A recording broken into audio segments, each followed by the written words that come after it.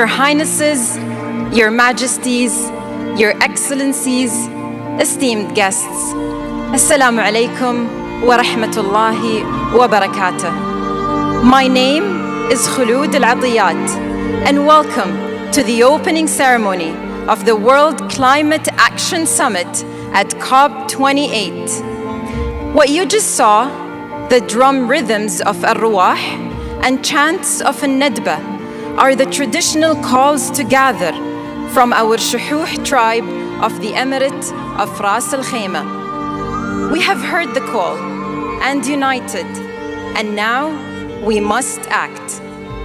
As we come together for a future of sustainable flourishing, it is my great honor to introduce the President of the United Arab Emirates, His Highness Sheikh Mohammed bin Zayed Al Nahyan.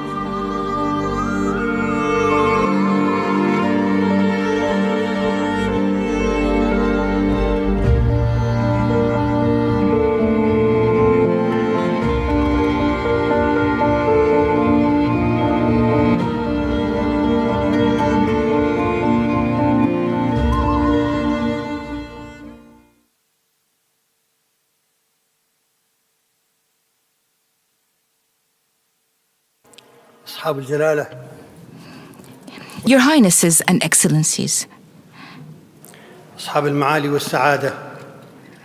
esteemed guests, Your Excellency, the Secretary General of the United Nations, esteemed guests, peace be upon you all. I welcome you all to the UAE and to this COP28. وفي مؤتمر كوب 28 وأشكركم على I also would like to extend my thanks for you attending this summit. يأتي اجتماعا اليوم This meeting comes at a time when the world faces many challenges. ومن أهمها the most significant and crucial of which is the climate change and its impact on all aspects of life. الحضور الكريم Ladies and gentlemen, دولة الإمارات esteemed guests, the UAE has an established record in climate action. لقد قمنا على مدى العقود We have worked over the past decades in order to diversify our economy and build our capabilities in renewable and clean energy sectors. We have set a national pathway to net zero by 2050. 2050 والتزمنا بخفض The UAE has also been committed to a 40% reduction in emissions by 2030. واستثمرنا بما يقارب من To date, 100 مليار the UAE has invested $100 billion in financing climate action, مع التركيز على الطاقة with a main focus on renewable and clean energies. كما نعتزم We have also committed حوالي 130 to invest in approximately في السنوات. $130 billion over the next 7 years. حضورنا الكريم لقد عندما التزمنا Esteemed guests, when we committed to hosting COP28, أيضا we pledged to bring the world together to unite, work, and deliver. نعمل وننجز ونعمل على تسريع انتقال العالم إلى النمو الاقتصادي. We are finding practical ways to accelerate the world's transition to low-emission growth economy. التموين من أكبر العوائق أمام The lack of readily available and affordable climate finance has long been one of the biggest obstacles in advancing climate action globally. Therefore, I am pleased to announce the establishment of a $30 billion fund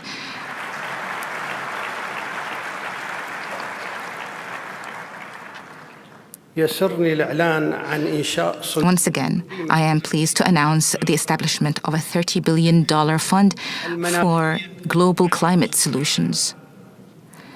والذي تم This fund لسد فجوة is specially designed or specifically designed to bridge the climate finance gap, ensuring availability and accessibility as well as affordability at scale. يهدف الصندوق إلى Its objective is to stimulate the raising and investment of 52 مليار $250 billion by 2030. 30. حضور الكريم Ladies and gentlemen, قبل أن أختتم before I close, كلمتي اسمحوا لي I would like to tell you a short story. قائد آمن بحب الأرض It's a story about a pioneer that believed in loving nature and his land and preserving its resources. مع شعبه A leader that worked hand in hand with his people in order to cultivate this great land. أن الثروة الحقيقية للدول He was always aware في أبنائها that the true wealth is the people. وإنجازاتنا اليوم Our accomplishments stand witness مستقبل أكثر إشراقا إن شاء الله. for all that he has set the ground for السادة in order to achieve a future الشيخ زايد طيب الله ثراه that is brighter than ever. He is the leader, Sheikh Zayed bin Sultan Al Nahyan, founding father of the UAE. مؤسس الدولة رمز حضارتها He stands as a symbol of its civilization وصانع and a pivotal, حاضرها the vital role played by him in order to create and shape the past, present, and future of this land. Thank you.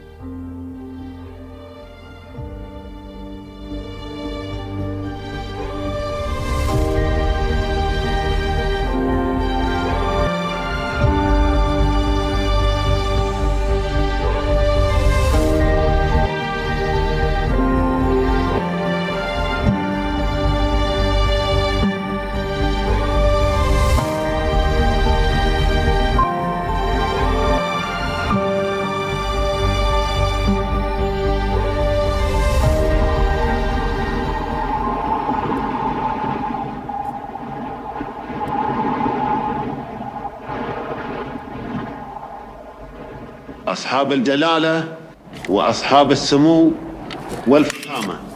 Your Majesties, Your Excellencies, السلام عليكم Your Highnesses, ورحمة الله esteemed guests, peace be upon you all. جميعا. We welcome you all to your دولة الأمارات second land, ونرحب second بالوفود كلها. homeland, the UAE. We welcome all the مؤتمر المناخ. delegates that came here for this الله نشكره climate conference. على ما عنده We praise be to Allah وحباب for His blessings. الأرض.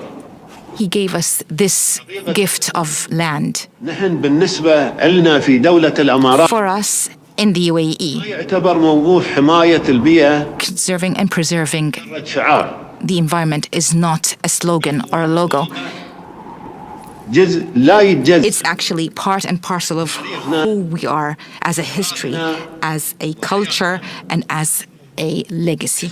ولا زلنا We have been and we always remain مبدأ التعايش committed to the coexistence between nature and the human beings. عاش آبانا وأجدادنا Our forefathers have lived on this land عاشوا مع بيئتنا and they coexisted with their surrounding, whether in the land or the sea. حافظ عليها. They acknowledged the importance of preserving this nature, and they took only what is needed for their survival, فيه الأجيال القادمة and they left for the coming generations والعطاء a source of goodness ومثل and abundance. وأسلافنا And as such, we who live now بهذه الأرض الطيبة on this land of goodness, we are responsible for taking care of our environment and our nature. This is our responsibility. لأسلافنا We have to be faithful and loyal to our forefathers and to our coming generations. بتعيش الأجيال القادمة The coming generations will live in a world that is very different than what we have experienced and what we have become accustomed to.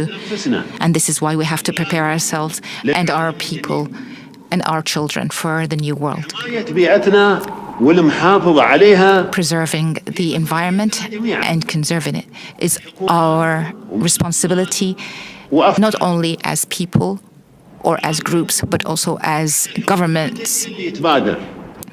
The governments should be the ones who take initiatives, and I call upon you and encourage you today that you work for achieving one goal, الأجيال القادمة to work for the coming generations مصلحة and achieve what's good for their future. العالم أجمع. I also call upon the entire world to take this opportunity هذا in this meeting بلد السلام in the land سامح of peace للتعاون and coexistence and tolerance, ونبذ الخلافات to والتوصل إلى اتفاق يروي الجبال forfeit or forsake any feuds or any quarrels and build bridges of ونمشي قدم love المستقبل. and understanding in order to walk hand in hand together towards the future. نعمر الأرض. We have to build the land. We have to cultivate it.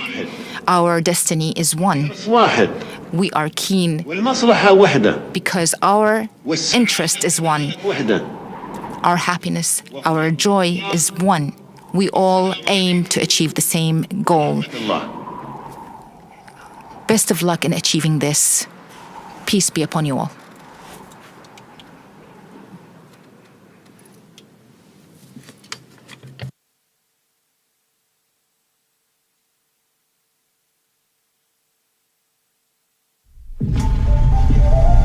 The reality is that despite all the effort that's been made here, things are going in the wrong direction.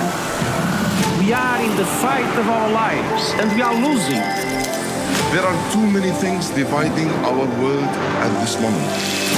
We are heading in the right direction, but nowhere near fast enough. Whether it will be enough will define this summit.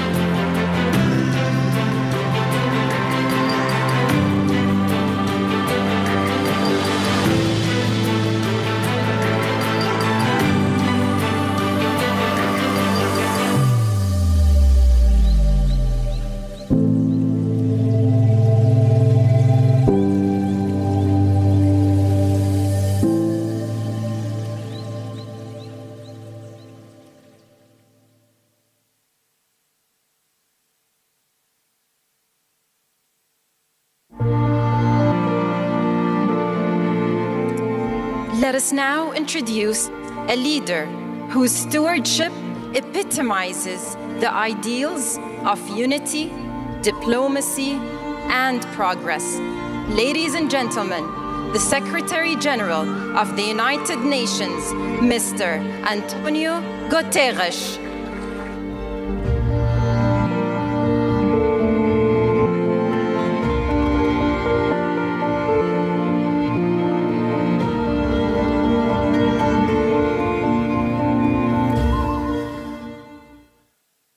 Your Highness, Sheikh Mohammed bin Zayed Al Nahyan, President of the United Arab Emirates. I want to express my profound gratitude for the wonderful hospitality that we are enjoying in Dubai from the government and the people of the United Arab Emirates. COP28 President Dr. Sultan Ahmed Al Jaber, I want to congratulate you on the positive start of the COP, with an expeditious approval of the agenda and the landmark operationalization of the Loss and Damage Fund. Congratulations. Your Majesties, Your Highnesses, Your Excellencies, friends, all protocol observed. Just days ago, I was on the melting ice of Antarctica. Not long before, I was among the melting glaciers of Nepal. These two spots are far in distance, but united in crisis. Polar ice and glaciers are vanishing before our eyes, causing havoc the world over, from landslides and floods to rising seas. But this is just one symptom of the sickness bringing our climate to its knees. A sickness only you, global leaders, can cure. Excellencies, Earth's vital signs are failing. Record emissions, ferocious fires, deadly droughts, and the hottest year ever. We can guarantee it even we are still in November. We are miles from the goals of the Paris Agreement and minutes to midnight for the 1.5-degree limit. But it is not too late. We can, you can prevent planetary crash and burn. We have the technologies to avoid the worst of climate chaos if we act now. The Intergovernmental Panel on Climate Change has chartered a clear path to the 1.5-degree world. But we need leadership, cooperation, and political will for action, and we need it now. It's true, our world is unequal and divided. As we see in this region, conflicts are causing immense suffering and intense emotion. We just had the news that the bombs are sounding again in Gaza. And climate chaos is fanning the flames of injustice. Global heating is busting budgets, ballooning food prices, upending energy markets, and feeding a cost of living crisis. But climate action can flip the switch. And renewable energy is the gift that keeps on giving. It's good for our planet, our health, and our economies, cleaning our air, meeting the world's growing energy demand, connecting millions of people to affordable electricity, bringing stability and security to markets, and saving money, as renewable energy has never been cheaper. Excellencies, friends, the diagnosis is clear. The success of the COP depends on the global stocktake prescribing a credible cure in 3 areas. First, drastically cutting emissions. Current policies would lead to an earth-scorching 3-degree temperature rise. So the global stocktake must set clear expectations for economy-wide national determined contributions presented by all countries that cover all greenhouse gases and align with 1.5-degree limit. The G20, which represents 80% of the world's emissions, must lead. And I urge countries to speed up their net zero timelines to get there as close as possible to 2040 in developed countries and 2050 in emerging economies. Second, we cannot save a burning planet via fire hose of fossil fuels. We must accelerate a just, equitable transition to renewables. The science is clear. The 1.5-degree limit is only possible if we ultimately stop burning all fossil fuels. Not reduce, not abate, phase out with a clear time frame aligned with 1.5 degrees. And the global stocktake must not only commit to that, it must also commit to triple renewables, double energy efficiency, and bring clean energy to all by 2030. The economics are clear. The global shift to renewables is inevitable. The only question is how much heating our planet will endure before it happens. The Intergovernmental Panel on Climate Change is recommending ending our addiction to coal by 2030 in OECD countries and 2040 for the rest of the world. At the same time, according to the International Energy Agency, the oil and gas industry accounts for just 1% of clean energy investment. So allow me to have a message for fossil fuel company leaders. Your old road is rapidly aging. Do not double down on an obsolete business model.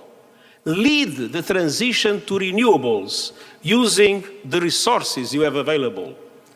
Make no mistake, the road to climate sustainability is also the only viable pathway to economic sustainability of your companies in the future. And I urge governments to help industry make the right choice by regulating, legislating, putting a fair price on carbon, ending fossil fuel subsidies, and adopting a windfall tax on profits.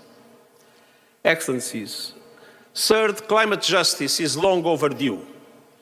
Developing countries are being devastated by disasters they did not cause. Extortionate borrowing costs are blocking their climate action plans, and support is far too little, far too late. The global stocktake must commit to a surge in finance, including for adaptation and loss and damage.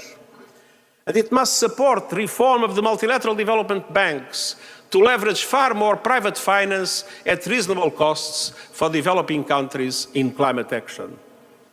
And developed countries must show how they will double adaptation finance to $40 billion a year by 2025, as promised, and clarify how they are delivering on the $100 billion as promised. Excellencies, the climate challenge is not just another issue in your inbox. Protecting our climate is the world's greatest test of leadership. And so I urge you to lead. Humanity's fate hangs in the balance. Make this COP count. Make this COP a game changer. Make this COP the renewal hope in the future of humankind. Thank you.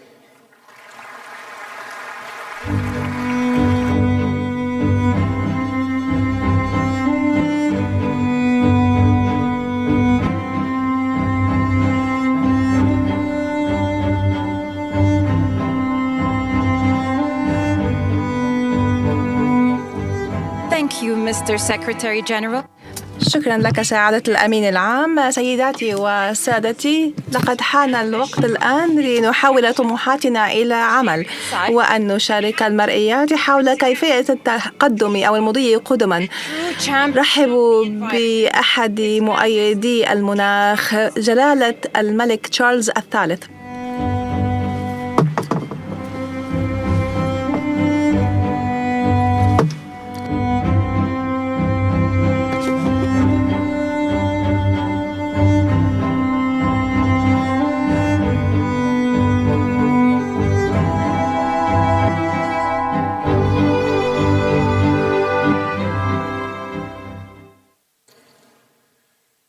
Your Highness, Secretary General, Your Majesties, Your Royal Highnesses, Presidents, Prime Ministers, Ministers, ladies and gentlemen, I would like to extend my heartfelt gratitude to His Highness Sheikh Mohammed bin Zayed Al Nahyan for his warm invitation to to speak to you at the opening of COP28.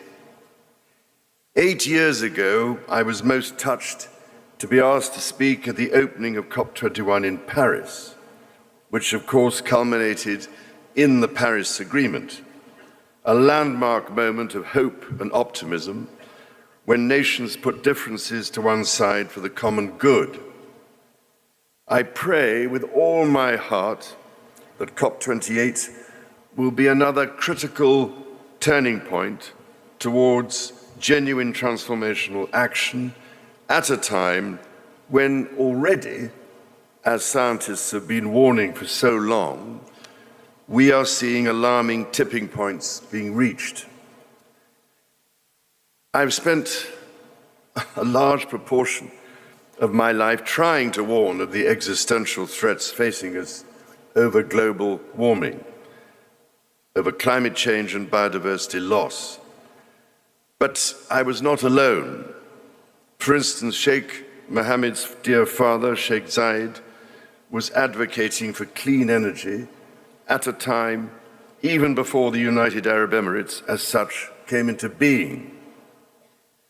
All these decades later, and despite all the attention, there is 30% more carbon dioxide in the atmosphere now than there was back then, and almost 40% more methane. Some important progress has been made, but it worries me greatly that we remain so dreadfully far off track, as the Global Stocktake report demonstrates so graphically. The dangers are no longer distant risks. I have seen across the Commonwealth and beyond countless communities which are unable to withstand repeated shocks, whose lives and livelihoods are laid waste by climate change. Surely, real action is required to stem the growing toll of its most vulnerable victims. Repeated cyclones batter vulnerable island nations like Vanuatu and Dominica. India, Bangladesh, and Pakistan have been experiencing unprecedented floods, and East Africa is suffering a decades-long drought. This past summer, in common with Spain, Greece, the United States, and many other countries, Canada experienced its most severe wildfire season on record, with 18.5 million hectares of land burned, causing terrible loss of life and property, and of course, releasing enormous amounts of greenhouse gases that contribute to dangerous feedback loops to which climate scientists have been alerting us for decades. As I've tried to say on many occasions, unless we rapidly repair and restore nature's unique economy based on harmony and balance, which is our ultimate sustainer, our own economy and survivability will be imperiled. Records are now being broken so often that we are perhaps becoming immune to what they are really telling us. When we see the news that this last Northern Hemisphere summer, for instance, was the warmest global average temperature on record, we need to pause to process what this actually means. We are taking the natural world outside balanced norms and limits and into dangerous, uncharted territory. We are carrying out a vast, frightening experiment of changing every ecological condition all at once, at a pace that far outstrips nature's ability to cope. As we work towards a zero-carbon future, we must work equally towards being nature positive. With what we are witnessing, our choice now is a starker and darker one. How dangerous are we actually prepared to make our world? Dealing with this is a job for us all. Change will come by working together and making it easier to embrace decisions that will sustain our world, rather than carry on as though there are no limits or as though our actions have no consequences. As you gather, ladies and gentlemen, for these critical negotiations, the hope of the world rests on the decisions you must take. I can only encourage you to consider some practical questions which might inform the task ahead of you. Firstly, how can our multilateral organizations, which were established at a different time for different challenges, be strengthened for the crisis we face? How can we bring together our public, private, philanthropic, and NGO sectors ever more effectively so that they all play their part in delivering climate action, each complementing the unique strengths of the others? Public finance alone will never be sufficient, but with the private sector firmly at the table and a better, fairer international financial system, combined with the innovative use of risk reduction tools like first loss risk guarantees, we could mobilize the trillions of dollars we need, in the order of $4.5 to $5 trillion a year, to drive the transformation we need. Secondly, how can we ensure that finance flows to those developments most essential to a sustainable future and away from practices that make our world more dangerous across every industry in every part of the world? I have, for instance, been heartened by some of the steps taken by parts of the insurance sector, which plays such a vital role in incentivizing more sustainable approaches and providing an invaluable source of investment to reduce the risks we face.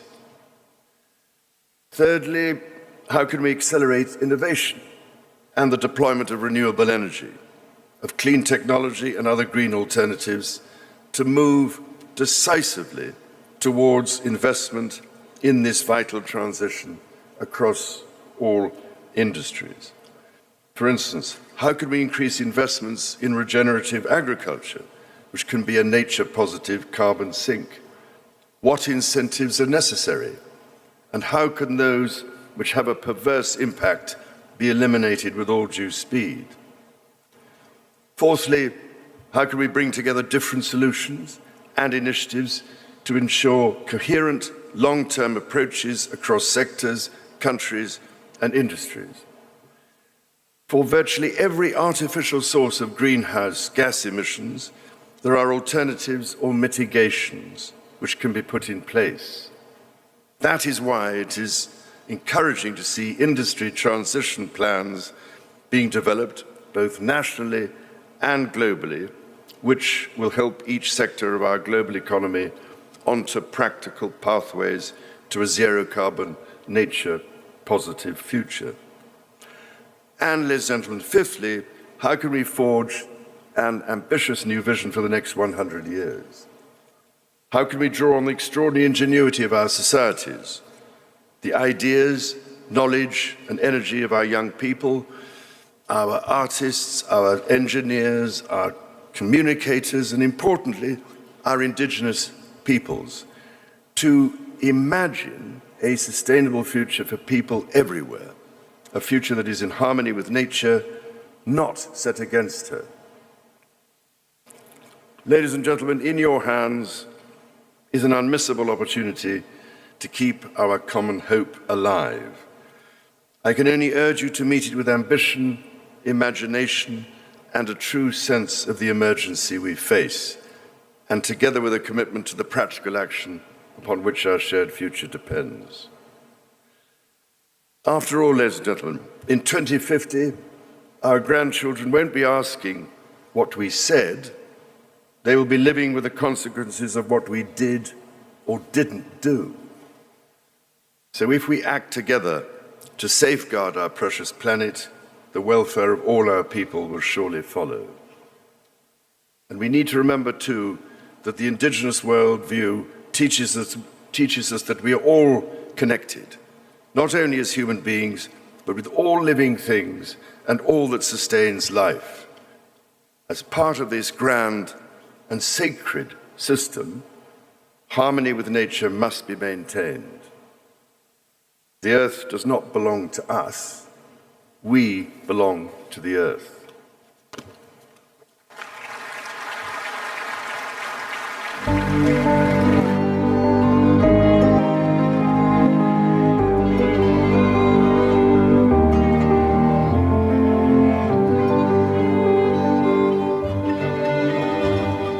Thank you, Your Majesty. And now, please help me welcome to the stage the leader of Brazil and COP30 host nation, His Excellency Luiz Inácio Lula da Silva.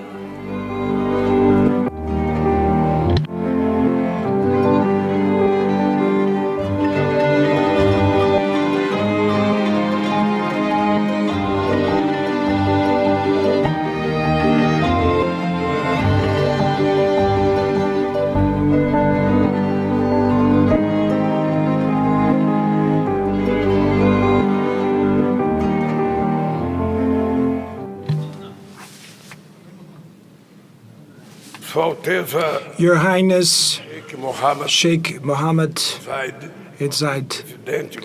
who is the President of the United Arab Emirates, Your Majesty, King Charles III, Secretary General of the United Nations, Your Excellencies, Presidents and Heads of State.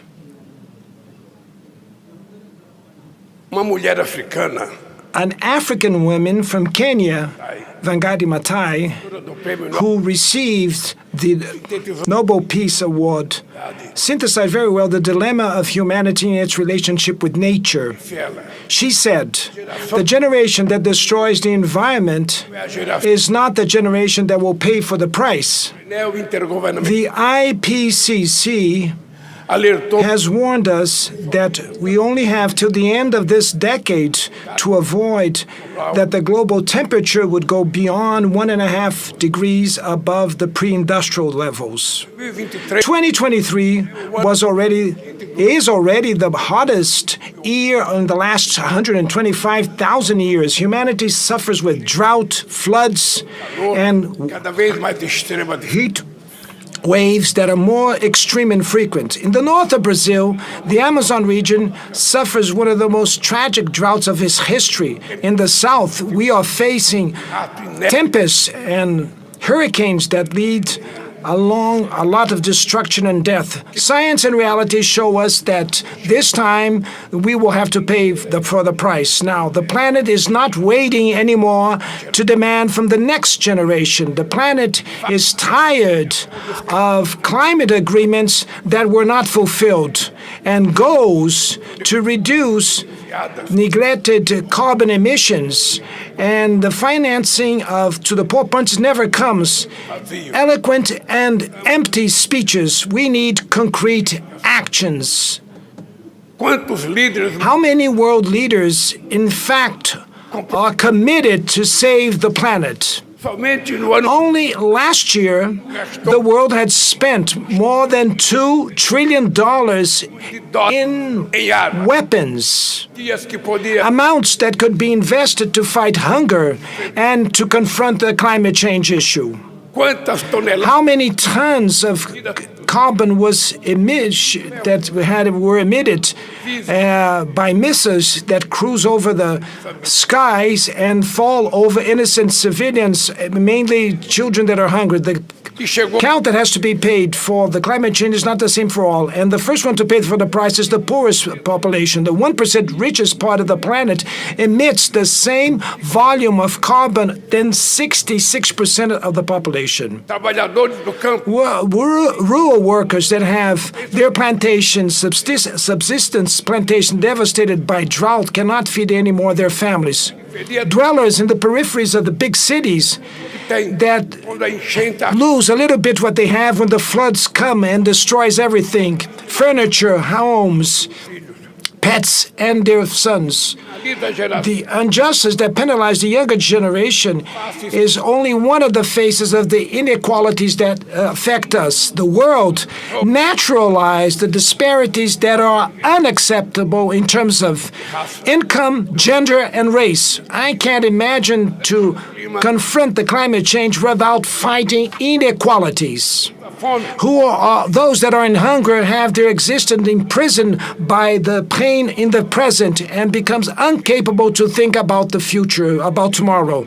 To reduce socioeconomic vulnerability means to build resilience vis-a-vis the extreme events. It also means that we should have the conditions to redirect all the endeavors to fight global warming.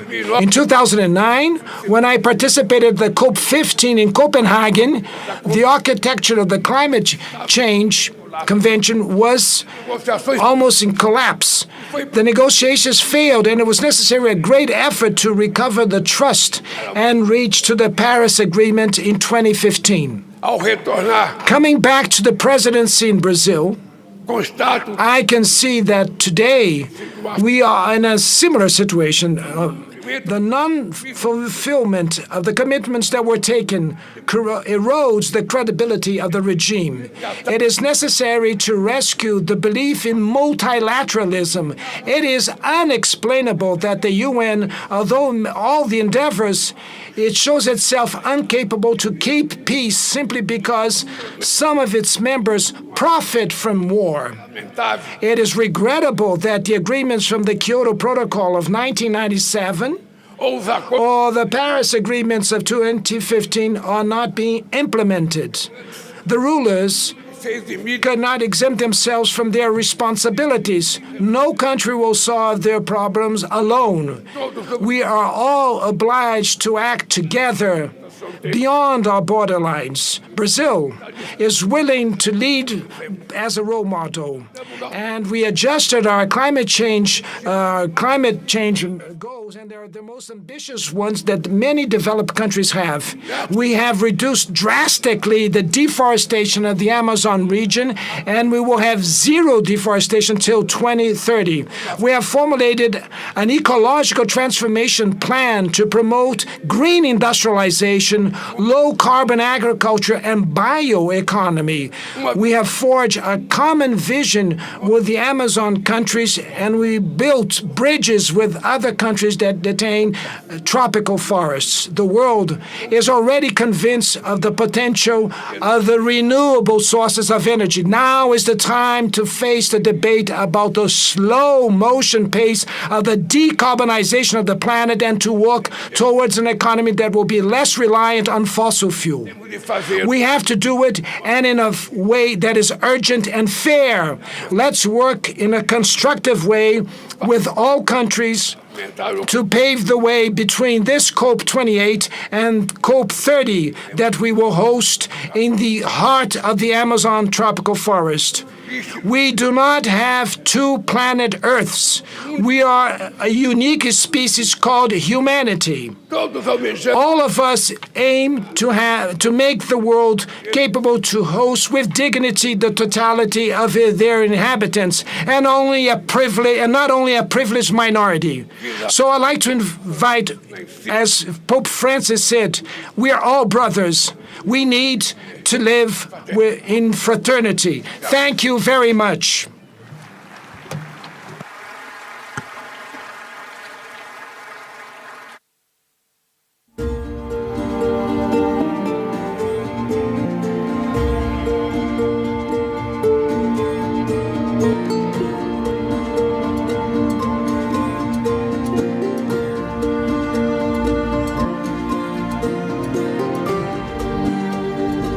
Muito obrigada, President Lula. And now, please join me in welcoming the co-founder and environmental director of Brazil's Instituto Zage, an indigenous youth-led organization dedicated to reforestation and preservation of traditional knowledge, Ms. Isabel Prestes da Fonseca.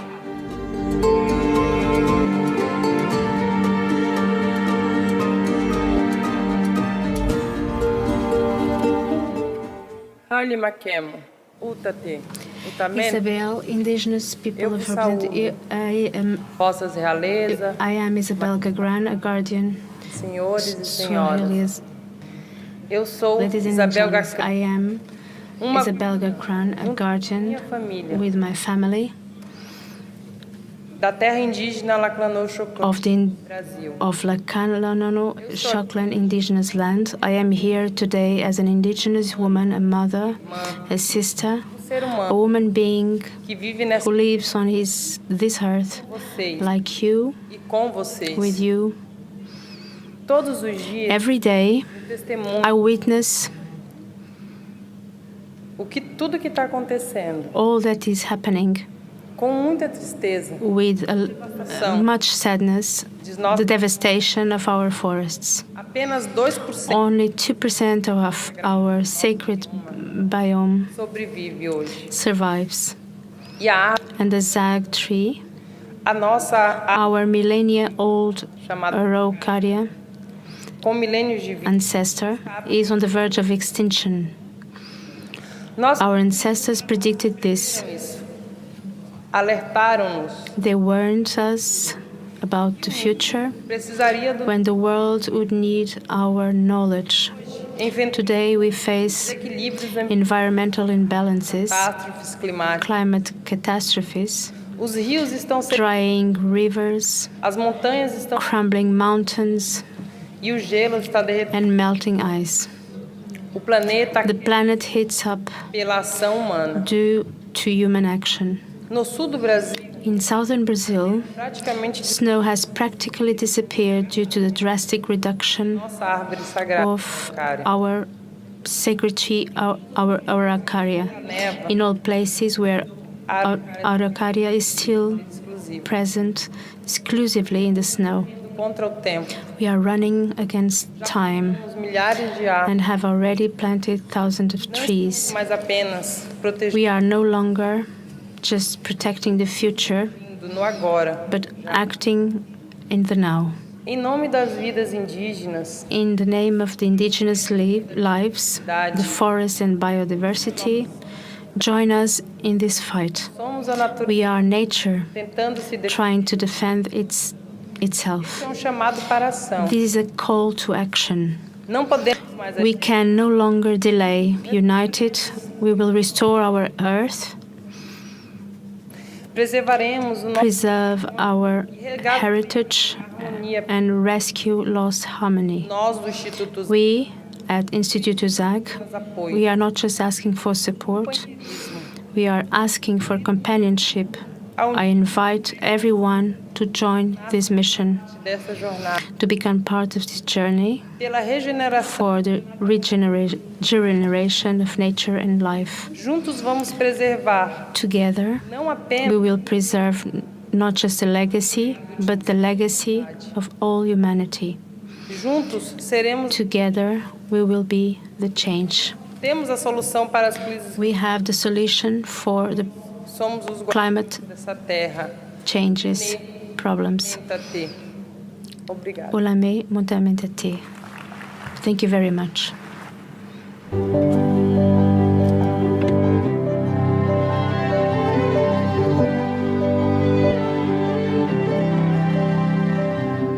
Muito obrigada, Ms. Prestes da Fonseca. Ladies and gentlemen, we are truly humbled to host you in the United Arab Emirates. May these coming days bring us together in collective action. If we take one thing away from today's ceremony, let it be that we have gathered here from around the world with the same goal: to unite, to act, and to deliver. And so we must. Welcome to the COP of Action.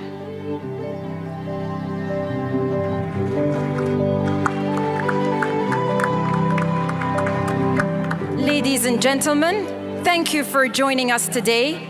Please remain seated until the heads of state have left the theater. All gold badges holders will be able to exit the theater from the rear of the theater. Kindly follow the ushers, and thank you for joining us today at the World Climate Action Summit at COP28.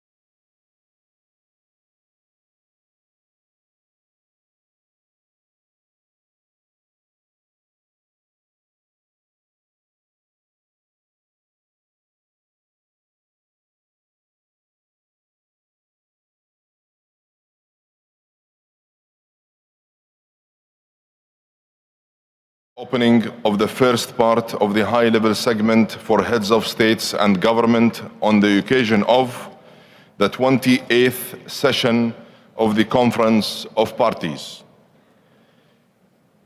The 18th session of the Conference of Parties serving as the meeting of the parties to the Kyoto Protocol, and the 5th session of the Conference of the Parties serving as the meeting of the parties to the Paris Agreement.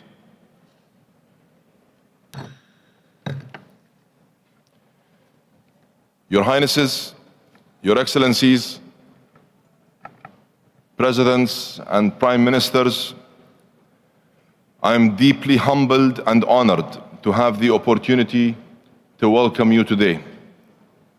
And allow me to begin by thanking all of you for your presence with us here in the United Arab Emirates.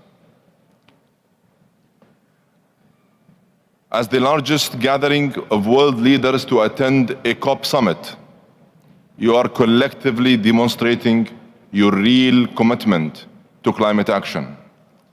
Yesterday, on the first day of COP28, we collectively made history.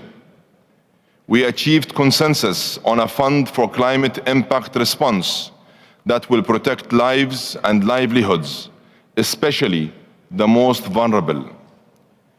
Your leadership guided this consensus, and I thank you all. I'm very grateful that so many countries have already stepped up and made contributions to the fund. I hope many more will follow. In addition, I was thankful that the COP28 agenda was voted and agreed without any delay. This was also made possible by your support and full engagement.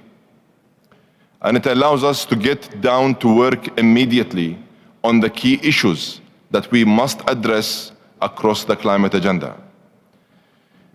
I will do everything in my power to channel the momentum you generate at this summit into an ambitious response to the global stocktake and to keep the North Star of 1.5 within reach. Excellencies, I am looking forward to hearing your national statements and commitments, and I count on your continued support to raise climate ambition and to translate those ambitions into real results. Thank you.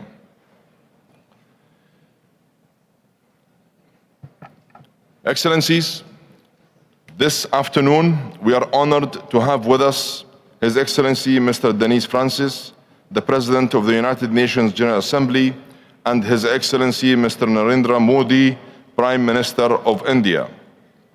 Distinguished delegates, it is my pleasure to invite the Executive Secretary of the United Nations Climate Change Secretariat, Mr. Simon Steele, to address the plenary. Simon, you have the floor.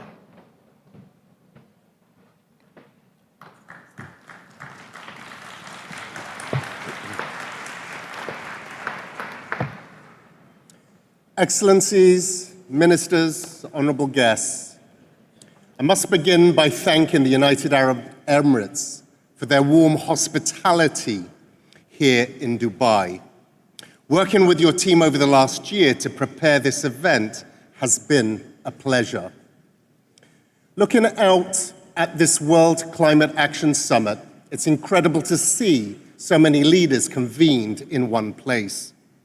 The strength of this demonstration of multilateralism is a testament to the scale of the problem we're convened here to address. The UNFCCC was born in 1992 when both the world and this crisis looked very different than they do today. But for me, 1992 was the year climate change became real. It was the year my father proactively built a sea wall to protect his island home. He'd never heard the concept of climate change, and his neighbors mocked him for how high he built it, how deep the foundations were, and how much of his own money he spent. Today, the ocean is right up against that sturdy wall, pounding it. Its very foundations are exposed. This is why, when some are cynical about the pace or value of COPs, I know at heart this process is our only hope to turn the tide. Some of you sitting here before me share my first-hand experience and even more extreme experiences. For others, it's still a mental leap. But let me assure you, the leap becomes much shorter as the impacts lap around you. This isn't about far-flung places.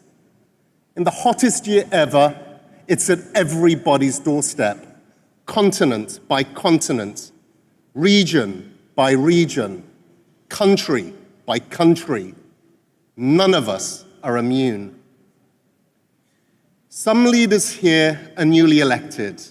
You have the whole term to plan ahead. Some leaders are here nearing the end of your term, more cautiously facing selection cycles. Both governed by the ebbs and flows of your political circumstances. I understand the realpolitik of your decision-making, but the climate crisis transcends these cycles. Empty promises, unfulfilled pledges, abandoned commitments after the photo ops won't help. It won't help the negotiators. It won't help your citizens. It is only by uniting in our fight will we rise to the expectations that COP28 will result in bold commitments. Bold commitments to bend the arch of global warming down from 3 degrees to 1.5. It's only by uniting in your commitment to doing this together that we'll fully respond to the needs of those affected and ensure that development and climate action are mutually reinforcing. It's only by focusing on understanding each other that we'll work out how to live in a fossil-free world. It's only by your leadership that we'll be able to use this global stocktake to accelerate the action taken thus far. Your political messages must translate into real, tangible action. Action that should be felt in the negotiating rooms.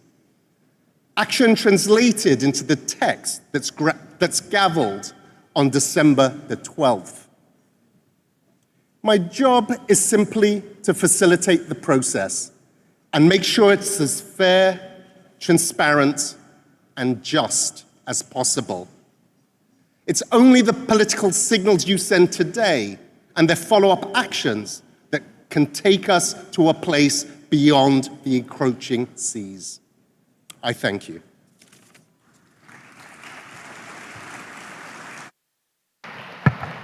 Thank you, Executive Secretary. It is my distinct pleasure to invite His Excellency Mr. Narendra Modi, Prime Minister of India, to deliver a message to the plenary. Your Excellency, you have the floor.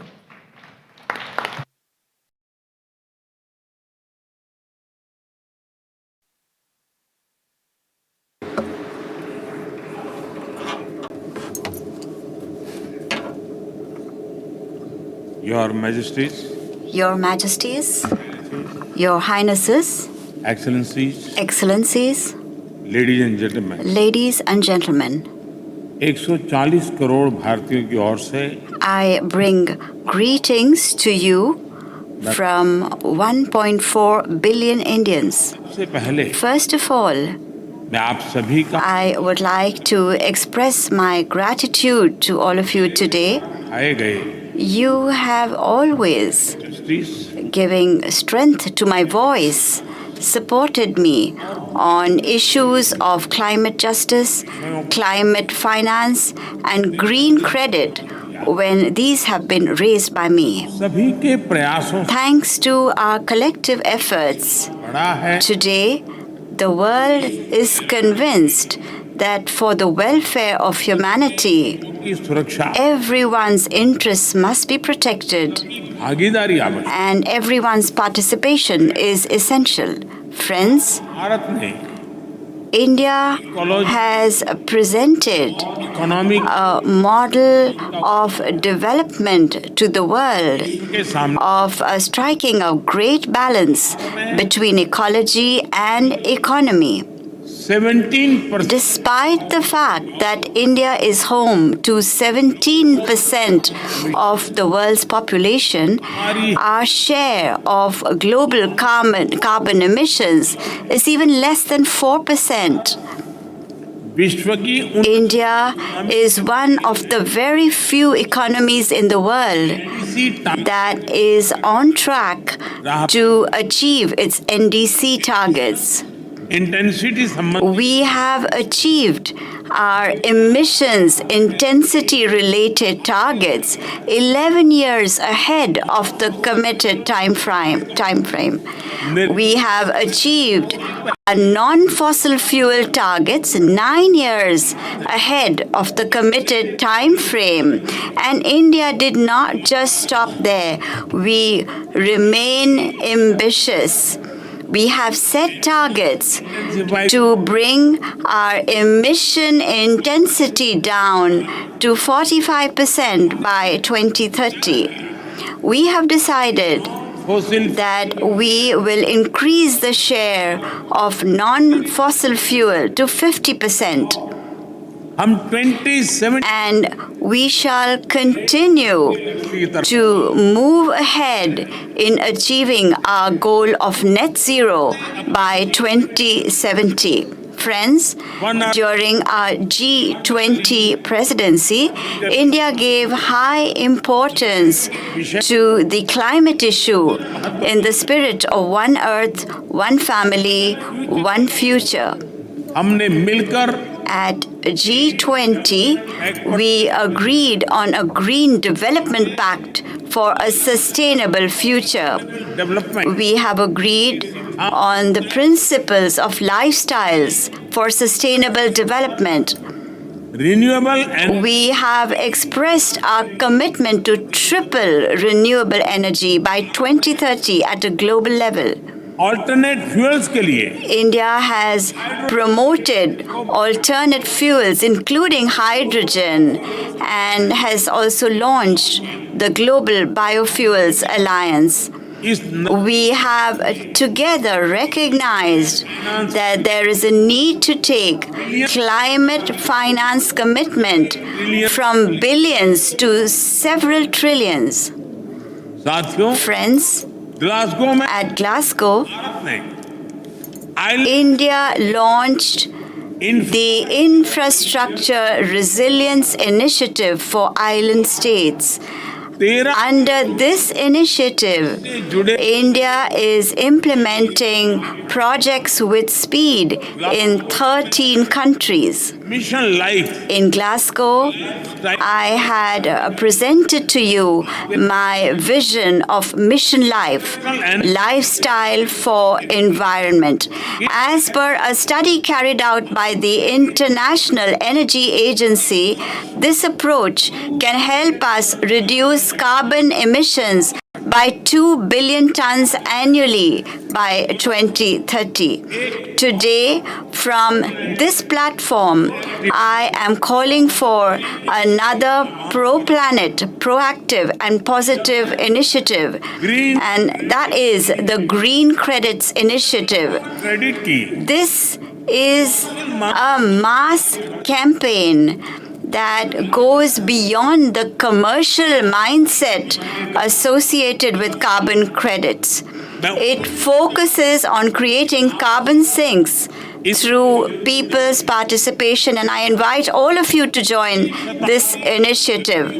Friends, we do not have much time to correct the mistakes of the last century. Over the past century, a small section of humanity has indiscriminately exploited nature. However, entire humanity is paying the price for this, especially people living in the global south. Thinking only about one's self-interest will only lead the world into darkness. Every individual, every head of state seated in this hall has come here with a sense of duty and responsibility. Each one of us will have to discharge our duty and fulfill our commitments. Today, the entire world is watching us. Mother Earth is looking towards us to protect her future. We have to succeed. We have to be decisive. We must resolve that every country shall fulfill the climate targets it is setting for itself and the commitments it is making. We have to work in unity. We must resolve that we shall work together. We shall cooperate with each other and shall support each other. We need to give all developing countries a fair share in global carbon budget. We have to be more balanced. We must resolve that we shall move forward, maintaining a balance between adaptation, mitigation, climate finance, technology, loss, and damage. We have to keep a balance between all of these. We have to be assertive. We must resolve that the energy transition shall be just, inclusive, and equitable. We have to be innovative. We must resolve that we shall continuously develop innovative technologies. We must rise above our self-interest and transfer technology to other countries. We must strengthen clean energy supply chains. Friends, India is committed to the UN framework for climate change process. From this platform today, I propose that India will host a COP33 in 28. I propose that India will host COP33 in 2028. I hope that over the next 12 days, the global stocktake review will show us the path to a secure and bright future. The decision taken yesterday to operationalize the Loss and Damage Fund has given all of us greater hope. I am confident that the COP28 summit hosted by UAE will reach new heights of success. I express my gratitude to my brother, His Highness Sheikh Mohammed bin Zayed, and to the United Nations Secretary General, His Excellency Guterres, for giving me this special honor and opportunity. Thank you very much.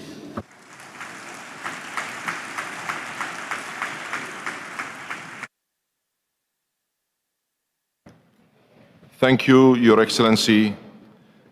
It is now my distinct pleasure to invite His Excellency Mr. Denis Francis, President of the United Nations General Assembly, to address the plenary. Your Excellency, you have the floor.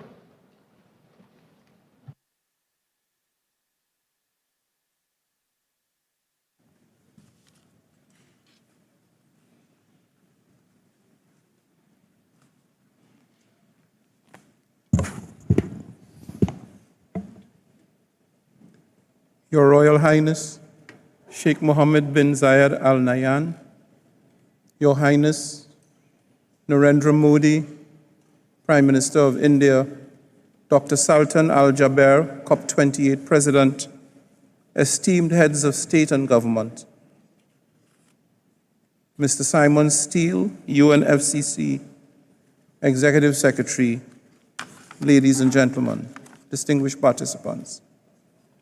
Let me begin by expressing my sincere congratulations to the COP presidency and the government of the United Arab Emirates for the excellent arrangements put in place for the hosting of the UN Climate Conference this year. I am truly grateful for your kind invitation and for the quality of the reception extended to me and my team in the office of President of the UN General Assembly since our arrival. While our world is fraught with global challenges, perhaps none looms as large or as consequential as the climate crisis. The Paris Agreement remains the best answer to the myriad effects of the climate crisis. Living up to the letter and spirit of the Paris Promise is the ultimate goal of our deliberations, a goal close to my heart, quite literally so, as I wear and have worn, even predating my assumption of the presidency, a lapel pin advocating the goal of 1.5 degrees. A few weeks ago, it was my privilege to pay a visit to the Cook Islands. There, at the Pacific Island Forum leaders with whom I spoke, they spoke agonizingly of the real existential threats posed by sea level rise, itself a direct impact of climate change, but also an indisputable result of our actions, or perhaps more aptly, our inaction. As a citizen of a small island developing state myself, I am acutely aware that on our current trajectory, those islands and the wealth of culture and history they represent are at peril of imminent disappearance through inundation by the seas. The scenario presented by the UNEP Emissions Gap report of a 3-degree world is not science fiction. It is the path we are on. We must change this trajectory. For far too long, leaders across the spectrum have stood at podiums such as this and made grand commitments that capture public opinion, only to be found, upon subsequent examination, to be either short or totally lacking in implementation. We are long past the time for climate diplomacy through public relations. Action, progressive, transformative action, is needed now to stabilize atmospheric temperatures and to ensure sustainability of the planet and of human civilization. It is time for a once-in-a-generation change. Pervasive evidence indicates that we have, at least academically, rethought the way we live, the way we produce, and the way we consume on this planet.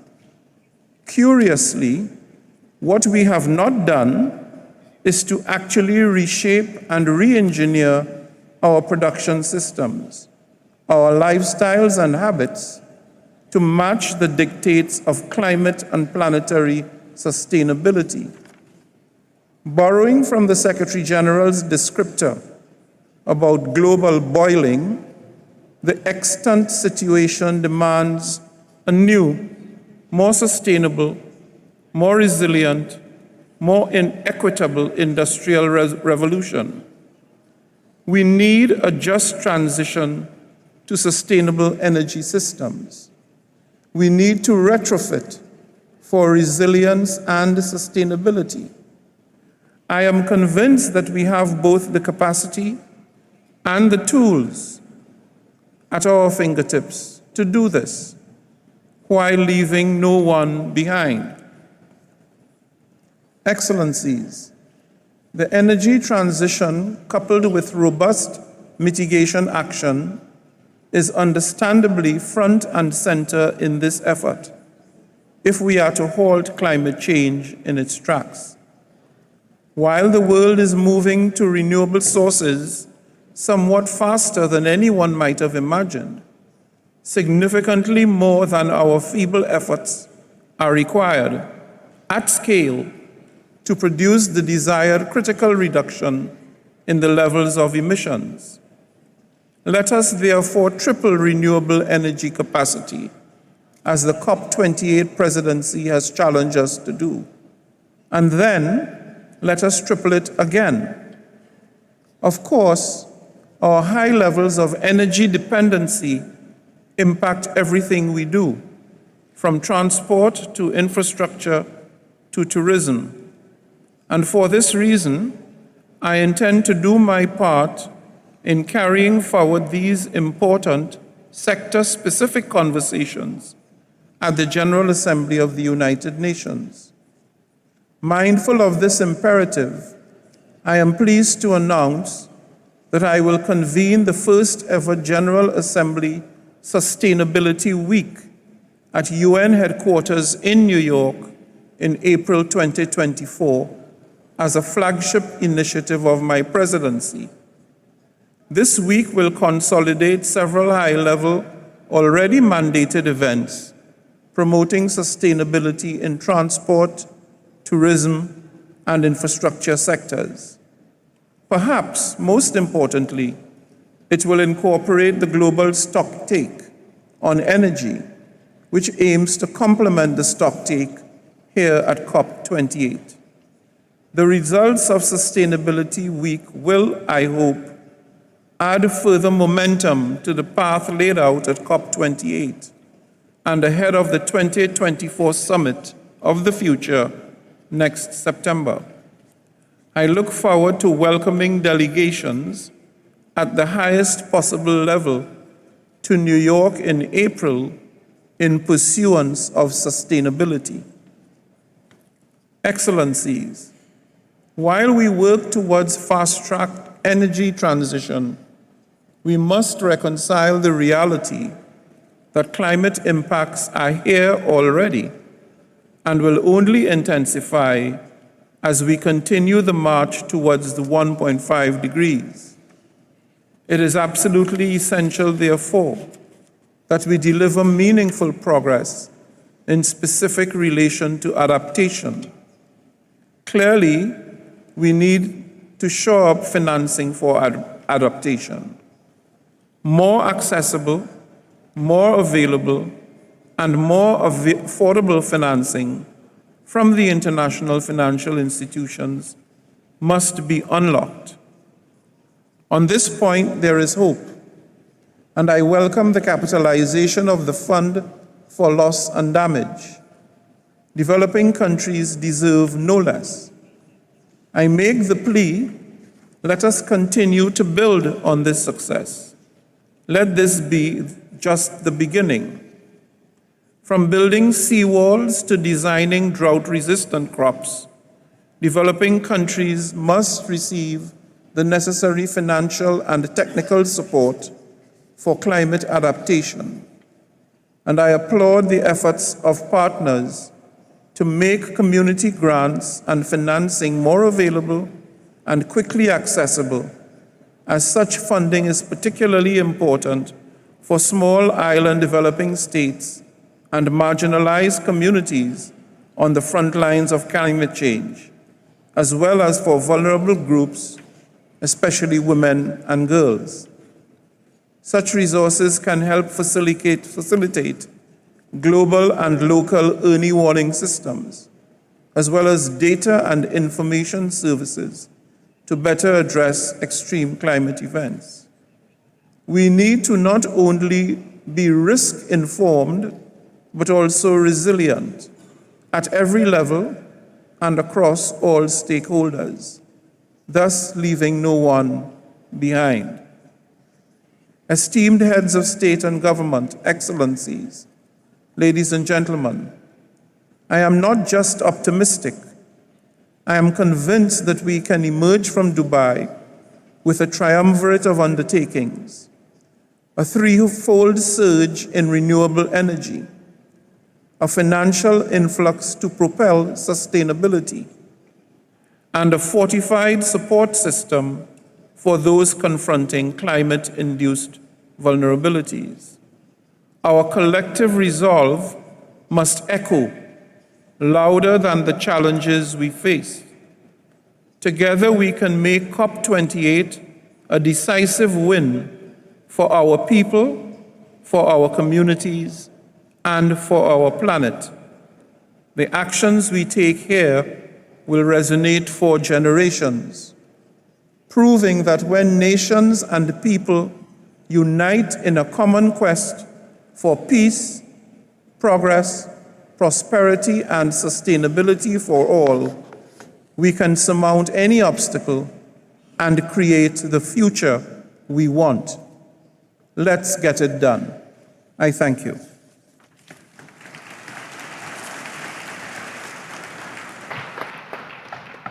Thank you, Your Excellency. Your Excellencies, distinguished delegates, this brings us to the end of the ceremonial opening of the high-level segment. Allow me to please ask you all to remain in your seats to allow our guests to leave the podium before we begin the delivery of national statements.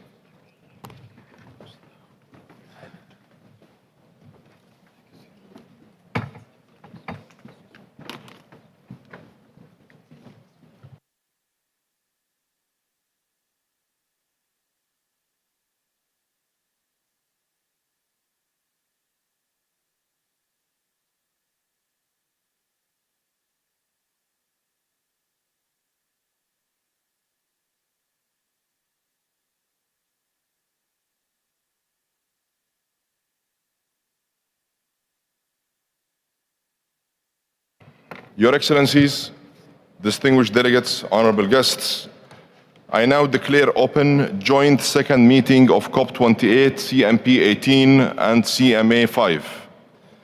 Today, heads of state and government will deliver their respective national statement.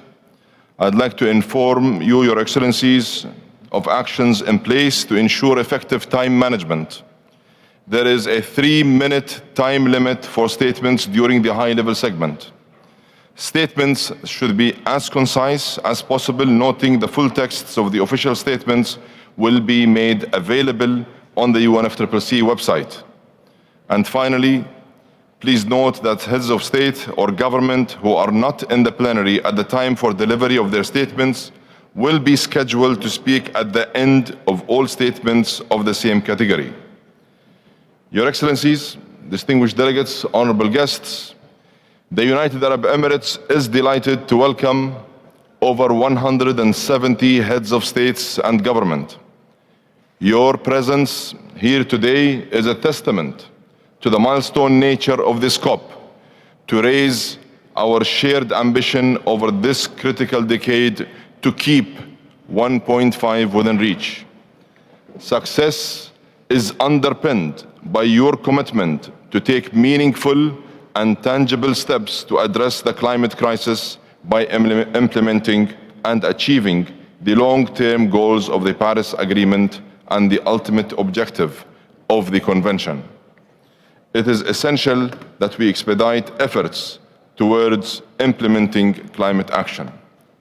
With political will and commitment, we can and must deliver an outcome in the United Arab Emirates that will allow for all of us to be proud of. Allow me now to ask everyone to get ready for us to begin. It is my pleasure to welcome His Excellency Mr. Abdel Fattah al-Sisi, President of Egypt. Your Excellency, you have the floor.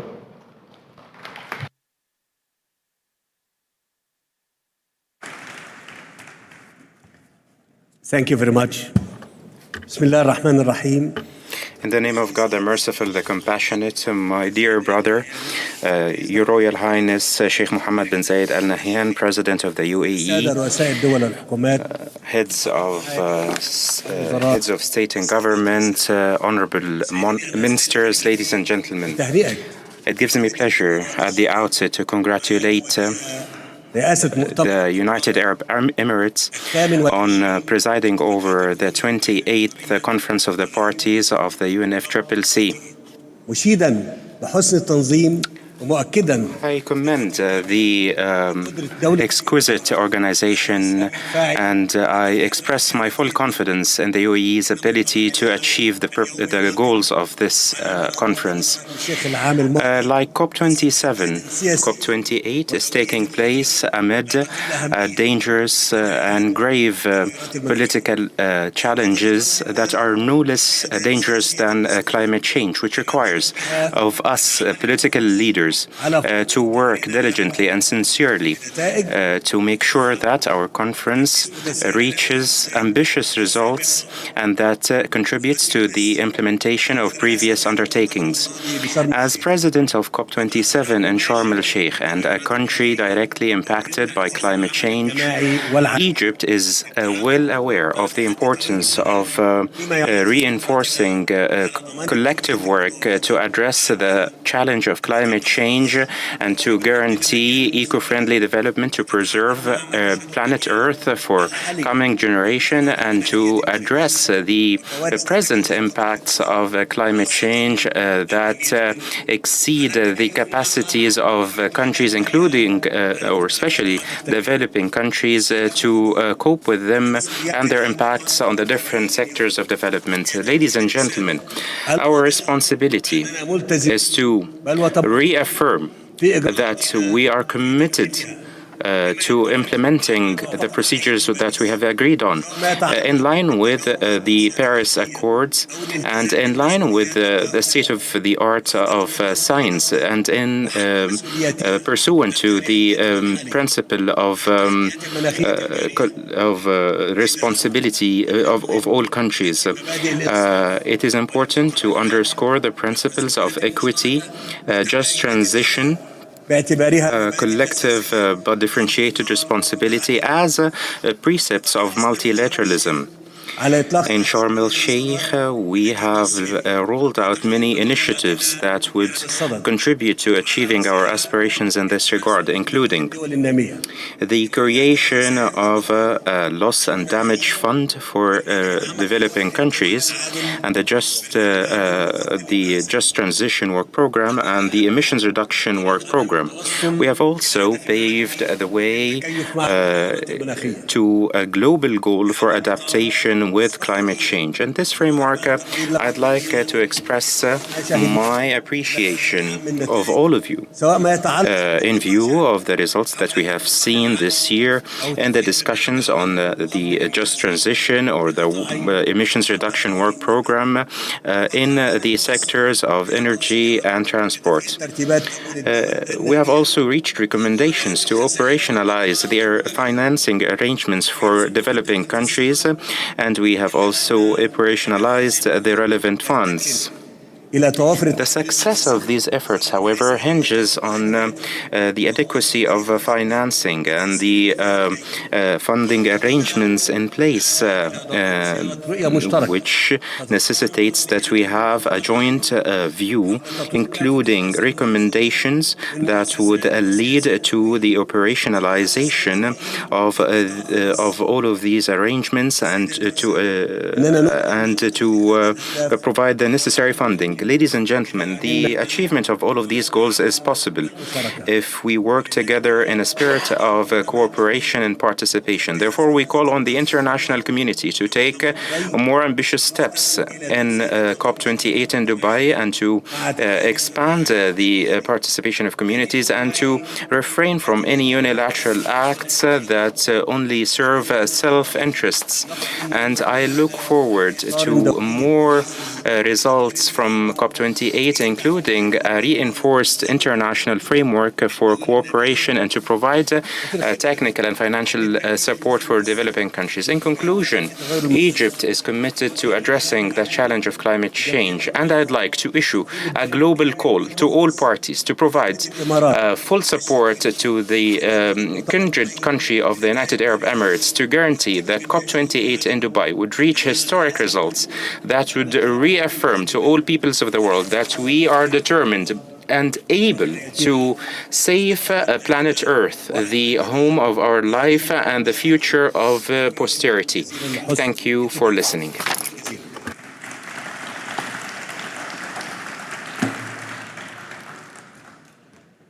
Thank you very much, Your Excellency.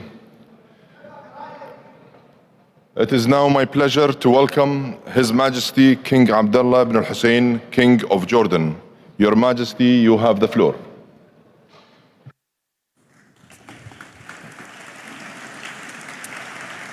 Bismillah ar-Rahman ar-Rahim. In the name of God, the Compassionate, the Merciful.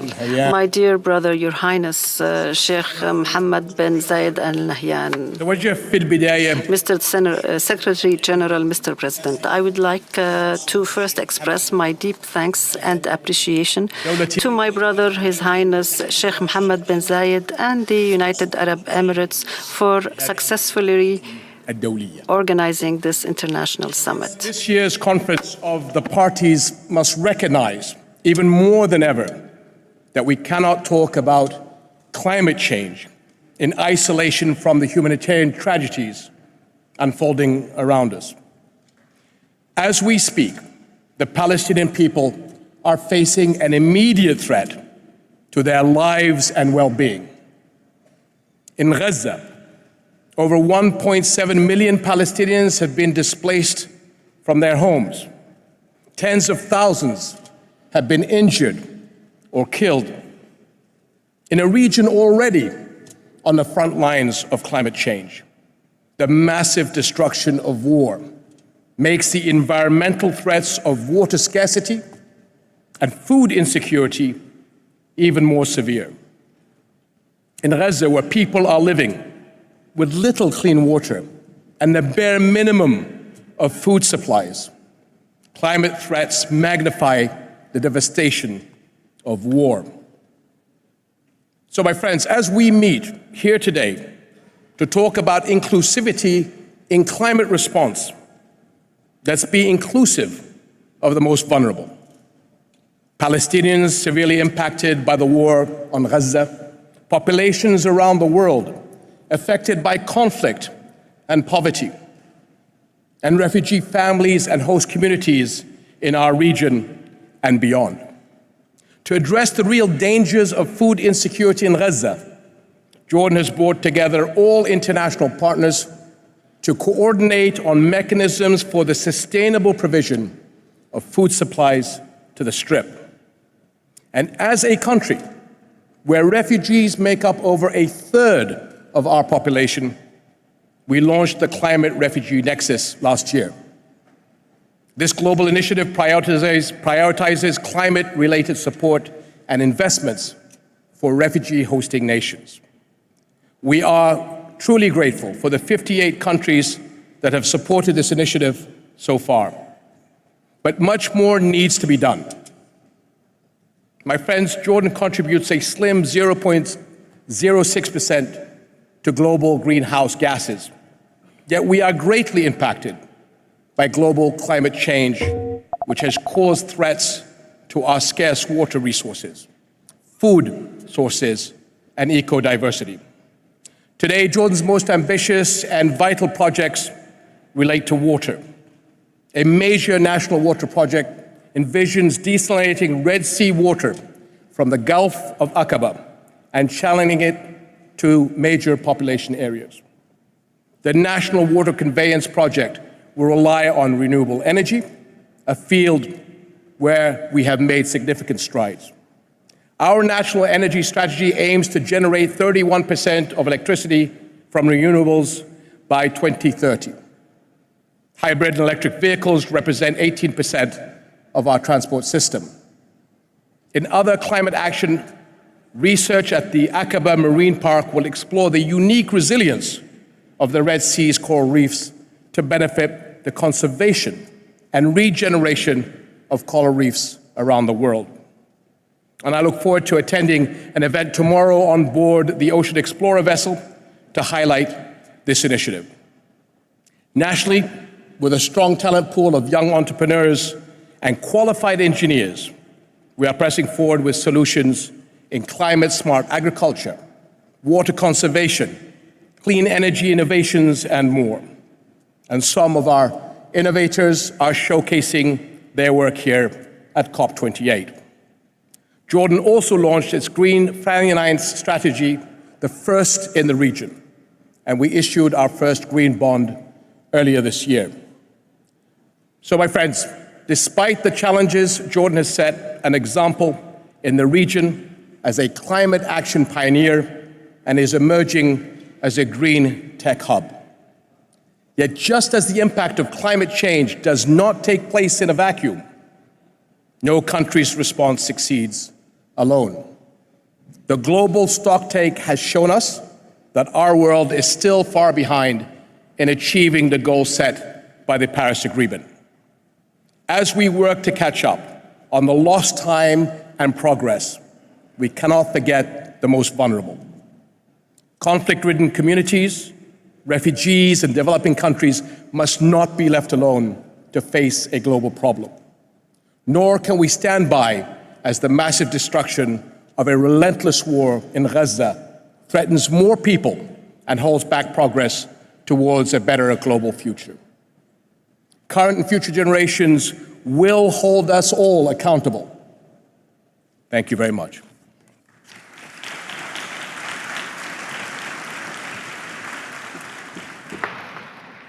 Thank you, Your Majesty.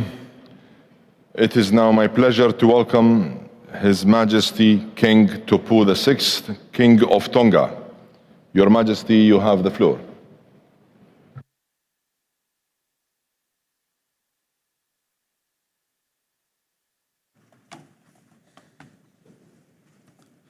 Your Highness, Sheikh Mohammed bin Zayed Al Nahyan, President of the United Arab Emirates, Your Majesties, Your Excellencies, ladies and gentlemen, allow me to add my congratulations to the government and people of the United Arab Emirates for hosting COP28. Congratulations for a brilliant celebration to kick off the conference, coinciding with the UAE National Day at the human-centric city of the future. The warm welcome and gracious hospitality extended to us has been splendid. Mr. President, it's painful for the people of the small island developing states to see that COP28 may not be the milestone moment we had all been hoping for because of our slow progress on the Paris Agreement. The far-reaching impacts of climate change and disasters on human security and mobility displaces more than 50,000 Pacific people every year. At the 52nd Pacific Islands Forum last month, leaders endorsed the Pacific Partnership for Prosperity as a political prioritization process to mobilize resources to empower Pacific people to bring about transformational change through national and regional development. We need a Pacific-led, member-owned and managed community resilience financing facility. We recognize Australia and New Zealand's commitments, and I therefore strongly urge all partners to contribute to funding the establishment of a Pacific Resilience Facility. We are ocean people. The ocean is our lifeblood. It feeds us, it is our mode of transportation, and part of our deep-seated culture, making COP28 and the themes outlined by UAE right in line with major gaps and challenges that Tonga and small island development states are experiencing in the areas of technology, innovation, inclusion, frontline communities, and finance. The 2050 strategy for the Blue Pacific continent sees Pacific Island countries embarking on a blue technological revolution with innovation at the center, seeking to develop and deploy SIDS-appropriate technologies and looking at ways to improve climate resilience of the majority of the Tongan population. Tonga and Palau are champions of unlocking the Blue Pacific Prosperity Plan, which articulates the goals of 100% effective ocean management for the region and 30% protection of the Blue Pacific continent, aligned to Pacific country contexts, priorities, and capacities. Robust food systems underpinned by resilient ecosystems, resulting in healthy and productive Pacific people, and fit-for-purpose, sustainable financing mechanisms that support the implementation of the 2050 strategy.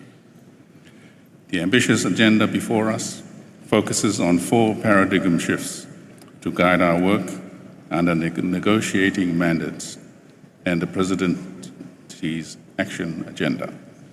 But I believe that we can make major progress by placing one of those important shifts at the forefront of our debate, Mr. President.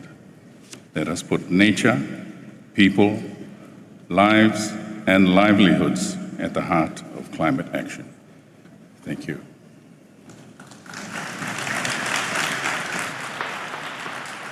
Thank you, Your Majesty. It is my pleasure to welcome His Majesty Sultan Haji Hassanullah Bilqay, Sultan of Brunei. Your Majesty, you have the floor.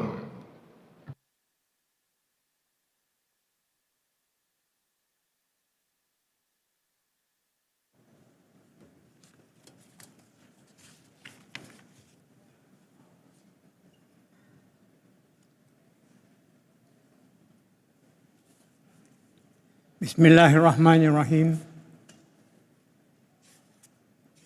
His Excellency, President of COP28, Honorable Heads of States and Government, Excellencies, ladies and gentlemen, I wish to express my sincere appreciation to His Highness Sheikh Mohammed bin Zayed Al Nahyan, President of the United Arab Emirates, the government and the people of the UAE for hosting this summit. Excellency, climate change has emerged as our generation's most urgent challenge, threatening our existence.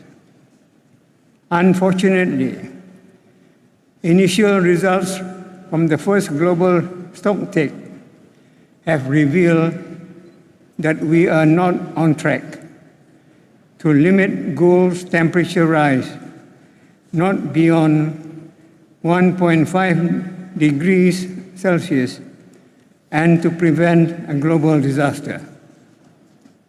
This underscores the need for a renewed sense of urgency to fulfill our Paris Agreement obligation. It also demands that developed countries honor past commitments and provide adequate resources and affordable technology to combat the impact of climate change. Despite accounting for a mere 0.017% of global emissions, Brunei Darussalam takes serious heed to this call for action. We are committed to balancing national development and environmental protection while pursuing sustainable growth for our economy. We have also maintained over half of our land area in pristine natural rainforest, with our mangrove ranks third largest in Borneo. In addition, we aim to plant 500,000 permanent trees by 2035, expanding our carbon sink further. Through our climate change policy, we are actively diversifying our energy mix by emphasizing our renewable. Collaborating with all stakeholders, including youth and the private sector, we are on track to achieve a 20% reduction in emission by 2030, as outlined in our NDC, paving the way to achieving net zero by 2050. 2 years ago, Brunei Darussalam took the lead in elevating a climate action at the regional level. This is why we will be hosting the ASEAN Center for Climate Change. It will facilitate enhanced climate change mitigation and adaptation efforts across Southeast Asia through research, analysis, data exchange, and policy recommendations. Therefore, we welcome support and cooperation from all interested member states and international organizations to make this center meaningfully contribute regionally and to our global efforts. Thank you.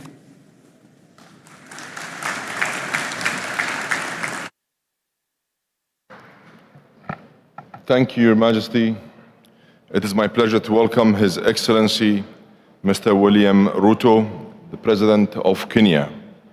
Your Excellency, you have the floor.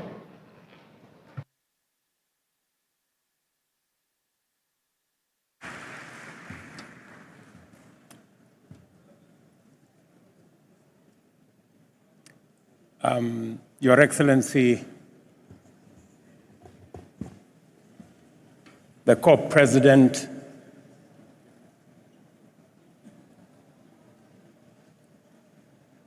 Your Highness, Excellencies, ladies and gentlemen,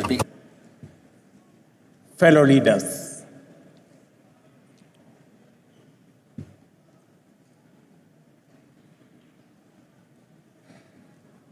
His Highness Sheikh Mohammed bin Zayed Al Nahyan, UN Secretary General, fellow leaders, as we convene here in Dubai, we must appreciate that the presence of almost 200 nations speaks volumes about the magnitude of this global event and what it stands for. This gathering is a testament to the universal recognition that among the multitude of global challenges confronting us today, climate change stands out as by far the defining issue of our era. COP28 underscores our shared commitment to confront with unwavering resolve a challenge that transcends borders, impacts every facet of human existence and well-being, and demands a concerted global response as a matter of grave urgency. The reality before us is irrefutable. According to the latest UN data, unless there is a significant and radical shift in our economic and industrial patterns, we are hurtling at a perilous velocity on a trajectory towards the dire scenario of a world that is warmer by 3 degrees Celsius. The evidence is alarming. In just the first 10 months of this year, we experienced 86 days where temperatures soared over 1.5 degrees centigrade above pre-industrial levels. Adding to this worrying scenario is the fact that global greenhouse gas emissions have not decreased, but rather increased by a deeply worrying 1.2% between 2021 and 2022, culminating in a staggering 57.4 gigatons of CO2 equivalent, a record high that underscores the magnitude of the climate crisis we face. We must add that all the increases were experienced in the G20 countries, and many of them are here and they are listening.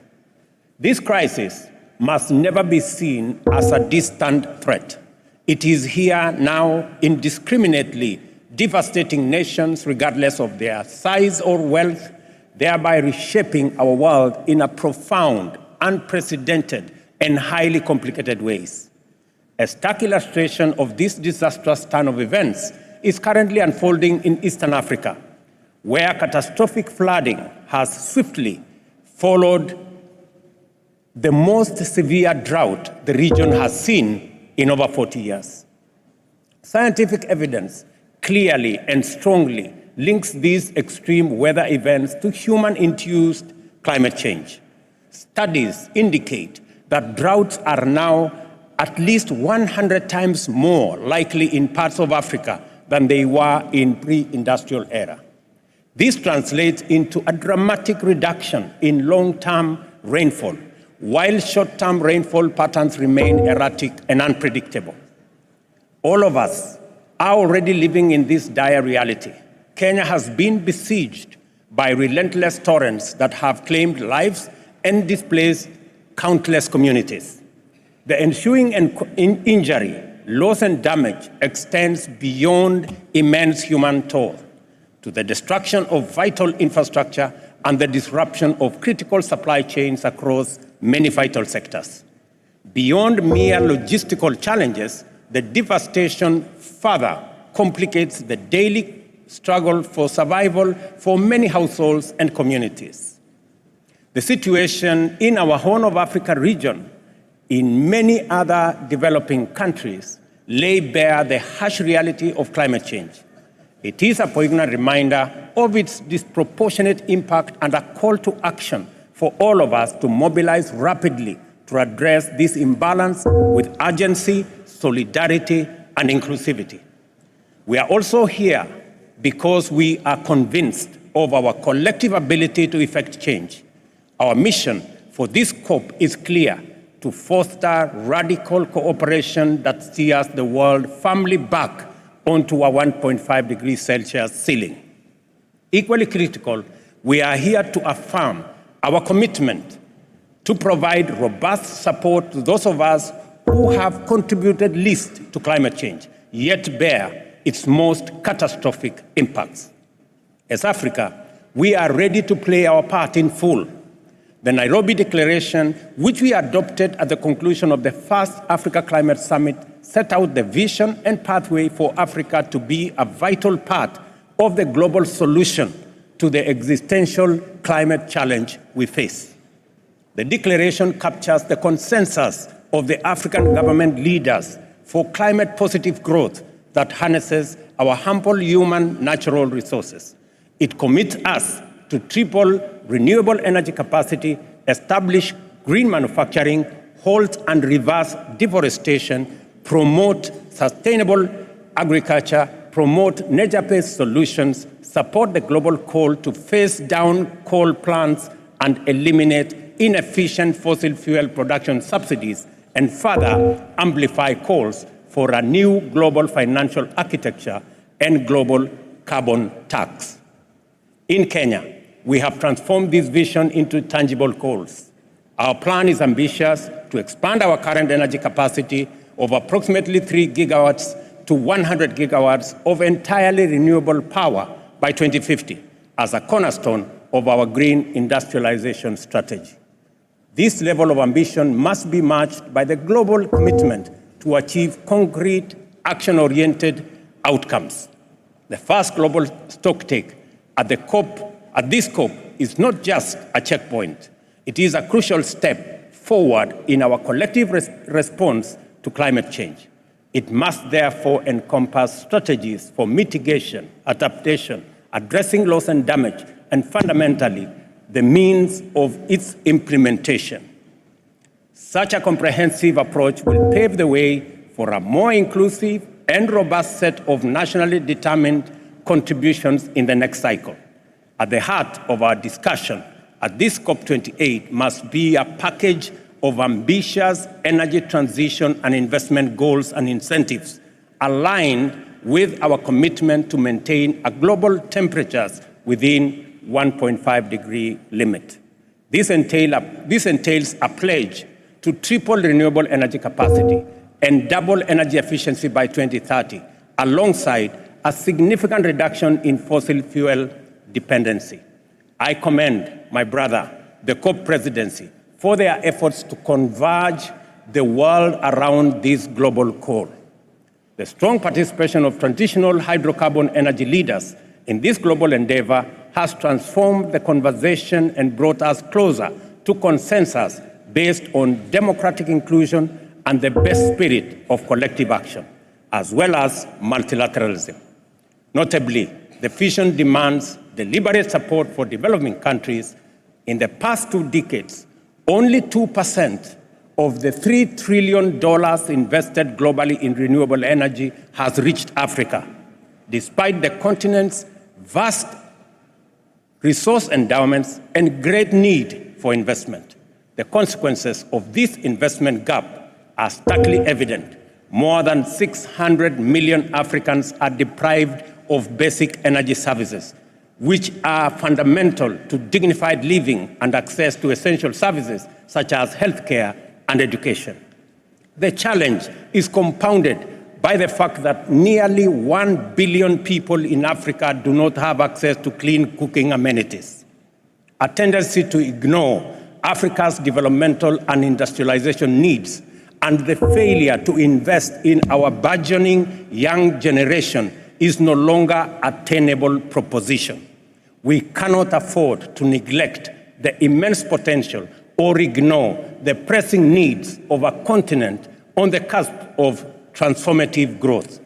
Turning Africa into a green powerhouse is not just essential for the continent, it is also vital for global industrialization, decarbonization. Going forward, clear, actionable roadmaps for implementations are required. In turn, these call for a unified global effort to mobilize the necessary capital for both development and climate action. To echo the consensus projected at the Paris Summit, we must establish a new global financing pact which ensures that no country is ever forced to choose between its development aspirations and necessary climate action. Fundamentally, this is a call for an integrated approach where economic growth and developmental sustainability are not mutually exclusive, but are pursued in tandem for the greater global good. Finally, the urgency and magnitude of our task calls for far greater transformation than the incremental progress we have seen over the past 30 years. We need to execute quantum leaps in terms of both our strategic actions and technological innovation. What lies at stake is more than just a climate issue. It is a matter of guaranteeing dignified living and livelihoods for billions who lack basic necessities. Our response must match the scale of this global challenge with boldness and innovation. Given this context, the long-standing adversarial dynamic between global North and global South proves practically counterproductive. This division has hindered our ability to unite and leverage our collective strengths and robbed us of tremendous opportunities.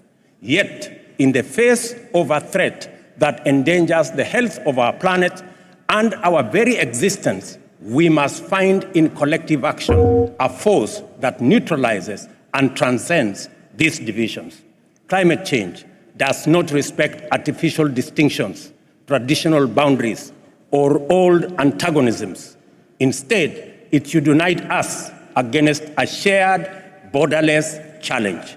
Consequently, our approach must be collaborative, inclusive, and anchored in justice. This means making decisions that prioritize the well-being of every person while acknowledging that climate action is inextricably linked to social justice and equity. In this room, ladies and gentlemen, we have the power, the means, and most of all, the responsibility to act.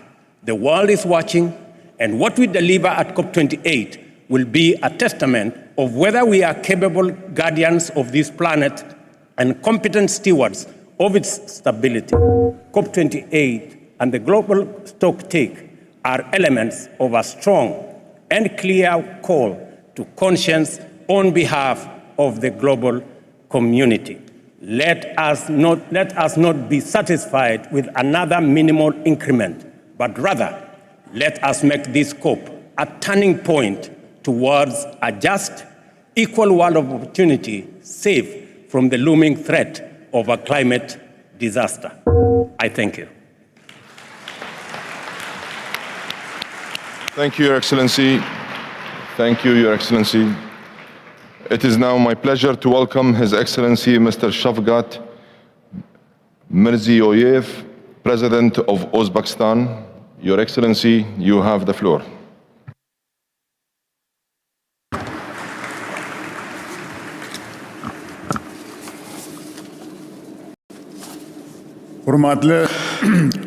Distinguished heads of delegations, I echo the words of sincere gratitude to the President of the United Arab Emirates, His Highness Mohammed bin Zayed Al Nahyan, for the invitation to this undoubtedly historic summit and the exceptional organization of the forum. We commend the global initiative of the United Arab Emirates in combating climate change and its significant contribution to green development. I take this opportunity to extend my heartfelt congratulations to the United Arab Emirates on the National Day and wish continued prosperity to its people. Dear participants of the summit, the climate problems have already turned into a main threat to global sustainable development. These challenges are even affecting the global geopolitical landscape. The adverse effects of climate change are particularly evident in Central Asia and its neighboring regions due to one of the most tragic contemporary environmental disasters, the Aral Sea catastrophe. In this regard, I would like to draw your attention to the following facts. In our region, the increase in air temperature is twice as high as global average indicator. In recent years, the number of extremely hot days has increased 2 times, and 1/3 of the glaciers have melted down completely. The soil erosion is impacting the lifestyle of over 30 million people in our region. Strong sand and dust storms are becoming a new normal. Water scarcity, air pollution, loss of biodiversity, and a sharp yield decrease in agriculture are ever growing. In short, these global challenges are reaching their peak point in our vast region. Esteemed participants of the summit, transition to a green economy and achieving carbon neutrality are the key strategic objectives of new Uzbekistan. In recent years, the share of alternative energy in our country has doubled. In cooperation with the United Arab Emirates, Saudi Arabia, Qatar, China, Turkey, and other foreign partners, we are working on creating 25 gigawatts of renewable energy capacity by 2030. We have made first practical steps on green hydrogen production as part of the Yashil Makan Green Space Initiative. 1 billion trees are being planted in our country. We intend to increase the area of green zones in cities to 30% in order to create a resilient protective belt on this is a seed of the RLC. We have planted forests on the area of over 2 million hectares. With your permission, I would like to share the following proposals. First, we call for finalization of the global climate change adaptation framework as part of the Paris Agreement. We are developing the adaptation strategy within the Central Asian Climate Dialogue Platform. Additionally, we highly value yesterday's agreement on the establishment of loss and damage funds. Second, global transition to a low-carbon economy must be fair, transparent, and inclusive. The interests of developing countries that are suffering great losses due to climate change must be taken into account. It would be expedient to consider these urgent problems as part of G7 and G20 agendas.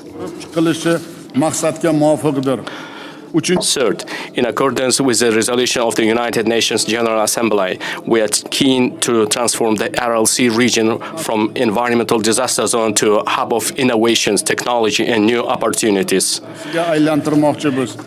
In order to implement advanced knowledge, experience, and solutions in this region, I invite you all to a close cooperation to set up an international climate technology expo hub. Fourth, the time itself requires from us to actively fight climate change by extensively using scientific knowledge and promoting joint research. I invite leading and renowned scholars and experts from your respective countries to participate in the Climate Scientific Forum to be organized under the auspices of Green University in Tashkent. I believe that such pressing issues as prevention of land degradation, sustainable water use, ensuring guaranteed food security, and other issues will be included in the agenda of the forum. Fifth, we intend to organize a conference in Uzbekistan in 2024 on the topic of climate migration in cooperation with the United Nations. We'll also propose to develop the Green Jobs Initiative and establish a center for modeling the climate change impact on employment in collaboration with the International Labour Organization. In order to effectively address climate issues and actively engage youth, we are ready to organize COP Youth Conference at high level. Esteemed friends, Uzbekistan remains committed to universal ideas on fighting against climate change.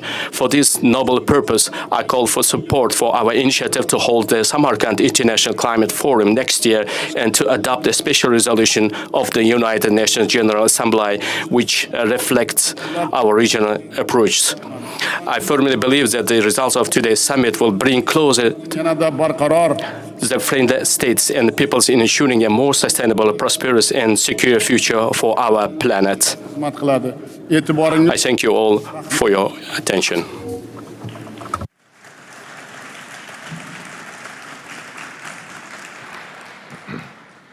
Thank you, Your Excellency. It is now my honor and distinct pleasure to welcome His Highness Sheikh Mansour bin Zayed Al Nahyan, Vice President and Deputy Prime Minister, Chairman of the Presidential Court of the United Arab Emirates. Your Highness, you have the floor.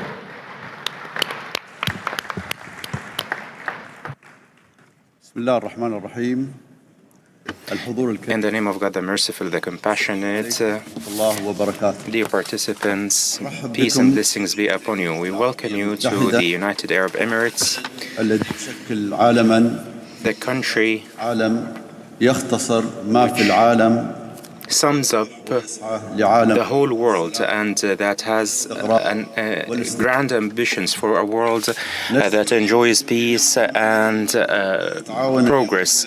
We work today for tomorrow and we cooperate for the generations of the future. History teaches us that without cooperation we wouldn't have reached this level of progress. The success of humanity was only a result of the scientific cooperation and the cultural communication and the exchange of knowledge. This has gone on for thousands of years, and peoples and countries have exchanged for millennia.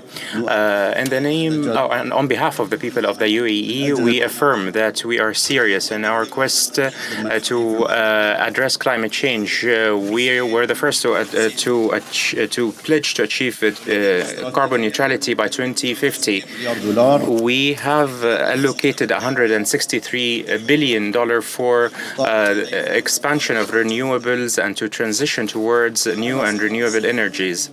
His Royal Highness Sheikh Mohammed bin Zayed Al Nahyan, may God protect him, has announced that the creation of a fund worth of $30 billion to diversify and to support climate action. We also have a governmental working group that leads our agenda of climate action. We take pride in hosting the world and this global climate action summit. Again, we welcome you in the United Arab Emirates and we reaffirm our firm commitment to work for Earth. And we echo and repeat our firm position that communication and cooperation between nations is the only way to surmount the climate challenges besetting Earth. Thank you. And peace and blessings be upon you.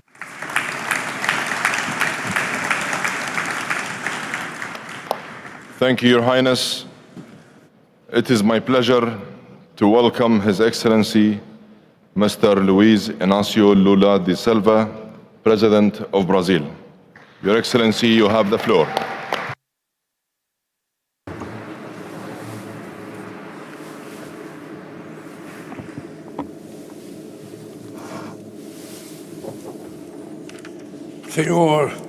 Mr. Saudin Al-Jaber, the President of COP28, Your Excellencies, guests, it's a great responsibility to be here in Dubai today. We are facing what may be the greatest challenge that humanity has faced till now. Instead of uniting forces, the world is going to wars. It feeds divisions and deepens poverty and inequalities. The road, the path of COP28 to COP30 in Brazil will dictate our future. Here, we will have the first global assessment about the Paris Agreement. At COP29, we will define a new quantifiable way to financing. And in the city of Belém, we will formulate our National Determined Contributions, NDCs. The last IPCC report is categorical about the danger of the increase of the global temperature will go beyond 1.5 degrees. The goal of the Paris Agreement is to keep between 1.5 to 2 degrees Celsius, which is not sufficient to contain the global warming at a safe level. We have a collective problem of inanition or a lack of ambition. The NDCs that we have today are not being implemented in the pace that we expected. And even if they were, they would not keep the temperature below the limit or the cap of 1.5 degrees Celsius. Brazil adjusted its NDC and committed itself to reduce 48% of the emissions till the year 2025 and 53% till 2030. Besides reaching climate neutrality till 2050. Our NDC is much more ambitious than of many countries that pollute the atmosphere since the Industrial Revolution in the 19th century. And we keep the firm commitment to have zero deforestation in the Amazon till 2030. We already managed to reduce almost 50% in the first 10 months of this year, which avoided the emission of 250 million tons of carbon in the atmosphere. But many countries from the global south will not have the proper conditions to implement their NDCs and neither to take more ambitious goals. The most vulnerable countries cannot have to choose between to fight climate change and fight poverty. They will have to do both things. The principle of common responsibility, but differentiated, is unnegotiable. To threat that goes against any basic notion of climate fairness. This notion demands that we should comply with the obligations for financing and technology transfer. It is unacceptable that the promise of $100 billion per year that was taken by the developed countries doesn't get out of a piece of paper, while just in the year 2021, the military expenses reached $2 trillion. In Brazil, the climate emergency is already a reality. The Amazon region is going through, in this moment, an unprecedented drought. The level of the rivers is the lowest in 120 years. I could never imagine that this would happen in a place where we have the greatest reservoir of fresh water of the world. But the future of the Amazon doesn't rely only on the Amazonians. The deforestation of the world only answers for 10% of the global emissions. Even if we did not cut any more any tree, the Amazon could reach a point of no way back if other countries don't do their share. The increase of the global temperature could trigger an unreversible process of salinization of the Amazon. The energy, manufacturing industry, and transportation emit much more greenhouse gas effects. We have to deal with all these sources. That's why Brazil is proposing the mission 1.5, a collective mission that will keep us on the tracks of 1.5 degrees Celsius. In 2 years, till COP30, we will have to double the efforts to implement the NDCs that we committed ourselves. And in the city of Berlin, we have to announce more daring NDCs and to guarantee the means to implement and make them concrete. The developing countries need positive incentives to promote measures of climate action aligned with their development priorities. In Brazil, in the indigenous people mythology that says that the Amazon River was born from the tears that came from the moon. The moon had to leave aside its love for the sun so that the earth would not be destroyed by the heat of the sun. If we don't leave our differences aside on behalf of something bigger, the life and planet will be endangered and it will be too late to cry. Thank you very much.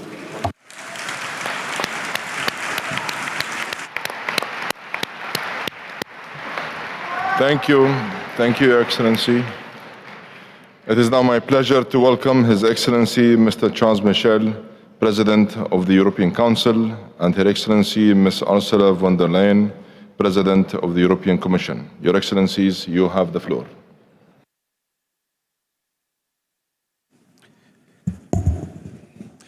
Monsieur le Président de la COP28, Mr. COP28 President, Excellencies, ladies and gentlemen, des inondations qui ravagent, there are floods that cause devastation, fires as well. Uprooted and displaced populations. No longer can any continent escape the tragedy of climate change. And however, science, knowledge, reason have led us to the diagnosis, not only the diagnosis, but we are also aware of the solution. We need to maintain the goal of 1.5 degrees, and we must, as soon as possible, rid ourselves of our dependence on fossil fuels, which puts our shared future in danger. Ladies and gentlemen, this summit is not just a conference. This summit is in reality a review of our conscience even, having a global stocktake of the Paris Agreement, and above all, acting more and acting faster. We welcome the leadership of Antonio Guterres. We also welcome the manner in which the UAE has been committed to making this COP a success. For its part, the EU is fully mobilized and committed. We would like to continue to play a driving role. The climate transition and our Green Deal development program will see us implementing packages of measures which will radically transform our economic development paradigm. We will make progress with a 30% reduction in emissions since 1990. We believe in the carbon mechanism to continue making progress, and we call on others to support us. We would like to triple renewables and double the energy efficiency, and we will be supporting developing countries. We express our solidarity, and we know it is our responsibility. This is an issue of trust. This is why we will honor our commitments of 100 billion euros, 23 million raised this year by the EU. We are committed to a just transition, and we are mobilized to support the Loss and Damage Fund. 220 million was announced yesterday by the EU as a team.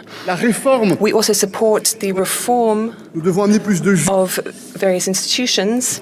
We would like more justice and inclusion. The World Bank had 7 times the capitalization as compared to before, and the EU is very loyal and committed because the earth belongs to all of us, it belongs to our children.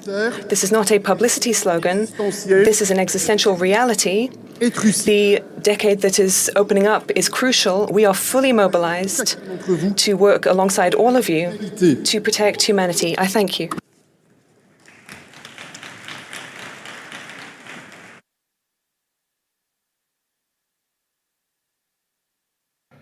Thank you, Your Excellency.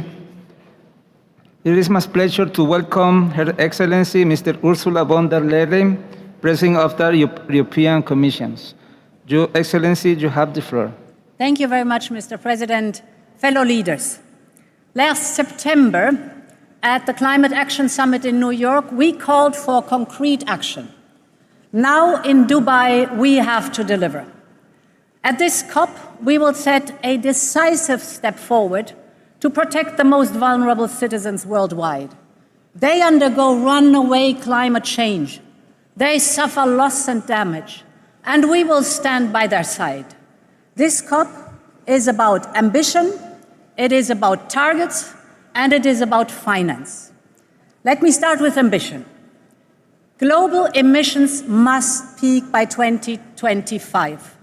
We must phase out fossil fuels, and we must reduce methane emissions. But what we are calling for globally, we also have to deliver domestically.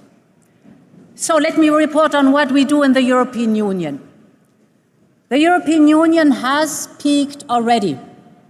We have reduced emissions, and we are on track to overshoot our target for 2030.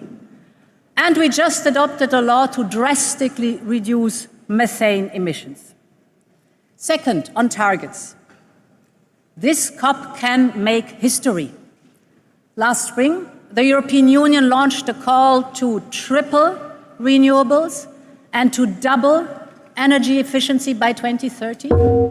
We were joined by some early champions like the COP presidency, President Ruto, Prime Minister Motley, and many thanks to the International Energy Agency and IRENA for your strong support.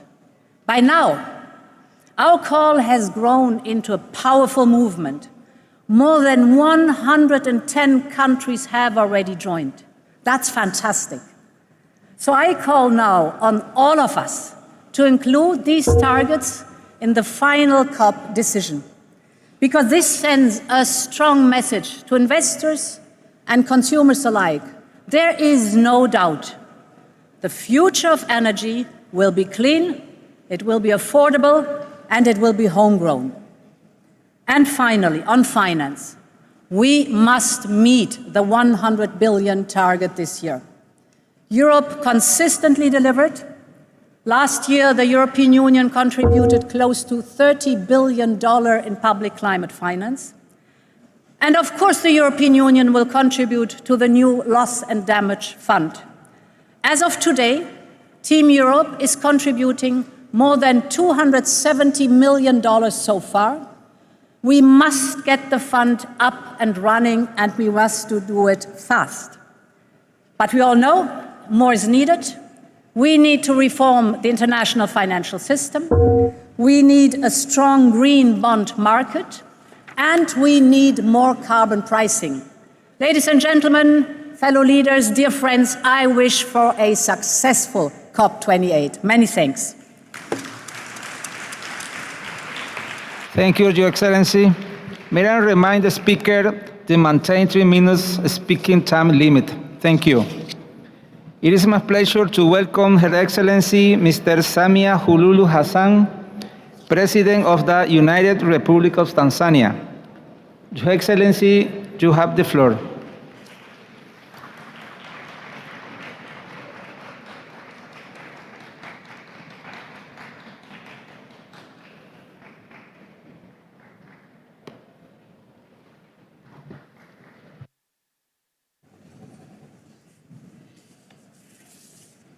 Your Excellency, President of COP28, Your Highnesses and Majesties, Excellencies, ladies and gentlemen, In Copenhagen, we committed 100 billion annually for climate action.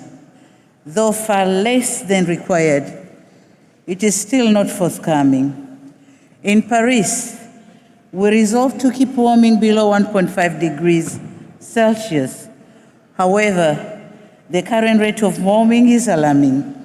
It must be said, unfulfilled commitment erode solidarity and trust, and have detrimental and costly consequences for developing countries. My own country is losing 2 to 3% of its GDP due to climate change. Excellencies, the clock is ticking. This year's IPCC report cautioned that adaptation options that are visible and effective today will become constrained and less effective with increasing global warming. Putting in place the global goal on adaptation framework is a matter of urgency and not a choice. We must match our intent with our actions, and we must act now. The decision is therefore ours: adhere to science or face the consequences. On our part, the United Republic of Tanzania, despite of our minimum emission contribution, we are doing our part. At this COP28, we seek to mobilize support for increased use of clean and affordable cooking fuels and technologies across Africa, especially for women. Our call is for all of us to play our part. Excellencies, honoring our commitments and advancing the pace of climate action is the solution to this scourge. As we seek to unite, act, and deliver here in Dubai, we must deliver on climate finance. Thanks for effecting the loss and damage fund. So let us now make the fund be accessible for developing countries, predictable, and of course, transparency should be the way of operation. I thank you very much for your...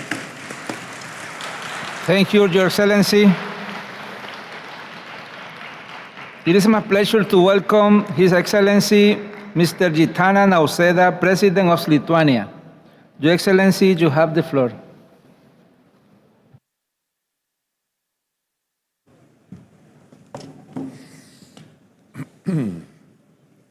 Distinguished colleagues, ladies and gentlemen, every year we come together to talk about the need for change.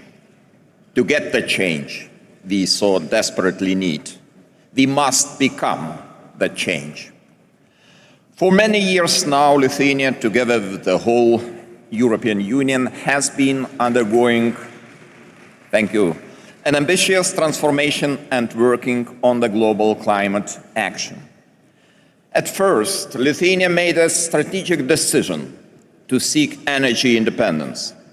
We have built our own LNG terminal, which decreased prices and turned Lithuania into a regional gas hub. Now we are proudly sharing our expertise worldwide. Today, we see renewable energy as the ultimate means of securing full energy independence and resilience, while also helping the planet Earth. By 2030, Lithuania is going to shift from the net importer of electricity to a self-sufficient green energy producer. We plan for renewable electricity generation to grow almost sevenfold. Last year, Lithuania was the second country globally in the solar energy generation increase.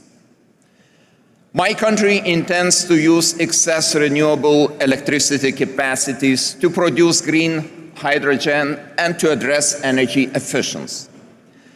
The second pillar of the green transformation, through new ambitious plans. Our general aim is to achieve a 70% reduction in greenhouse gas emissions by 2030 compared to 1990 levels and to become climate neutral by 2050. The global response, too, can only be strengthened by methodical adaptation to climate change. We must all seek to be more resilient, to change our habits, and to reduce existing vulnerabilities. We also have to address the worst cases of ecocide, such as the one committed by Russia in its war of aggression against Ukraine. These actions are incompatible with international law and go against our joint efforts to stop climate change. Ladies and gentlemen, today Lithuania strongly commends the Presidency for a strong global response to the first global stocktake of the Paris Agreement. We call on all leaders to approve global 2030 renewables and energy efficiency targets. Let us work together as one team. Thank you. Thank you, Your Excellency. It is my pleasure to welcome His Excellency Mr. Emerson Dambudzo Mnangagwa, President of Zimbabwe. Your Excellency, you have the floor.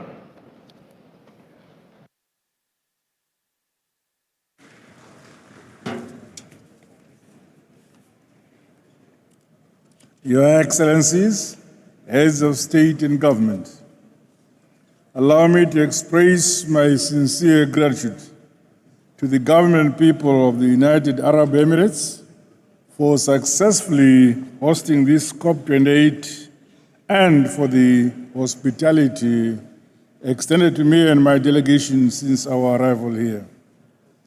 Zimbabwe, like many other nations, continues to suffer from the negative socio-economic impacts of increased frequency of droughts, heightened intensity of tropical cyclones, and other severe weather events. No country can adapt to or mitigate these impacts alone. The ambitious emissions reductions expected from developed countries are urgent and critical to prevent a climate catastrophe. This is critical to ensure that vulnerable communities and workers in traditional industries are not left behind, and that the transition benefits all while also creating decent green jobs and promoting social and economic stability. The global economic system, the ways we produce and consume, and the resource we use to support economic growth must all undergo drastic changes in order to meaningfully implement the goals of the Paris Agreement. Zimbabwe is walking the talk on its revised, nationally determined contributions. We are offering diverse opportunities for carbon trading in the energy sector through investments in solar, wind, mini hydro, and geothermal power generation. However, the illegal economic sanctions imposed on our country are inadvertently hindering climate action by impeding progress in our quest to address environmental challenges. We reiterate our calls for the immediate and unconditional lifting of these heinous sanctions. Aspects related to sustainable methods for increased agriculture production and productivity remain essential to our ability to feed ourselves. We welcome the first global stocktake at this COP28, which should help us to continuously review, improve, and transparently disclose our climate plans. This COP28 is called upon to persist in the mobilization of resources and adopting clear strategies for achieving the promised 100 billion climate finance. Let us all fulfill our responsibilities and use this gathering as another opportunity to carve out a sustainable future for the generations to come. May history remember us as those who took bold and resolute action to preserve our planet. I thank you. Thank you, Your Excellency. It is my pleasure to welcome His Excellency Mr. Umaro Sissoko Embalo, President of Guinea-Bissau. Your Excellency, you have the floor.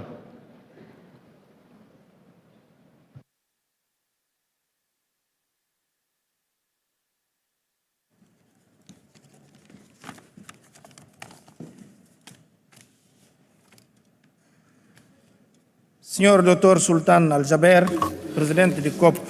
Your Excellency Sultan Ahmed Al-Jaber, President of COP28. Ladies and gentlemen, like many West African countries, Guinea-Bissau is particularly exposed to climate change. Our coastal communities face rising sea levels, and our harvests are impacted by increasingly unpredictable weather patterns, and we face a loss of biodiversity. In view of these threats, not only do we see ourselves as victims of climate change, but also active stakeholders in seeking solutions. We've undertaken significant actions in order to build resilience and our ability to adapt. This includes sustainable management strategies for our natural resources, promoting clean and renewable energy, and adapting vital infrastructure in order to withstand the impact of the climate. Conserving biodiversity is a top priority for us. Our country is blessed with a rich biodiversity in species and ecosystems. They're unique, and we are committed to protecting them for future generations. We believe that biodiversity is inextricably linked to our very resilience as a nation. Our goal is reflected in the fact that we've declared over 26% of our land surface as protected areas. This goes beyond Aichi Target 11 of the United Nations Convention on Biodiversity. Ladies and gentlemen, all of these issues show us that the climate crisis is a global threat which requires a global response. No country can be left behind. And it's absolutely vital that developed nations meet their financial and technical assistance obligations by helping developing countries to face the challenges posed by climate change. With regard to financial resources, we would like to reiterate the need for new and additional funding for supporting adaptation and mitigation of climate change in developing countries. These resources are vital for developing countries so that we can implement the necessary measures to tackle this crisis. With regard to loss and damage caused by the climate, we call for a more robust and equitable approach. The most vulnerable communities cannot be left to fend for themselves as they tackle the devastating effects of extreme weather events and natural disasters. We would like to strengthen our commitment to the Paris Agreement and build a new climate regime based on justice and equity. Nevertheless, we need to take a meaningful stocktake of our progress up until now. Time's running out, and decisive action is needed to avoid the worst possible consequences of climate change. It's in this spirit that Guinea-Bissau is committed to cooperating with all the countries attending this conference. Together, we can define the path and adopt appropriate measures for a more sustainable, resilient and fairer future for all nations and for future generations, with a view to protecting our planet. Thank you very much. Thank you, Your Excellency. It is my pleasure to welcome His Excellency Mr. Denis Sassou Nguesso, President of Congo. Your Excellency, you have the floor.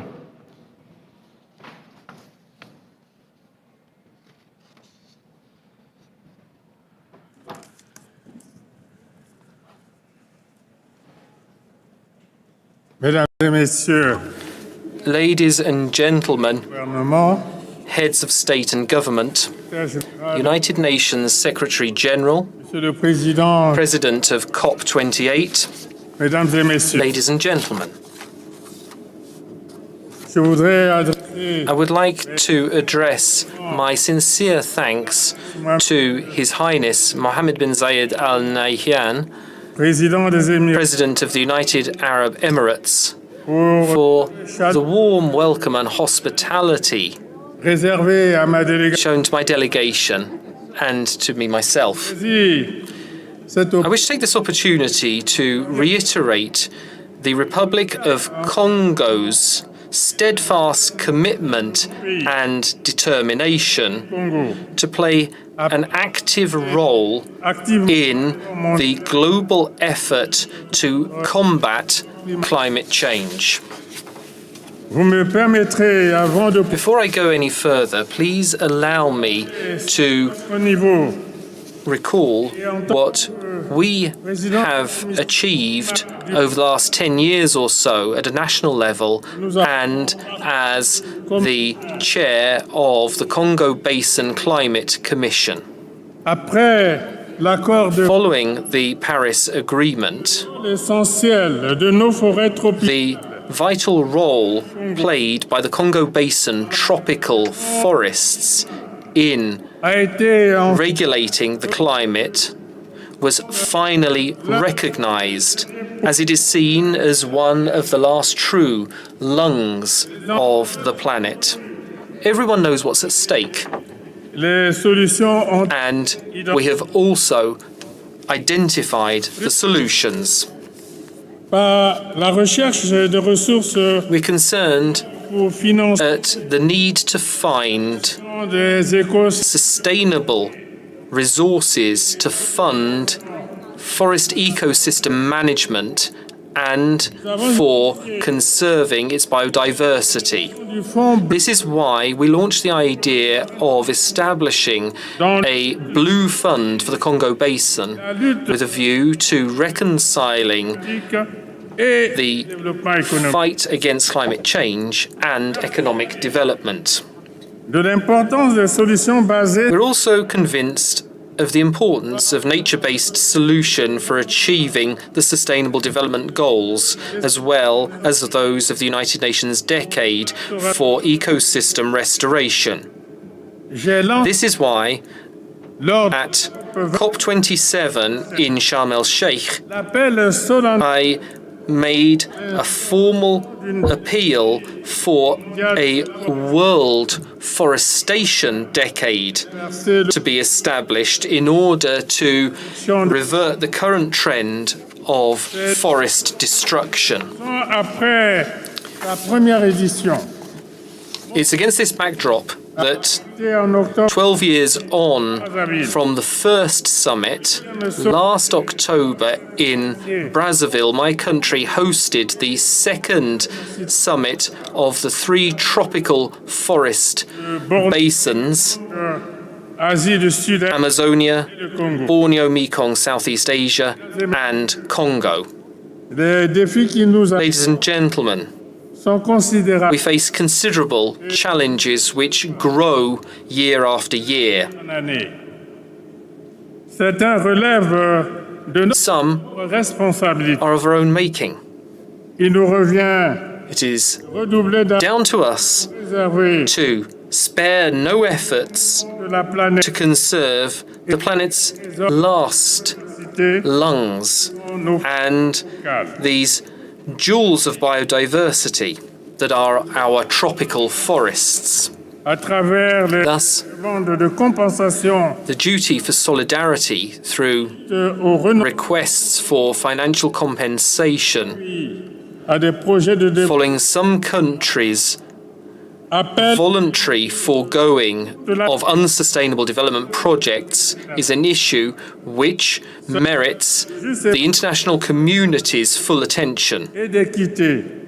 It's this effort for solidarity and equity which is the duty of all countries, because we must all work together to work for a safer planet Earth, protected from the threats and devastating effects of climate change.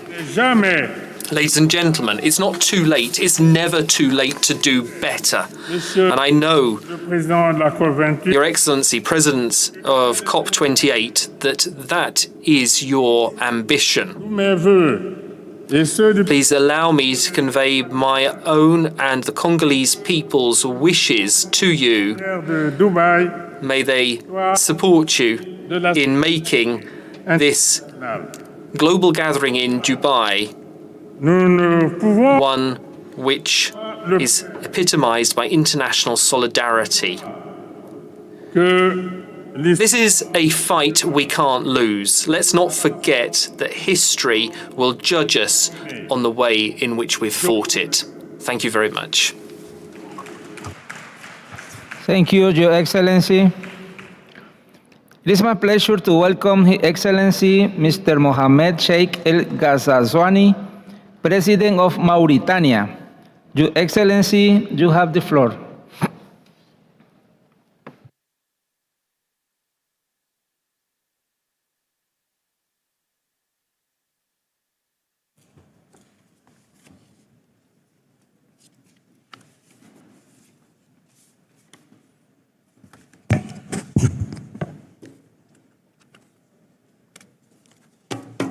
أصحاب الجلالة والفخامة والسمو Majesties, Excellencies, المعالي ladies and gentlemen, السادة والسيدات أيها الحضور الكريم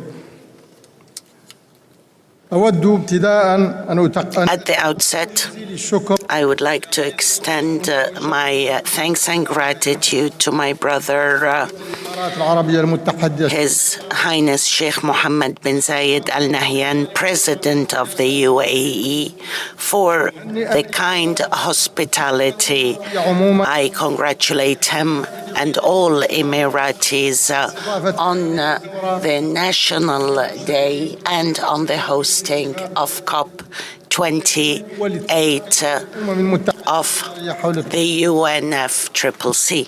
فلطالما تبوأت دولة الإمارات العربية The United Arab Emirates has always had guiding visions and leadership and has pioneered in enhancing sustainability in general and in facing environmental challenges. I also wish to congratulate His Highness Sheikh كما أتقدم بالشكر الجزيل إلى صاحب المعالي Sultan Al-Jaber for his presidency of the COP.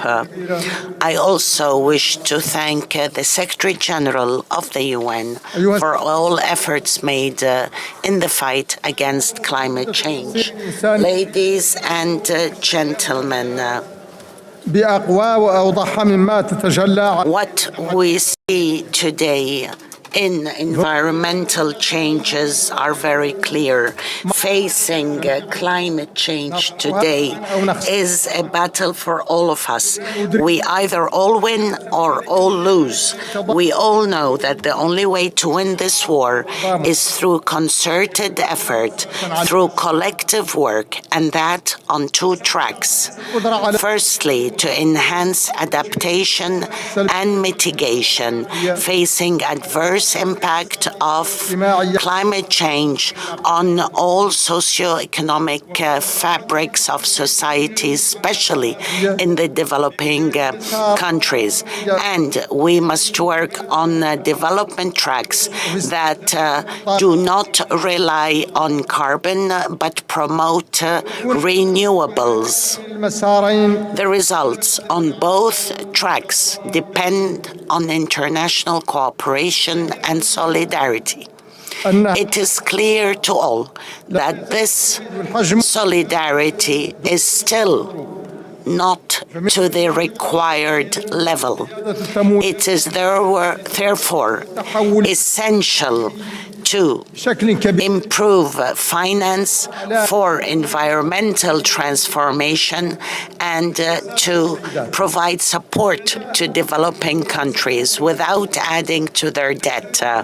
Mauritania, we are one of the countries most impacted by climate change and resulting drought, desertification, and rarity of rainfall.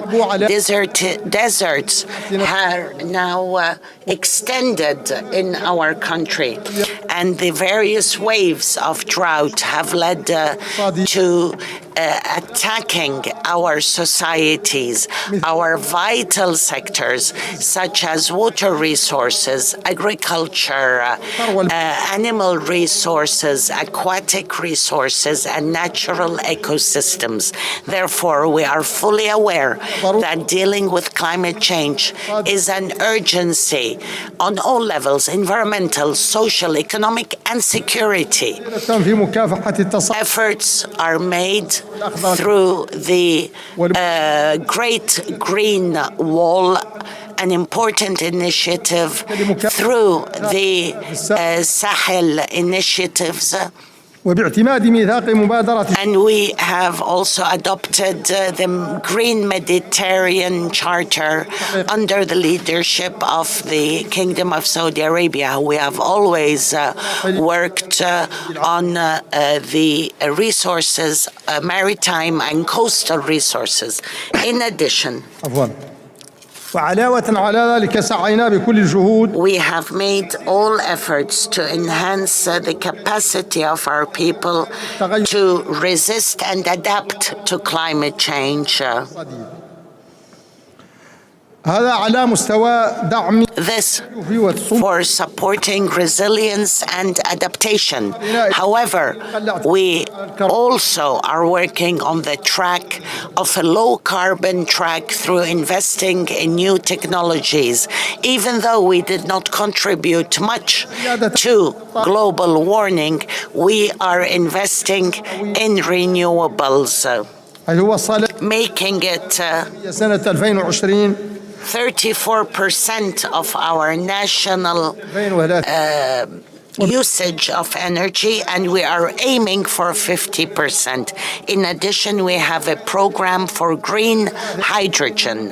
We are confident that we will be able to achieve this objective, and we aim to reduce carbon emissions by 11%. However, in all these efforts, we still need, like most developing countries, an increase in international support to allow us to resist and adapt. I renew the call to increase support to developing countries in dealing with environmental challenges. I wish this COP all success, and I thank you. Thank you, Your Excellency. It is my pleasure to welcome His Excellency Mr. Kassym-Jomart Tokayev, President of Kazakhstan. Your Excellency, you have the floor. Kazakhstan fully supports the United Nations' urgent call for tangible actions to safeguard our environment for future generations. We were the first country in the region to have ratified the Paris Agreement and adopted a carbon neutrality strategy for 2060. The resulting new environmental code of Kazakhstan will drive comprehensive adaptation of green technology in practically every sector of our national economy. There is extraordinary potential for wind and solar power in my country, as well as for green hydrogen. We will continue to work closely with our partners to unlock it. As the world's leading exporter of uranium, providing 43% of global supply, Kazakhstan plays a crucial role in carbon-free electricity generation on a global scale. Indeed, as the world decarbonizes in the coming decades, critical minerals, including rare earth metals, will become indispensable. Kazakhstan is poised to become a major supplier of these transition minerals. We are also actively supporting private green initiatives. For example, Kazakhstan-based the Plastic Association works on plastic waste-free projects contributing to eco-friendly solutions. Cutting methane emissions is the fastest opportunity we have to immediately slow the rate of global warming. That's why I am pleased to announce today that Kazakhstan has decided to join the Global Methane Pledge. At the same time, we are eager to tackle the enormous challenge of coal in our region by implementing our region's first ever Just Energy Transition Partnership in Kazakhstan. For both of these to succeed, we look to our friends and partners for their concrete support. More widely, we look to the international community to scale up its commitment to greater meaningful climate finance. But finance is just the first hurdle. Even if we successfully limit global temperature rise to 1.5 degrees by 2050, Central Asian countries will still experience up to 2.5 degrees of temperature rise. So adaptation is both inevitable and imperative. Therefore, we urge that more resources be allocated to support the International Fund for Saving the Aral Sea. Moreover, we are pleased, together with France, to co-chair the first One Water Summit on the margins of the next United Nations General Assembly. To build a momentum on climate action in Central Asia, we decided to convene a regional climate summit in Kazakhstan in 2026 under the United Nations auspices. The climate emergency is a global crisis that requires a global response. Kazakhstan firmly believes that only through collective action and cooperation we can resolve the climate crisis. And finally, I extend my warmest congratulations to His Highness Sheikh Mohammed bin Zayed Al Nahyan for successful COP28 presidency. Thank you. Thank you, Your Excellency. It is my pleasure to welcome His Excellency Mr. Santiago Peña Palacios, President of Paraguay. Your Excellency, you have the floor.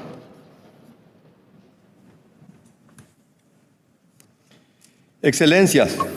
Excellencies, it's an honor for me to take part in COP28. Different cultures and traditions are meeting here to define how we can address a common challenge together, the adverse effects of climate change. This shows that we can hold a dialogue between different traditions. We do hope that Dubai will be a landmark in measures to repair damage to the earth and sea caused by human hands.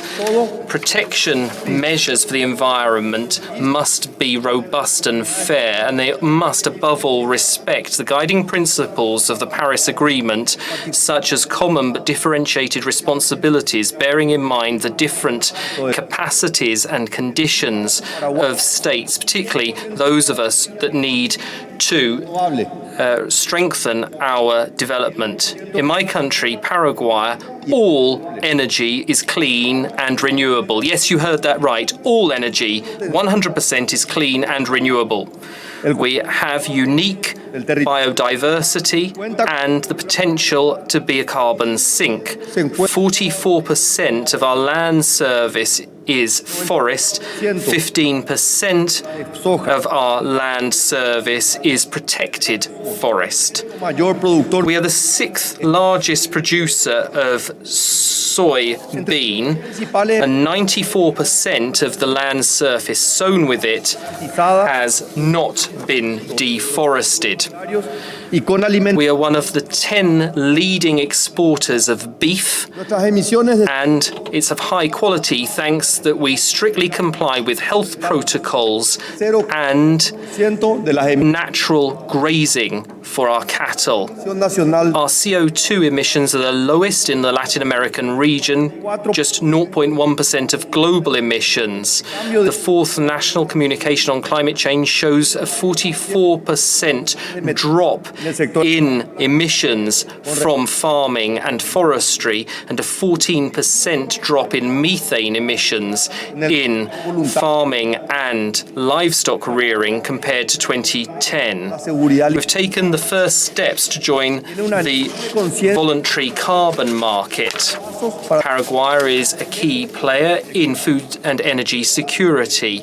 We have high environmental awareness, and we've taken measures to be considered an example. It's time that the world was aware of this. I urge the Convention to simplify processes and remove barriers to access to climate funding. The planet is our common home, and that's why we hope that everybody can take part in the COP. And this is why we propose that the Republic of China, Taiwan, be included in this process. Lastly, President, I would like to underscore the importance of promoting a fairer approach, and one which doesn't impose penalties when it comes to tackling climate challenges. Developing countries cannot postpone their development because of unilateral, almost arbitrary demands. Dear friends, Paraguay defends a green, fraternal and prosperous planet in which we all meet our commitments to rebuild trust in the multilateral system. I'm firmly convinced that our joint efforts of leaving a decent legacy for future generations will prevail. We will be wise enough to leave a better world than the one we found. Thank you very much. Thank you, Your Excellency. It is my pleasure to welcome His Excellency Mr. Abdulatif Jamal Rashid, President of Iraq. Your Excellency, you have the floor.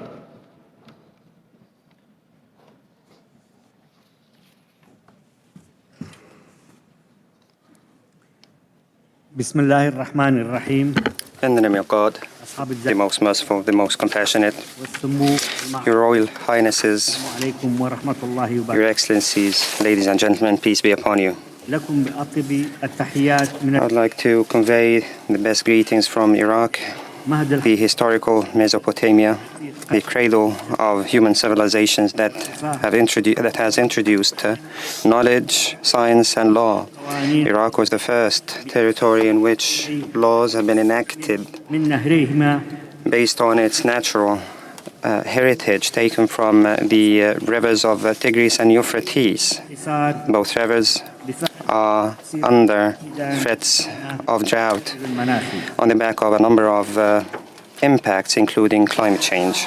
Iraq is a low emitter of global greenhouse gases. However, it is one of the most vulnerable countries of the world towards climate change, particularly when it comes to water and agriculture. Iraq faces serious water crises indeed because of the reduction of our water resources at source and the impact of climate change and the threats of traditional agriculture techniques. This have become a threat to our civilization, our present and our future.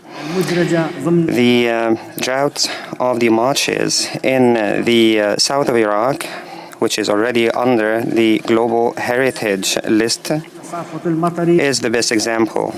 The extreme weather events in Iraq, including the record level temperatures, low precipitations, have led to larger droughts, desertification, land degradation, and sand storms that have led to economic challenges that resulted in a larger level of poverty and internal displacement as well as external migration. The conflict over water is not new.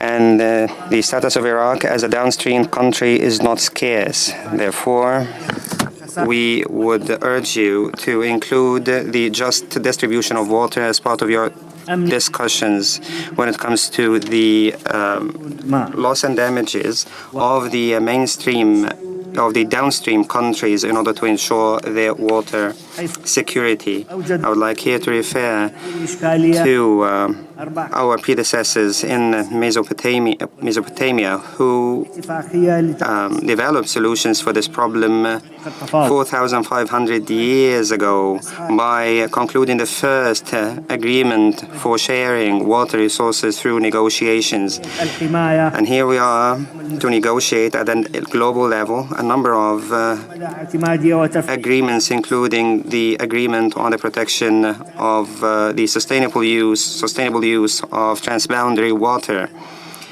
which should be activated as promptly as possible, despite the fact that Iraq has only joined the UNFCCC in 2009 because of the neglect by the previous regime of environment. We are determined to increase our NDCs so as to increase our resilience towards climate change, mapping up our future plans for adaptation and mitigation and realization of Sustainable Development 2030. Therefore, the second national report of climate change and the biannual updated report on greenhouse gas emissions in Iraq are under preparation, the matter which reflects Iraq's commitment to its climate commitments. Based on the above, the Iraqi government has taken prompt actions to implement renewable and clean energy projects with a view to reducing GHG emissions that emanate from oil reduction, reaching net zero by 2030 through upgrading the capacities of the electricity grid. We are sure that the Dubai COP28 will come up with balanced and comprehensive as well as equitable outcomes when it comes to global assessment, just transition, the loss and damage fund, as well as the global adaptation goal based on the common but differentiated responsibility and as based on the national specificities and capabilities with a view to realizing sustainable and renewable clean energy. As we in the region of the Gulf, we are in the front lines of facing climate change consequences. The rising temperatures, particularly on the shorelines of the Gulf, will go beyond the 2%, the 2 Celsius limit. We are already suffering from rising temperatures, sandstorms, as well as water scarcities. And it has to be noted that these changes are no respecter of borders.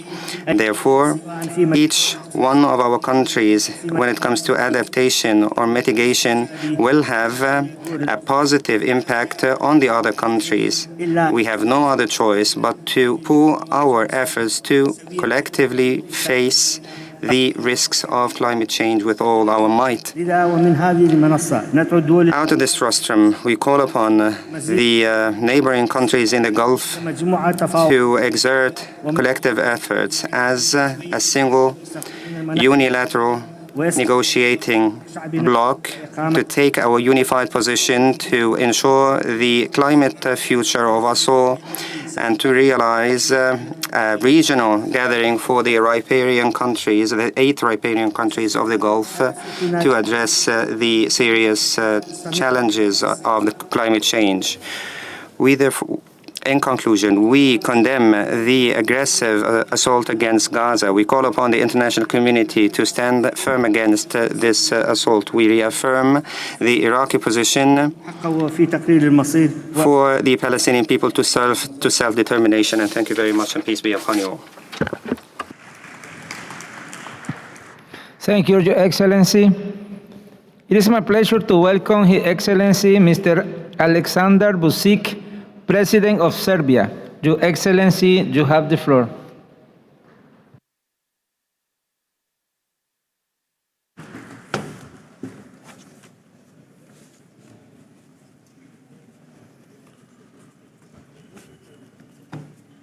Mr. President, ladies and gentlemen, dear colleagues. First and foremost, allow me to extend a heartfelt congratulations to the United Arab Emirates government for bringing the world together at a critical moment for global transformative climate action, despite the challenges we all face today worldwide.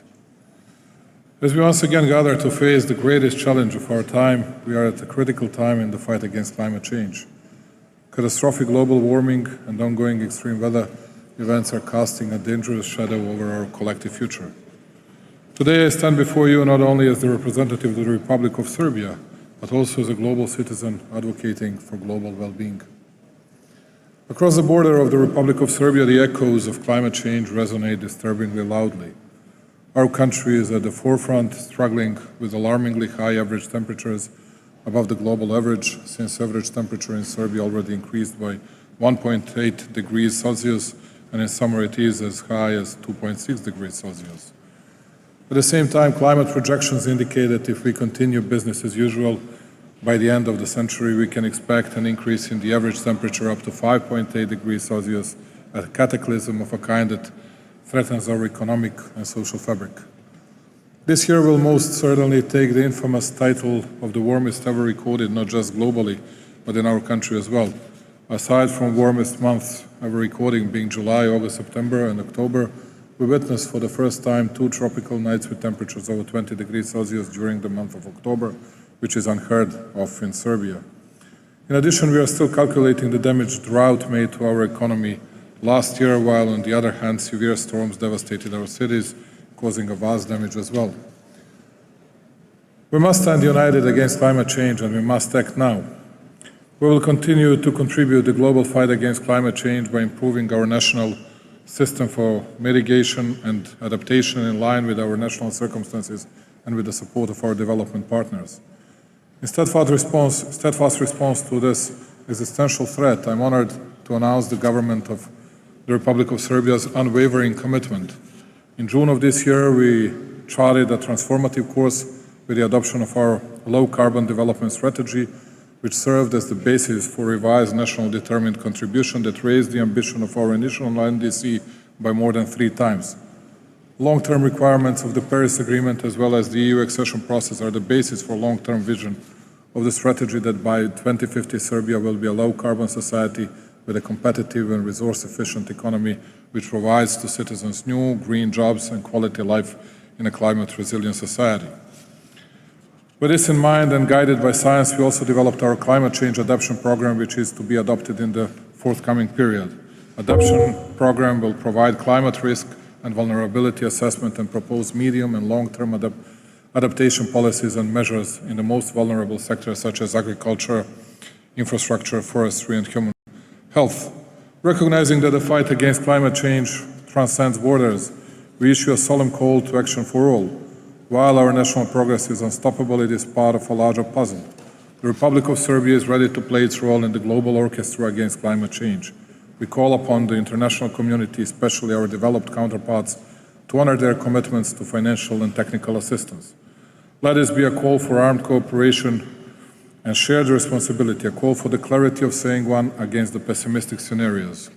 Although I have to add something, which is my personal opinion. And once again, many thanks to Sheikh Mohammed bin Zayed Al Nahyan, the President of the United Arab Emirates, for his great hospitality. Just would like to say that we all gathered here because of a terribly difficult problem that we are facing with, which is climate change. But how are we going to resolve this issue if we are not able to resolve all the geopolitical problems we are facing with today? There are many wars throughout the world that we haven't been able to stop in the recent period. And moreover, I'm afraid that we won't be able to do so. If we were not capable of delivering results in this, how we can be so sure, how we can be so certain that we'll deliver the very best results, the very proper results on climate change issues as well. And just to add to that, I believe that bringing us all back to the real principles of the Organization of the United Nations that we established after the Second World War, because we have to act in accordance, in adherence with rules, regulations that were accepted by most of the members of the international community, by most or by all the states of international community. It has to happen, otherwise we'll always face arbitration, different approaches, and we'll never deliver better results even on this. You cannot have different approaches towards territorial integrities of some countries, and we as Serbia know this better than anyone else dare to say. And on the other hand, I heard today a phrase, as we come together, as we come together, as we come together. Let us find a common denominator which will find a way, find a path to resolve firstly the biggest geopolitical issues, and then to tackle in a very proper way an issue of climate changes, which is becoming one of the most important. Thank you once again. Thank you, Your Excellency. It is my pleasure to welcome His Excellency Mr. Wawel John Charles Rankalawan, President of Seychelles. Your Excellency, you have the floor.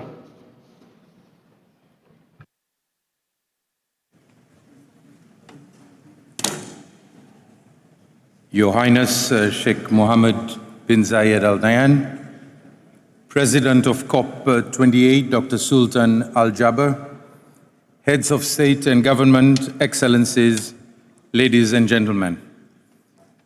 I would like to express my gratitude to His Highness Sheikh Mohammed bin Zayed Al Nahyan and to the people of the United Arab Emirates for the warm welcome and hospitality extended to my delegation and myself.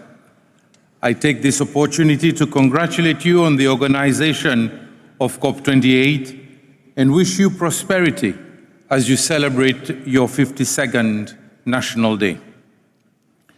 The collective efforts to foster cooperation in response to the most pressing issue of our time are indeed commendable. I am honored, therefore, to address this esteemed assembly on behalf of the people of Seychelles. In our shared pursuit of a sustainable future, the urgency of our deliberations here in Dubai cannot be overstated. As parties to the convention, we committed to deliver on commitments such as the USD 100 billion promise, scaling up adaptation finance, new collective quantified goal on finance, and most recently, the Loss and Damage Fund. We are yet at another COP, and I am disheartened to state that most of these commitments are yet to be fulfilled, despite the urgency required to address the climate crisis. As leaders, I call for your unwavering shift in political will that will translate into concrete actions so as to confine global temperature rise within the critical threshold of 1.5 degrees Celsius. Excellencies, ladies and gentlemen, small island developing states are on the front line of climate change, facing rising sea levels, coastal erosion, increased frequency of extreme weather events, and the loss of vital ecosystems. Whether we are high income, low income, or among the least developed countries, our specificities are the same, and what the industrialized nations emit have a direct impact on our coastlines and livelihoods. We are simply islands floating in the ocean, and therefore we must be treated as a unique and separate category when it comes to assisting us. I call on SEEDS to unite and support each other. As I speak, my country is experiencing devastating impacts of climate change, specifically damage to the coastline and critical coastal infrastructure caused by higher tides, frequent storm surges, and heavy rainfall. Coupled with other impacts, these are endangering the livelihoods of my people and our islands. A recent comprehensive survey only on the main populated granitic islands of the Seychelles, conducted by our technical teams, estimated that we need over 50 million USD for road infrastructure works and other measures to mitigate coastal erosion. Our updated NDC highlighted a further 600 million USD will be required over the next 10 years for both mitigation and adaptation sector, translating to 5% of GDP annually or 10% of the annual budget. If we are to add the disaster happening to our Coraline Islands, that figure could be doubled, let alone tripled. Like many seeds, 90% of the country's infrastructure and human activities occur along its low-lying coastal areas and are thus vulnerable to the impacts of climate change. The current trajectory means Seychelles' economy stands to be severely undermined, whereby forcing us to divert much-needed finance to environment protection instead of investing in education, health, sports, agriculture, food security, modernization, and giving our people a better standard of living. Ladies and gentlemen, we made history last year by establishing the Loss and Damage Fund, and this year we made history again by operationalizing the Loss and Damage Fund on the first day of this COP, with UAE and Germany pledging $100 million each. It is absolutely vital that this fund is equitable and genuinely helpful to countries that are experiencing climate-related disasters. It should be inclusive enough without limiting access to finance, especially for high-income seeds like Seychelles. We need less complicated and complex financial mechanisms that will allow us seeds to easily access those financial opportunities. Again, my call is to consider our special circumstances as islands in the middle of oceans. Seychelles, for example, is known to be outside the cyclone belt, and we are considered high income. But when a cyclone hits neighboring Madagascar or Mauritius, the effects of adverse weather conditions affect all our islands, including our capital. In April 2016, Fantala, a Category 5 cyclone, hit one of our islands 3 times, destroying everything, including the communication network and homes of workers, creating 2 new islands in the lagoon. The resulting tsunami of the earthquake of December 2004 in Sumatra, Indonesia, thousands of miles away, traveled all the way to Seychelles, destroying human life and coastal infrastructure. My point is very simple. Don't categorize islands into economic bands, but treat all islands in the same manner and allow all of us to have access to the Loss and Damage Fund. We all lose from the damage you cause, yet we clean up our emissions and help mop up those of industrialized nations. The current criteria used to access concessionary finance puts seeds such as Seychelles at a severe disadvantage under the current labels. There is an urgent need to reform the multilateral international financial institutions to address the restrictive conditionalities. This reform is necessary to help fund climate change projects. In other words, finance needs to be more readily available, accessible, and affordable to support these projects. As the current chair of SEEDSDOC and the African Island States Climate Commission, my plea to COP28 is for the developed world and the multilateral international financial institutions to have a fresh look at the seeds, which in fact are large oceanic states, and to take into account our respective particularities. Despite contributing very little to global emissions, seeds like Seychelles bear the brunt of the climate crisis. We are actively engaged in decarbonizing our energy sector, including transitioning to green mobility. Additionally, as a dedicated environment champion, Seychelles remains committed to safeguard its terrestrial and marine ecosystems.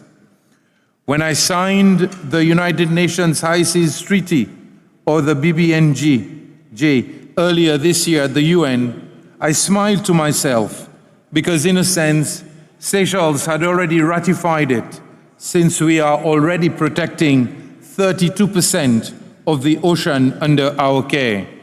We are protecting nearly 100% of our seagrass and that of our mangroves, and another 50% of our scarce land mass.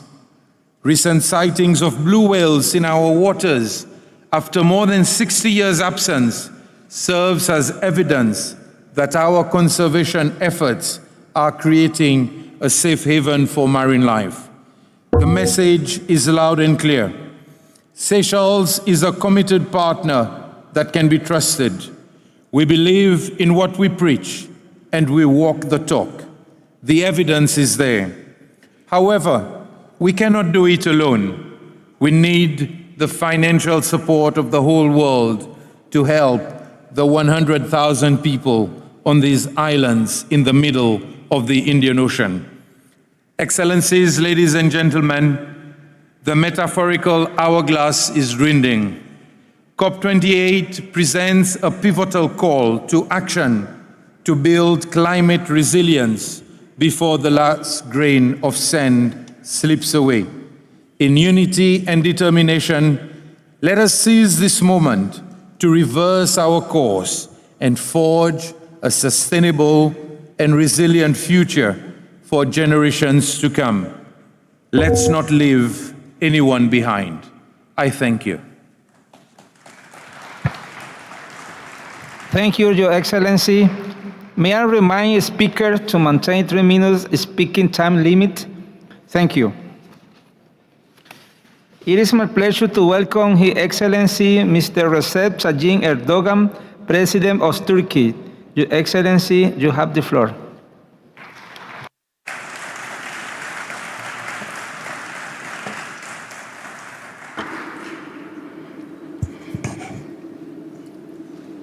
saygıdeğer devlet ve hükümet başkanları, distinguished heads of state and government, Honorable Secretary General, milletim adına en on behalf of myself and my nation, I greet you all with most heartfelt feelings. I wish the World Climate Action Summit to be beneficial to all humanity. makamlarına I would like to thank the Emirates authorities for their warm hospitality. dünyamız koronavirüs salgını Our world is now confronted with the tragic consequences of the massacres in Gaza following the COVID-19 pandemic and the Ukraine-Russia war. Türkiye tüm bu krizlerde Turkey has stood by peace during all these crises çözüm için and works towards finding solutions on the basis of justice and equity. yaklaşıyor. And we approach to the issue of climate change from the same perspective. When it comes to combating climate change, even though our historical responsibility of the global greenhouse gas emissions is less than 1%, we're taking significant steps with our own means. We plan to reach the net zero emission target by the year 2053. We have doubled our emission reduction target for the year 2030. Within this scope, by the end of this year, we expect to have mitigated 66.6 million ton equivalent carbon dioxide. Güç içerisinde The share of renewables in our installed power generation capacity has been increased up to 55%. With this rate, Turkey currently ranks the 5th in Europe and the 12th in the world in terms of installed renewable energy capacity. As regards geothermal energy capacity, we are ranking the 1st in Europe and the 4th in the world. And when it comes to hydropower, Turkey ranks the 2nd in Europe and 9th in the world. We have also started off implementing our hydrogen technologies strategy. Furthermore, in the context of our net zero emission target, we have prepared our roadmaps for decarbonization of certain sectors such as cement, steel, and fertilizers. We envisage to increase the share of renewable energy up to 69% in 2053. Thanks to the Zero Waste project initiated under the auspices of my spouse, Mrs. Emine Erdoğan, we will increase the rate of recycled waste up to 60% by the year 2035. As you all know, the cost of all these efforts is quite high. Because of this, it is of central importance that we access climate finance resources and also means of technology transfer in a more equitable manner. Despite the earthquake disaster of 6th of February, we have not given up on our targets, neither on the economy nor on combating climate change. Thanks to God, we are rapidly healing the wounds of the earthquake that affected 14 million people and 11 cities in our country. Now, as we reconstruct our cities, our top priority is to protect the environment and to build climate-friendly and environment-friendly structures. Dear friends, while expressing here our views on climate crisis, it is impossible not to touch upon the humanitarian crisis taking place in the Palestinian territories close to us. As a result of the Israeli aggression, killing of more than 16,000 innocent Palestinian civilians, mostly children and women, this cannot be justified under any circumstances. The incidents taking place in Gaza is a humanitarian crime, a war crime, and the perpetrators must be held accountable before international law. With the recent developments, once again, we realize the importance of establishing an independent, sovereign state of Palestine, having territorial integrity based on the 1967 borders and with East Jerusalem as its capital. We stand ready as Turkey to take any responsibility in this process. I would like to emphasize once again our two mottos.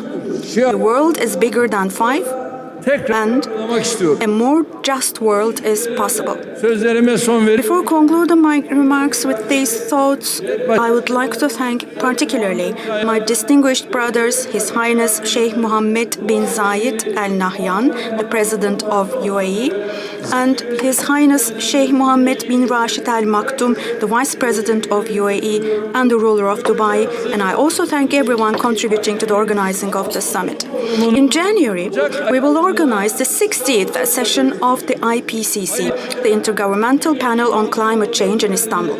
Moreover, we have declared our candidacy to host COP31, the 31st conference of the parties to the UN Framework Agreement on Climate Change, to be held in 2026. My distinguished friends, I have no doubt that you will provide the necessary support to us for this candidacy.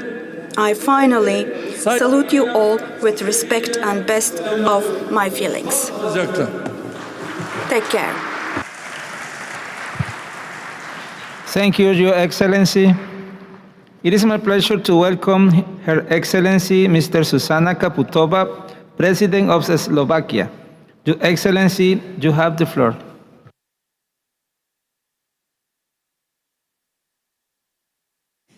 Mr. President, Excellencies, ladies and gentlemen, the findings of the global stocktake are clear. Humanity is marching towards the precipice. How many more climate fora do we need to avoid a free fall into it? The number of weather-related disasters almost tripled in the past 4 decades. Every 5 seconds, someone dies a premature death because of pollution. Our inaction will soon make it every 4 seconds. 88% of the existing disease as a result of climate change occurs in children under 5 years of age. How much more do we want to harm the future generations? Excellencies, decisions which can avoid the current deadly course are ours to take. The solutions are right in front of us, feasible, effective, and low-cost options are already available to mitigate the climate crisis impact. We have the technologies, resources, and skills needed. Let's use them. Our efforts must be ambitious, collective, and universal. The science is clear. Our emissions must peak before 2025. Slovakia will do its fair share. Our emissions have peaked already. By 2030, they will be 55% less than in 1990. In the next 7 years, we will invest 5% of our GDP from public sources to decarbonize our economy and society. At the end of this year, Slovakia is stopping the use of coal as a source of electricity. In 3 years, we will phase it out from heat generation. By 2030, we plan to reach 29% of renewables share in our electricity production. 85% of our electricity is already made with zero emissions. We commit to increase this to 90% by 2025. Slovakia is endorsing the Global Renewables and Energy Efficiency Pledge. Since 2015, Slovakia's green finance has grown almost fivefold, including in greener ODA and our contribution to Green Climate Fund. The Loss and Damage Fund should help support the most vulnerable, and all big emitters and economies must step in and step up. Excellencies, let's make this COP the first one, where the benefits of our concrete commitments exceed our excuses and the carbon footprint of the planes we arrived on. Thank you.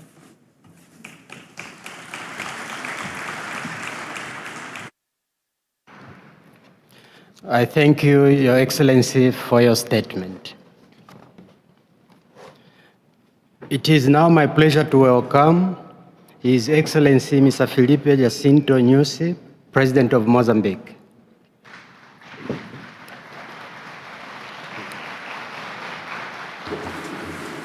Your Excellency, your floor.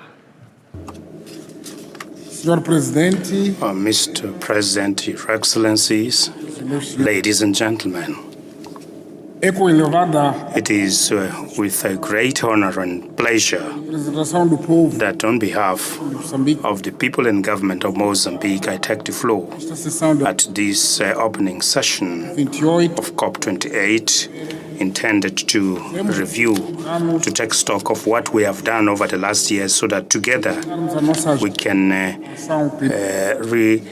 guide our actions on climate action. Mozambique, despite contributing less than 0.5% of emission of greenhouse gases, is among 10 countries that are suffering from the adverse impact of climate change. The bad weather registered from January to March, including Cyclone Fred, the most lasting one, caused more than 306 people and affected more than 1.3 million people, and that it has destroyed a number of economic and social and productive infrastructures.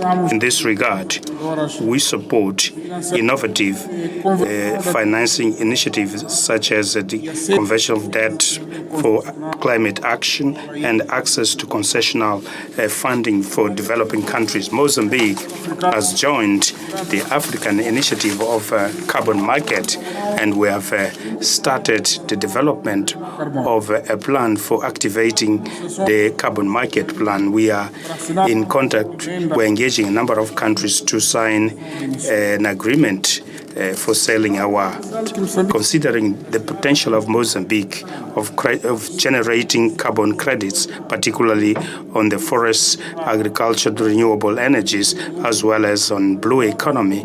We have adopted a national regulation for projects of RED+, and in 2018 we're the first country to receive benefits with a certification of 1.9 million carbon credits in terms of use of renewable energy for power generation. In Mozambique, about 70% of energy that is generated is from hydro sources, and 14% from natural gas and 16% from other sources, mainly solar power. Since this is the first COP after the Paris Agreement to take stock of the situation in terms of mitigation of climate change, we take this opportunity to urge parties to honor the commitments taken and support those countries that contribute less for greenhouse gases but do not have enough domestic resources to fund climate action. We urge different governmental and non-governmental institutions to increase funding for research and technological innovation action, because with scientific expertise, communities can know how best to adapt to climate change. Excellencies, postponing climate action today, it's a clear investment in destruction in an irreversible manner for our planet and the humanity. I conclude by inviting private and public partners to join us in making the initiative for sustainable and integrated management of the Miombo flood viable, which was launched under the Maputo Declaration. Miombo, with its knowledge resources, because climate change one of the threat of the forest, the Miombo forest. We are now planning an international conference this year to discuss on the Miombo forest so that we can give our contribution for carbon sequestration. Thank you very much for your attention, ladies and gentlemen. But thank you, Your Excellency. It is my pleasure to welcome His Excellency Mr. Rashad Mohammed Ali Al Alimi, President of Yemen.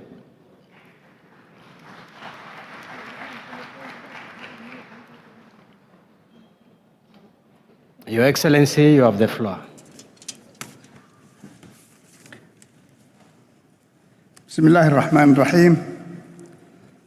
In the name of Allah, the most gracious, the most merciful, Your Excellency, Sheikh Hamad bin Zayed, the President of UAE, Majesties, Presidents of governments and states, Mr. Antonio Guterres, Secretary General of the UN, President of COP, ladies and gentlemen. At the outset, I wish to express my appreciation and congratulations to our brothers in the UAE for organizing and hosting this high-profile global summit.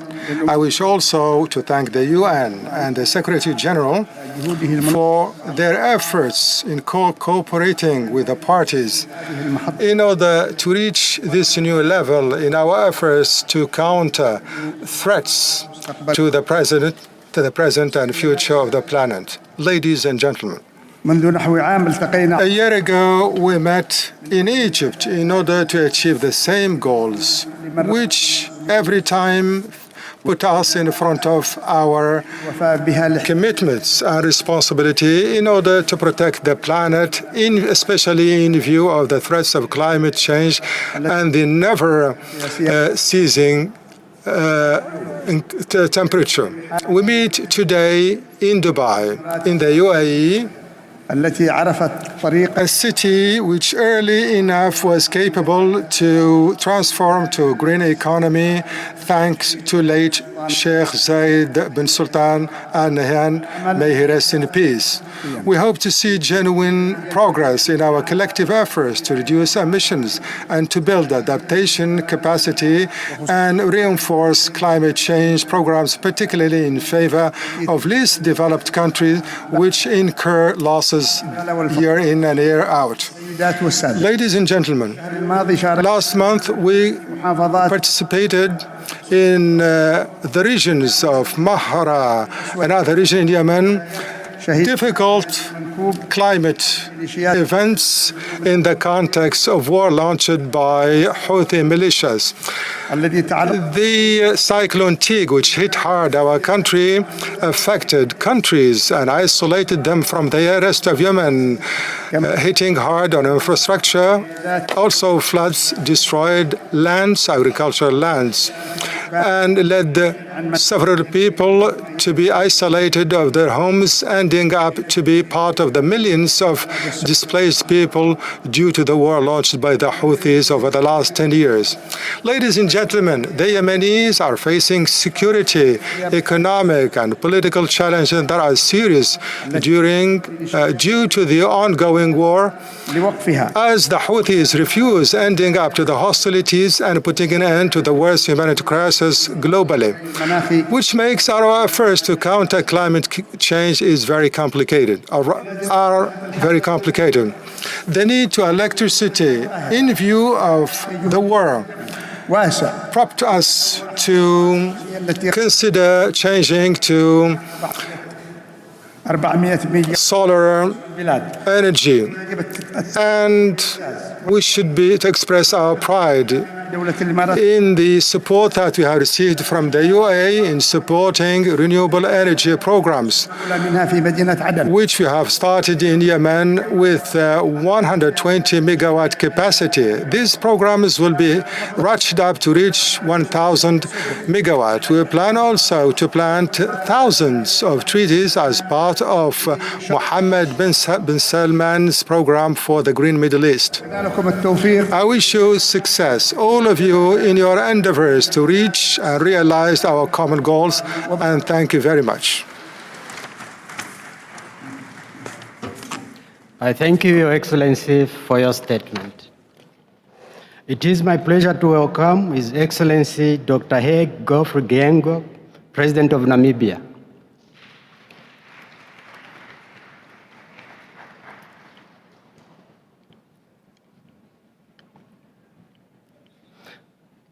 Your Excellency, you have the floor. Thank you. Your Excellency, President, United Arab Emirates, allow me to extend sincere gratitude to His Highness, President Naham, and the people of the UAR for graciously hosting the 28th United Nations Conference of Parties. I wish to commend the visionary efforts of the UAE government in championing sustainable development and environmental protection. The sixth report of the Intergovernmental Panel on Climate Changes identifies Namibia as one of the most vulnerable nations in sub-Saharan Africa, who have rising temperatures, increased evaporation, and rainfall variability, posing significant challenges. Therefore, for the drought-prone country like Namibia, climate change stands as a formidable obstacle to achieving the Sustainable Development Goals. The estimated cost for implementing our nationally determined contributions is $15 billion by 2030, with 90% of it contingent on financial support from the multilateral financing windows under UNFCCC. Namibia has established a world-class blended finance infrastructure fund that is ready to receive climate financing today to facilitate necessary action we need. Our national adaptation plan is enhanced by the announcement Namibia made 3 years ago during the 75th General Assembly, boldly signaling our intention to leverage innovative financial tools to mobilize sustainable climate financing to combat climate change. 1 year later in Glasgow, Scotland, on the margins of COP26, we announced the development of large-scale green hydrogen projects that will provide the world with the clean molecules needed to decarbonize hard-to-abate sectors. Today, as part of our efforts to build green industrial clusters in Namibia, we are developing more than 9 hydrogen projects. To do so successfully, we must deploy more than $20 billion to give future generations a fighting chance against a warming climate. Ladies and gentlemen, as we enter the inauguration global stock take, Namibia emphasizes that the process should help us to identify gaps in financial support needed, the support that was provided so far since the adoption of the Paris Conference in 2015 to date. Finally, COP28 provides a platform for nations to strengthen partnerships, share knowledge, and collectively tackle the global challenges posed by climate change. Solidarity, equity, and cooperation are essential if we are serious about fixing climate finance and placing livelihood at the heart of climate action. Let us seize this moment at COP28 to avert a climate catastrophe. Let us seize this moment by taking bold decisions that will protect our planet for generations to come. No more conferences, but only implementation. I thank you.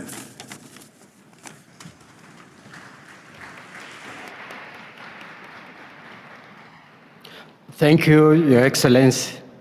It is my pleasure to welcome His Excellency Mr. Nikos Christodoulides, President of Cyprus.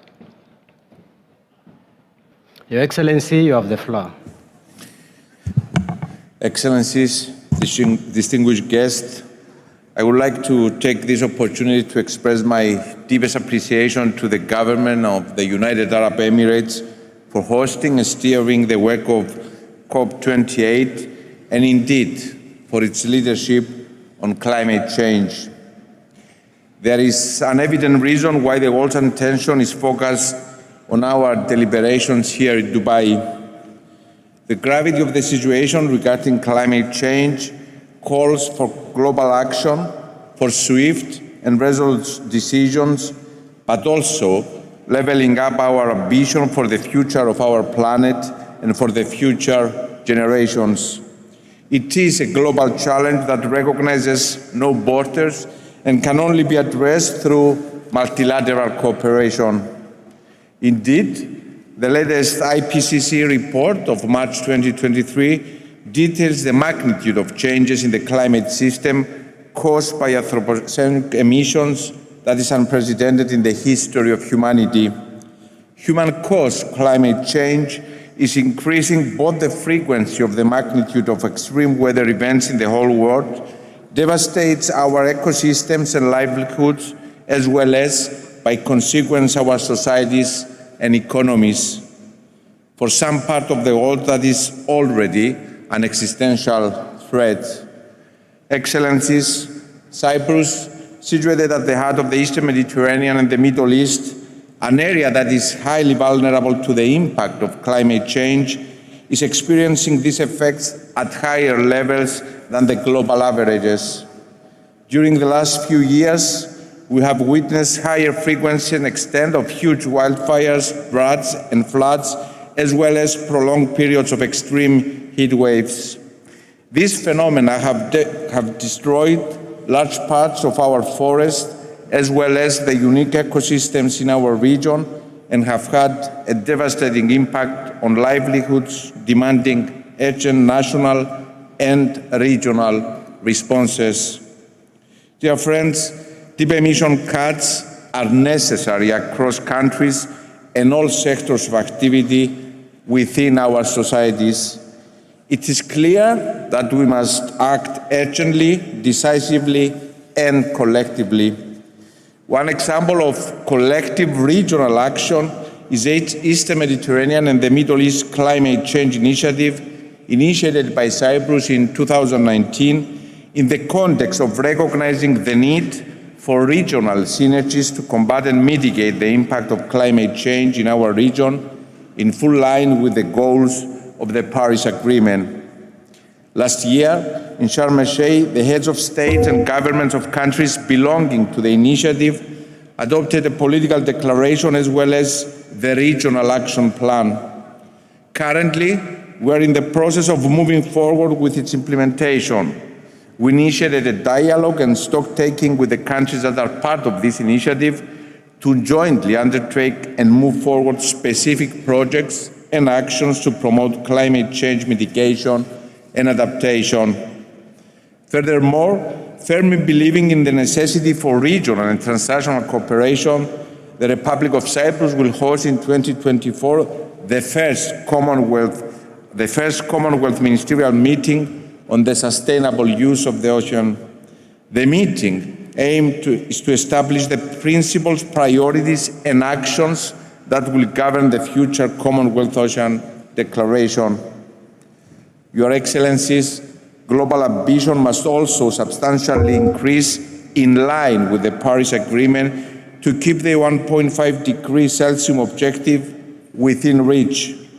With this in mind, we need to successfully conclude the first global stocktake with a determined and forward-looking outcome, crystallizing pathways and opportunities for a climate-resilient and sustainable development. Ladies and gentlemen, in closing, I would like to acknowledge the importance of youth, of the generations that will come after us. These voices are speaking up loud and clear and expect us to deliver to them a future of hope. Let us heed that call, let us walk the path to climate neutrality, and let us come together to build resilient, sustainable, and green businesses, communities, and countries of the future. Thank you very much.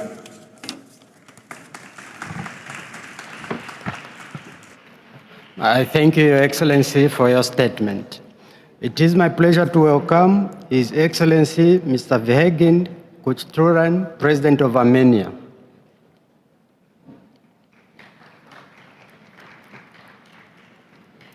Your Excellency, you have the floor.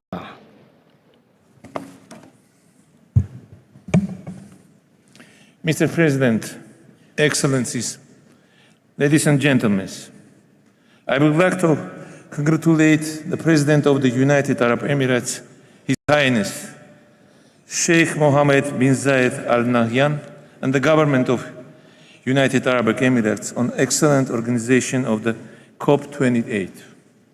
Climate change remains a topping global issue, and the COP session reminds us of the need to take a holistic approach to it for a greener, more sustainable, peaceful and healthier future. In 2015, we made a historic step by adopting the Paris Agreement. However, as the latest report of the International Panel on Climate Change highlights, we are way off track from pathways for keeping its goals.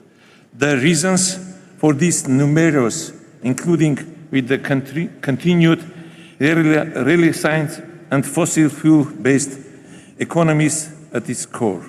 It is clear that we cannot continue down the path of excessive and insustainable exploration of hydrocarbons for energy production. Pacing down the demand for supply of fossil fuels is an imperative. We need to build energy systems which are more carbon neutral and less fossil fuel related to meet our ambitions for climate change mitigation. The solutions are there. We need to accelerate science and build on the positive developments of the last decade by doubling and tripling the use of renewable energy sources. For that end, we need sufficient climate financing, with the loss and damage fund being a cornerstone. Dear attendees, as a mountains developing country, Armenia is facing many challenges in this area. World Bank projections for Armenia indicate warming at levels significantly above the global average of up to 4.7 degrees by the 2090s. Under the highest emissions pathway, this places Armenia among the most vulnerable countries in the Eastern European and Central Asia. Mr. President, despite the serious humanitarian challenges and external security threats, Armenia takes proactive measures to fulfill our Paris Agreement promises, employing both conventional and innovative solutions that involve all segments of the society. In 2021, Armenia declared its post-2020 climate actions, an NDC with a 14% greenhouse reduction target by 2030. Recently, we developed long-term low-emission development strategies to guide us toward carbon neutrality. Our climate ambitions are largely increased in the carbon-neutral energy transition. By 2030, we aim for a 15% of share of solar energy in our total energy production. Armenia firmly believes that the attainment of our climate commitments can be achieved with long-term and sustainable use of nuclear power as a carbon-neutral source of energy, and we appreciate of efforts of the International Atomic Energy Agency in this regard. Armenia is determined to achieving its ambition targets and securing a clean and sustainable future for the next generation. We stand ready to further contribute to global effort to this end. Thank you.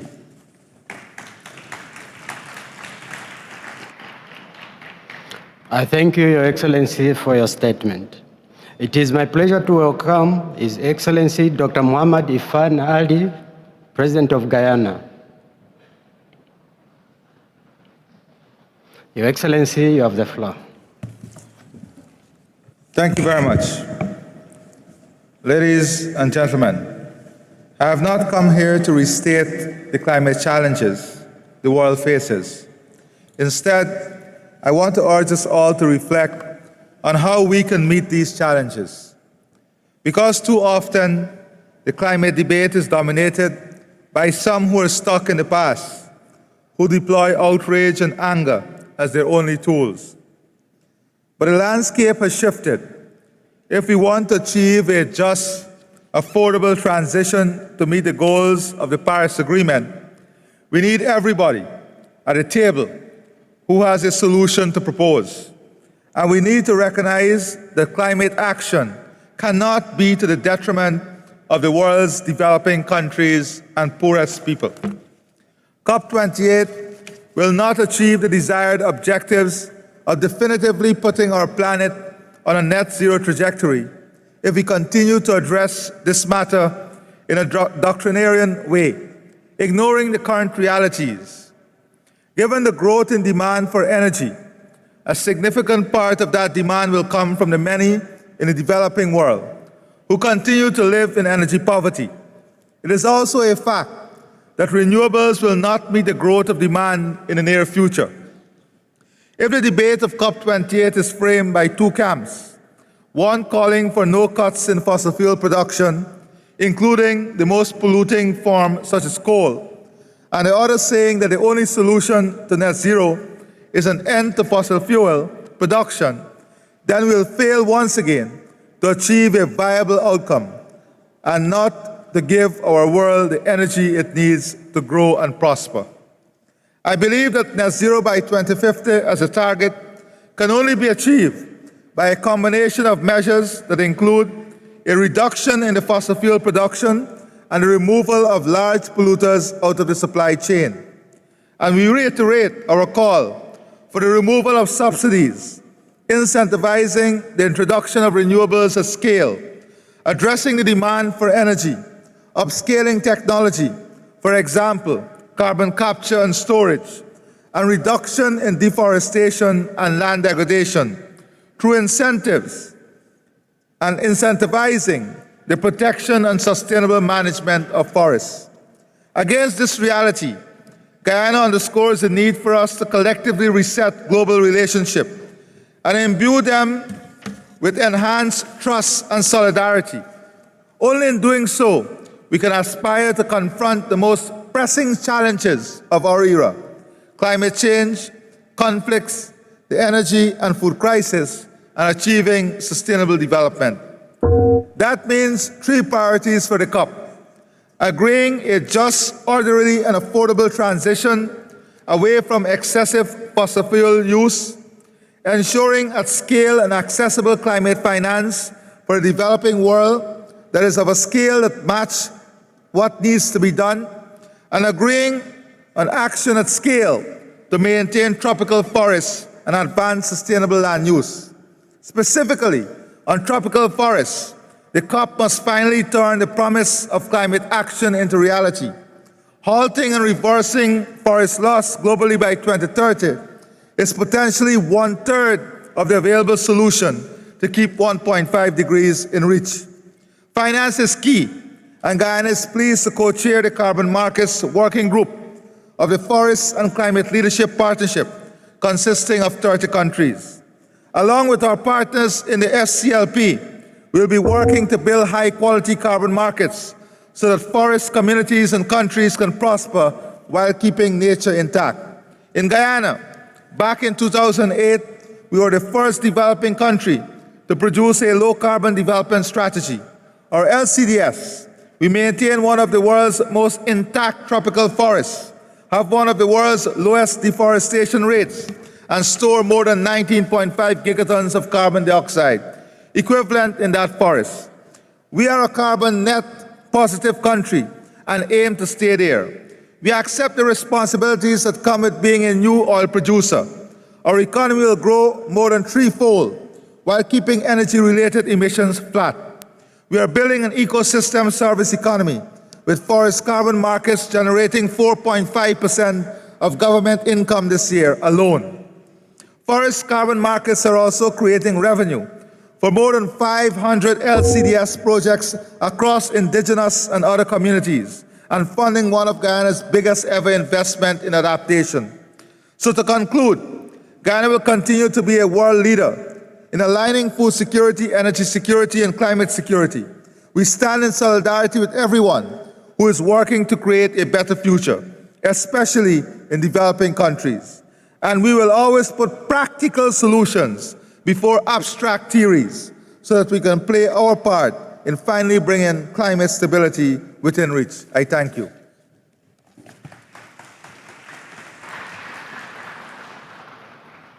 I thank you, Your Excellency, for your statement. It is my pleasure to welcome His Excellency Mr. Emmanuel Macron, President of France.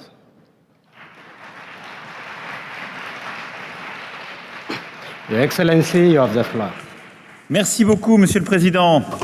Thank you very much, President. Thank you, heads of state, government, ministers, ambassadors. I want to thank you, Mr. President Mohammed bin Zayed, for the warm welcome to this conference and the excellent organization. All protocols observed. I'll try not to repeat many of the things that have already been said, even though that is always difficult, especially given in light of the opening statement. But I just want to highlight some action points regarding where we are and what we need to do in the months to come, years to come. It seems the top priority for the development countries must phase out fossil fuels. So we have the Paris Accords, which set the route. France is committed to that path. We have respected it over the years, and we know that to respect it up to before 2030, and this is true for many other countries, for us, we must multiply by 2.5 our effort. In these last 5 efforts, we've already doubled our efforts, but nothing should let us fall short of that ambition. And I should say that this isn't just words, but France does have a plan. We have presented it, its finance, specifically to phase out fossil fuels and reduce emissions. Europe is fully committed to that strategy in 2035. The high percentage of cars produced in France and Europe will function without oil. We are building a housing strategy, reducing massively maritime and air emissions. In particular, I welcome the excellent agreement reached with the maritime industry of our countries a few moments ago, which will allow us to reduce emissions greatly by 2030 and reach carbon neutrality by 2050 in that industry. Also have a comprehensive strategy on nuclear, renewables and hydrogen that will allow us to achieve that goal. Starting 2030, fossil fuels will be a minority in the French energy mix for the first time since the Industrial Revolution, and we'll have to turn the page by 2040, 2045 on gas and oil. The biggest emitters must now enter this spirit of environmental planning and transparency. In that respect, G7 has a major part to play, as does China, which now is the second biggest emitter in history, and the status has almost changed. The private actors in our countries must also commit. I welcome the launch of the One Planet Data Hub, which allows us to compare the decarbonization path of 400 of the biggest companies. Moreover, emerging countries must phase out carbon, and that's the second big fight for us. Now, if there's a top priority, that is for the emerging countries phase out carbon. Effectively, we must allow developing countries to catch up economically. That's an element of justice, but that catch-up must not be done on the basis of fossil fuels, especially coal, and for a simple reason, and that is today existing plants that are concentrated chiefly in Asia, which will emit enough CO2 to exceed, for us, that will exceed the 1.5 degree target. So while each year we must draw down our fossil fuel-based energy production, just as I speak, we have 500 gigawatts of new coal capacities that are being planned. And you have an absurdity as we speak, a true absurdity to choose coal. And so we need to make a complete U-turn on this subject. First, the G7 countries must set the example. I commend my colleague Sunyo, who is here with us and who presided this club, who is very courageous on this subject. But the G7 must set the example and commit to putting an end to coal at home before others. So before 2030, France will live up to its commitment to completely close all its plants by 2027 under my own mandate. I can't promise what will happen after me, but that's what I can promise for now. Then the richest countries must also help the developing countries also to phase out coal. Since Glasgow, the G7 has committed close to $50 billion in just transition energy partnerships. The JET-P with Indonesia, Vietnam, South Africa, these are good methods. They must be pursued and disseminated to help the coal phase out. But this also means we must consistent. We must therefore stop subsidizing new coal power plants. The G20 committed to this in Rome in 2021, but we must change the rules when it comes to private financing. As I speak, the private sector has no disincentive to finance a coal plant as opposed to a renewable. That's absurd, and therefore our private markets, our investment systems are massively dysfunctional, and it's really shocking for everyone. Therefore, we must overhaul the system. In the next few years, there must be one rate of interest, if you like, for green and one rate of interest for brown. And if there is one priority for the funders to ensure consistency, it would be to differentiate that rate of interest, which is a major spread because it doesn't integrate the climate risk. And as the way we look at investment today, we're in no way considering properly how we are funding assets which will have depreciated in a few years' time, which are completely inconsistent with our global strategy. We're going to launch this with the World Bank and our partnerships as part of the Coal Transition Accelerator Initiative, which we're launching tomorrow. A third remark, we must commit to placing trade policy for the benefit of the environmental transition. This is another aberration that I want to put on the table here, because we invest in greening our industries at a global, regional level, but at the same time, we continue to liberalize pollutant goods around the planet as if nothing was happening. That's very discouraging, and it's a lose-lose option. I want to say clearly, we do need major efforts in Europe, for example, to decarbonize industry and agriculture. If we continue to have the same trade agreements that we had in the 1980s, 1990s, sometimes agreements that were negotiated over that period that allow us to allow countries to go back to using coal, and then what's the point? Then our producers won't follow us. They'll be right, because so what we must have is a system that allows us to engage everyone on the same strategy. I think we must integrate in the WTO rules our climate rules. We need to bring them into the system, and therefore we need to completely overhaul in that system and integrate a climate clause into the WTO to align our trade regimes with the Paris Accords. And there are a few technical but essential points in that respect. We must be able to subsidize green industry. It could be legitimate, but if it consists with climate benefits, then the WTO needs to look into this. We need to place a tariff on coal like the EU. That's not to commit trade discrimination, but it needs to be done consistently with the goal of zero carbon by 2050. It should not be an instrument to block trade, but it needs to be verified. We also need to liberalize trade of environmental assets instead of pollutant assets to allow the energy and environmental transition to take place much more quickly. Fourthly, no one should have to choose between combating poverty and the struggle for the climate. This mini revolution, which we launched a few months ago back in Paris, is the Paris Pact for people on the planet. We shouldn't have to choose between climate and combating poverty. Everyone should be able to choose their own path. More public money is needed. We need to mobilize more private money. In 6 months from now, there'll be a 6-month review that will be published during this COP. Macky Sall, the special envoy for the pact, will come with the secretariat, but already we've managed to mobilize much more money together by mobilizing the IMF and World Bank. I thank them. I invite all those who have not yet done so to redistribute their special drawing rights from the IMF. We've already managed to mobilize $110 billion that will allow us to launch in 11 countries today special programs, and those programs will allow us to prevent climate incidents and to combat poverty. We need to generalize this, and it's that commitment of a greater mobilization mobilization that we've launched with the Prime Minister Modi.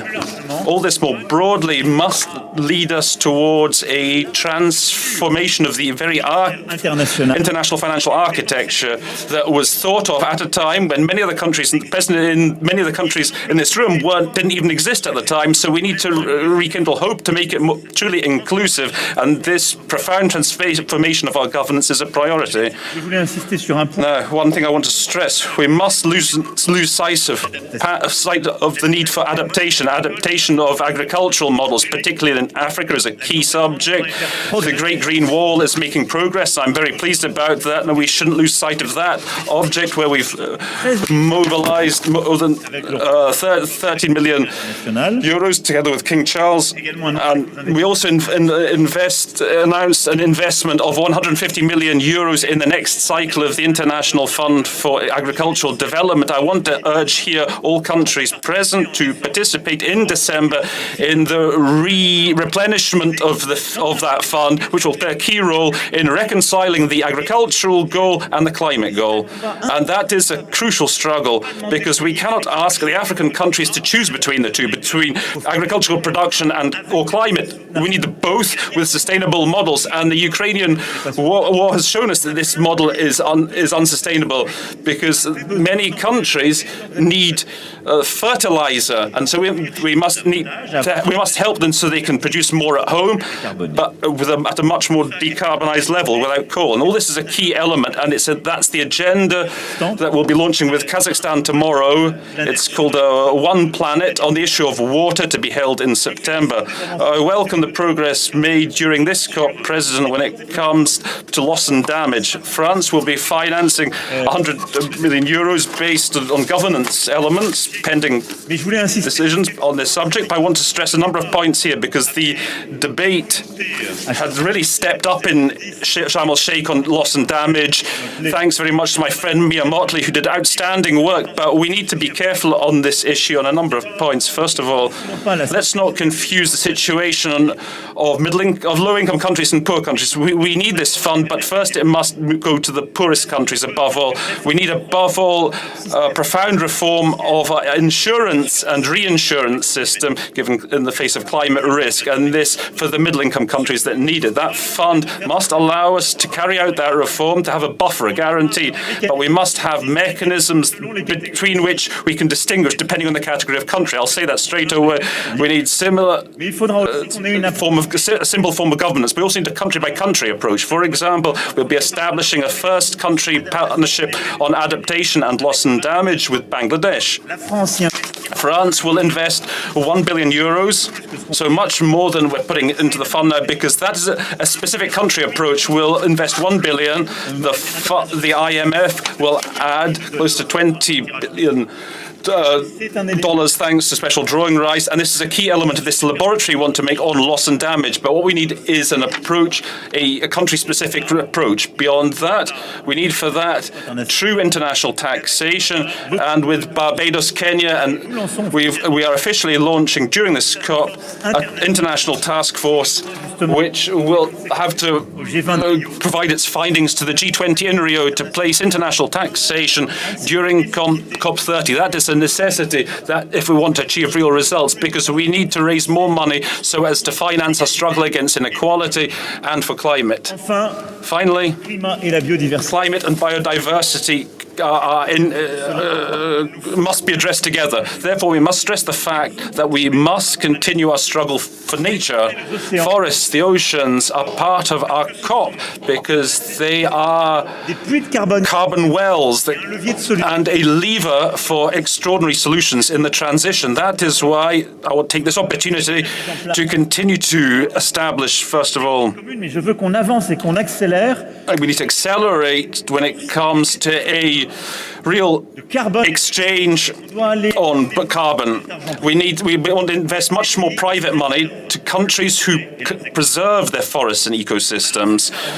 We raised this in Libreville at the start of the year. We'll conclude with Papua New Guinea, the Congo.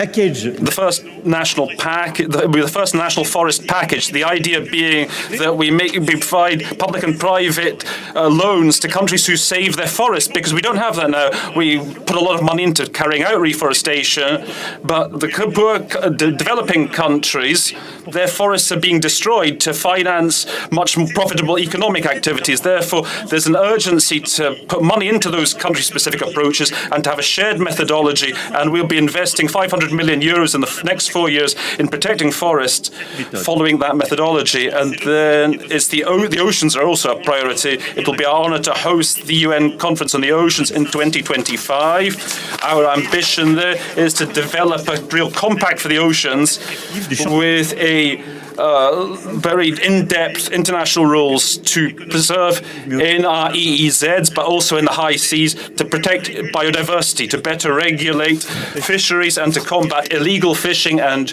reduce pollution at sea. So those are some of the key elements that I wanted to bring to you in this debate, which are both solutions, commitments on the part of France, and also concerns where we need to step up the common agenda. Thank you very much, President, for your attention. Thank you, ladies and gentlemen.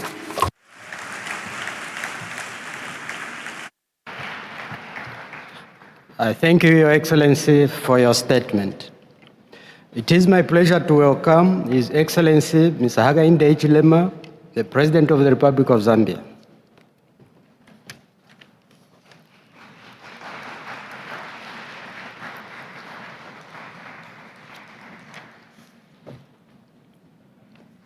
Your Excellency, you have the floor. Thank you very much, Your Highness Sheikh Mohammed bin Zayed Al Nahyan, President of the UAE, Your Excellencies, Head of State and Government, Secretary General of the United Nations, Executive Secretary of the United Nations Framework Convention on Climate Change, Mr. Simon Steele, distinguished guests, ladies and gentlemen, it's a great honor and privilege for me to address you all at this very important climate summit. I also wish to thank the government, the people of UAE for their hospitality to all the delegations since we came here. We've all been looked after very well. Allow me to first and foremost commend Your Highness and the government of the UAE for all of the things that you've been doing over the years in working towards mitigating climate change. This summit, ladies and gentlemen, comes at a time when the world is recording unprecedented levels of temperatures, high temperatures all over the world. And it's sending a clear message that action is needed now, in fact, yesterday and not tomorrow. We, as Africa, as Zambia, are clear that this summit comes at a time when we cannot tolerate, absolutely not, any lack of action or suboptimal actions at this stage if we are to save our globe from climate damage. It is clear that only a paradigm shift going forward will enable us to address the challenge of climate change effectively and ensure that we avert the devastating effects thereof. We have been on a business as usual path for too long. We cannot continue. Your Excellencies, let me hasten to say that the just transition is inevitable. And in Africa, we have already embarked on a journey where we are working towards ensuring that our energy mix comes from a renewable source base that is acceptable and will meet the minimums that are required to save our planet. We need strong international collaboration in this respect in order for us to successfully undertake the completion of the first global stocktake under the Paris Agreement. We look forward to strengthened commitments that will inform immediate and future climate action, including clear pathways to achieve emission reductions, enhance resilience, and the necessary finance flows to all the needy countries, especially the developing countries. It is also very important that confidence in this multilateral process is restored by delivering on previous commitments that were made. Zambia and Africa as a whole boast of resources, forests, that can help mitigate climate change. But it's very important that as we do what we call carbon trading, one, the markets must be structured, clearly structured, and very unambiguous. Number two, the pricing of the carbon credits is standardized so that the providers of those resources and the communities that live around there can get a fair return for looking after these forests, for the work they've been doing and the dependence they have on these forests. And only then are we able to attract those communities into the mitigation measures that are necessary. Your Excellencies, this COP28 as a COP of action requires to do a number of things. One, to ensure that the loss and damage fund is fully operational. And we want to thank the countries that have made contributions towards this fund. Number two, to undertake a comprehensive global stocktake exercise and identify clear interventions to bridge the glaring gaps in meeting the goal of the Paris Agreement.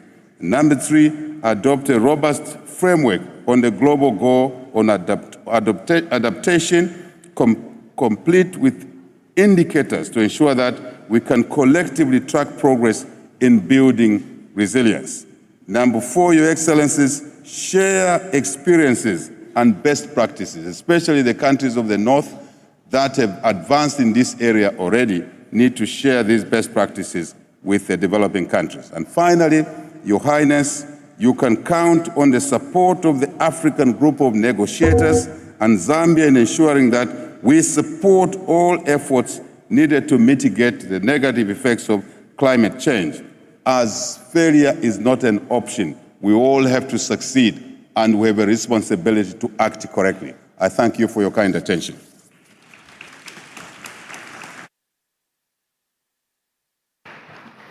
I thank you, Your Excellency, for your statement. Your Excellencies, distinguished delegates, will have a special high-level segment for heads of government. It is my pleasure to welcome His Excellency Mr. Fumio Kishida, the Prime Minister of Japan.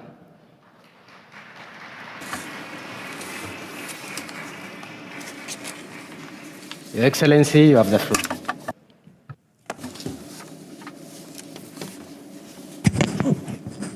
At COP28, we will conclude the first ever global stocktake. However, the world is not yet on the pathway to 1.5 degrees. In order to make a course correction, our action until 2030 is critical. Achieving the global goal of net zero by 2050, setting the economy-wide absolute reduction target covering all greenhouse gases, and peaking global greenhouse gas emissions by 2025 are all required. Japan aims to reduce its greenhouse gas emissions by 46% by 2030 and will continue strenuous efforts in its challenge to meet the lofty goal of cutting its emission by 50%. Japan has already achieved a reduction of approximately 20%. Japan's reduction is on track. As affirmed at the G7 Hiroshima Summit, it is time for all countries to aim to achieve the common goal of net zero through various pathways that are compatible with economic growth and energy security. Let us all do so together. Japan will implement its growth-oriented carbon pricing concept based on the GX Promotion Act. Next year, we will issue the world's first national transition bond with international certification. We will accelerate GX, which simultaneously achieves the three goals of emission reduction, stable energy supply, and economic growth, thereby contributing to global decarbonization. In Asia, we are working with countries under the framework of the Asia Zero Emission Community, or AZEC, and will hold our first summit meeting this month. Japan will implement thorough energy conservation and intends to achieve maximum deployment of clean energy through making renewable energy as the main source of power, utilizing nuclear power and other measures. We have a proven record as the world's third largest solar energy provider. In this context, Japan endorses the presidency's collective goal of tripling renewable energy capacity and doubling the global average annual rate of energy efficiency improvements. At the same time, we aim to create globally a just and sustainable business environment to diversify the clean energy supply chain. On unabated coal power plants, they should be addressed by each country in the course of a respective pathways to net zero, reflecting national circumstances. In line with its pathway to net zero, Japan will end new construction of domestic unabated coal power plants while securing a stable energy supply.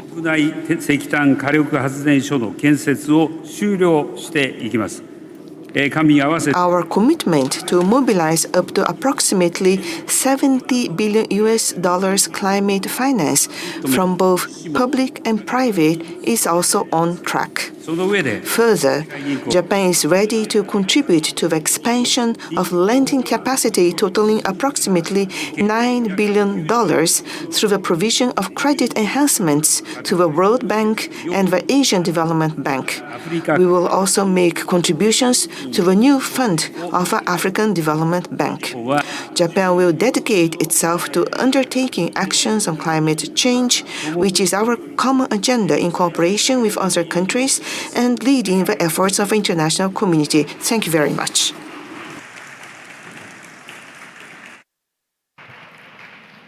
I thank you, Your Excellency, for your statement. It is my pleasure to welcome His Excellency Mr. Abiy Ahmed Ali, the Prime Minister of Ethiopia.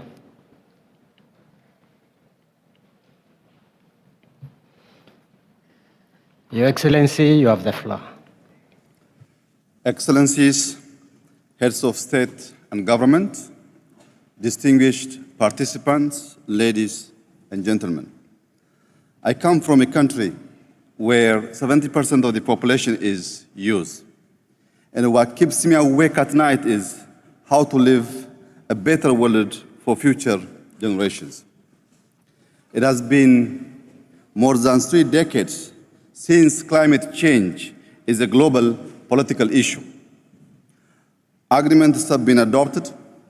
We have made good strides in combining the climate agenda with the socio-political and economic dimensions of sustainable development, but the assessment of our actions under the global stocktake shows that we are far from the 1.5-degree target.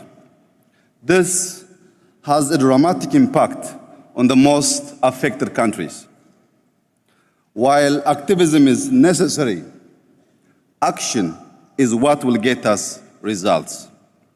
Success can only be measured by the actions we take, not by the decisions we make. As we gather here in the United Arab Emirates, a country recognized for having transformed a desert into a green heaven under the leadership and vision of the late Sheikh Zayed bin Sultan Al Nahyan. I applaud the strong commitment of the COP28 presidency to climate action. Excellencies, ladies and gentlemen, Africa is a strong ally in fighting climate change. and we are striving to drive green growth both within the continent and globally. However, we remain highly exposed to the impact of climate despite contributing the least.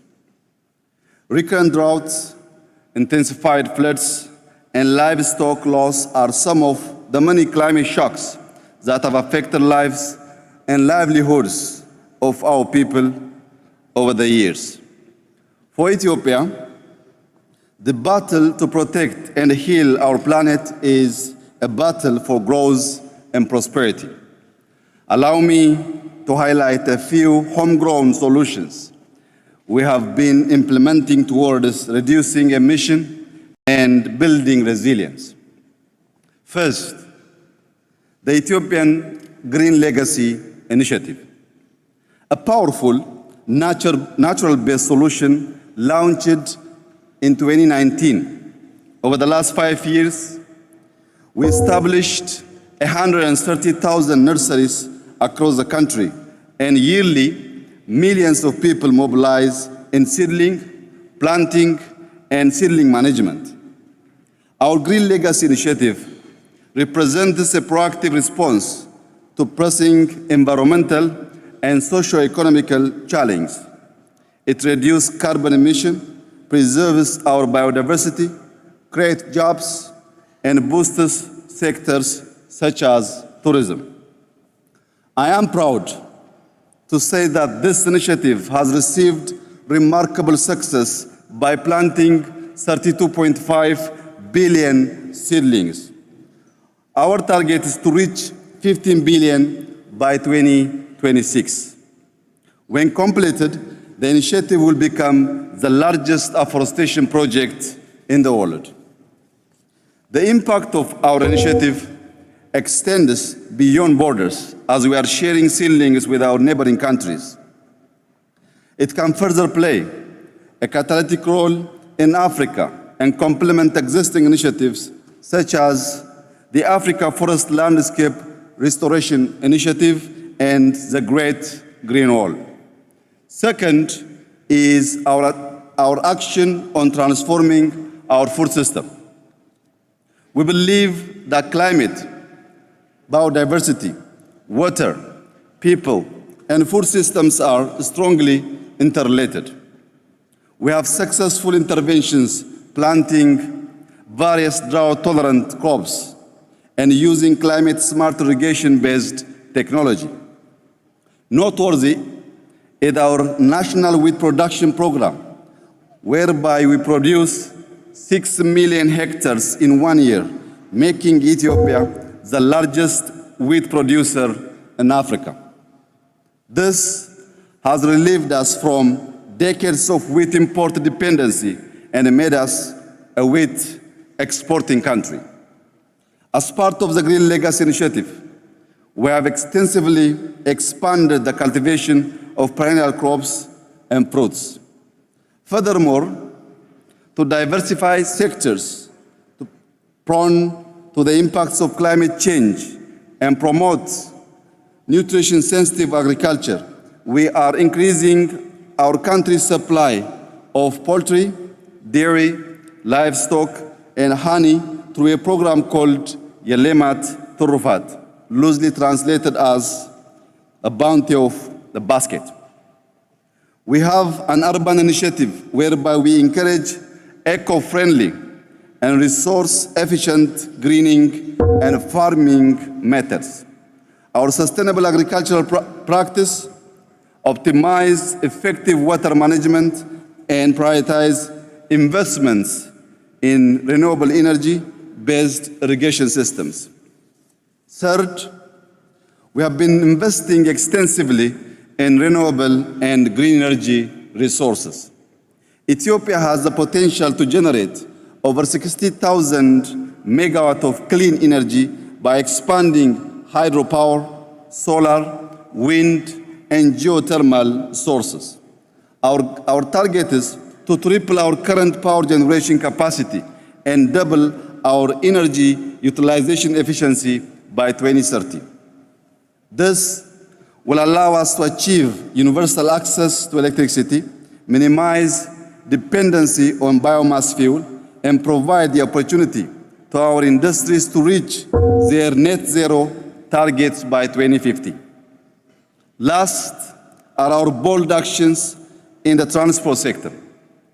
We adopted policies to encourage the use of electrical vehicles that resulted in a sharp increase of hybrid and electric cars on our roads while reducing the macroeconomic burden of importing fuel. Similarly, Ethiopian Airlines is modernizing its fleet by acquiring new energy-efficient aircrafts. Furthermore, we have electrified railways, a growing non-motorized transport infrastructure, and we are expanding our mass transit system. Excellencies, ladies and gentlemen, these are concrete examples of action. We are actioning our nationally determined contribution, and our progress is a testament to our commitment to the Paris Agreement. I now call upon a collective global action for a stepped-up climate agenda. The major challenge in scaling solution is the cost of capital and how international financing is structured. No country can effectively confront the climate challenge if debt is a burden. This is why the G20 must work to implement bolder and timely debt relief plans to help the most affected countries overcome debt distress, address climate challenge, and pursue more equitable and sustainable economic growth objectives. At the same time, pledged funds must be dispersed. I would like to conclude by urging all parties to negotiate in good faith and come up with innovative outcomes as we collectively tackle the impact of climate change. While you are here working hard for successful COP28 outcomes, I invite you to visit our Green Legacy Pavilion and enjoy a good cup of Ethiopian coffee. I thank you.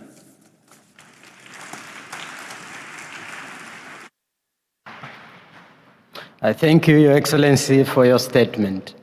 It is my pleasure to welcome His Excellency Mr. Mark Rutte, Prime Minister of the Netherlands. Your Excellency, you have the floor.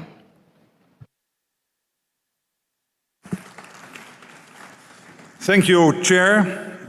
Your Excellencies, ladies and gentlemen, first of all, I want to thank the UAE for being such wonderful hosts to this COP.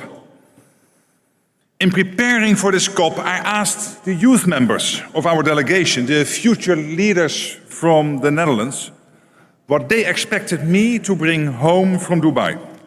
And their answer was clear. They expect us, today's leaders, to deliver on the commitments already made and to step up our efforts on phasing out fossil fuels so we can get on track to reach our 1.5-degree target. I consider that to be our common task over the next 2 weeks. As you may know, the Kingdom of the Netherlands consists of a low-lying delta country in Europe and 6 islands in the Caribbean. So we know what it is like to be vulnerable to climate change and how urgent it is that we take action.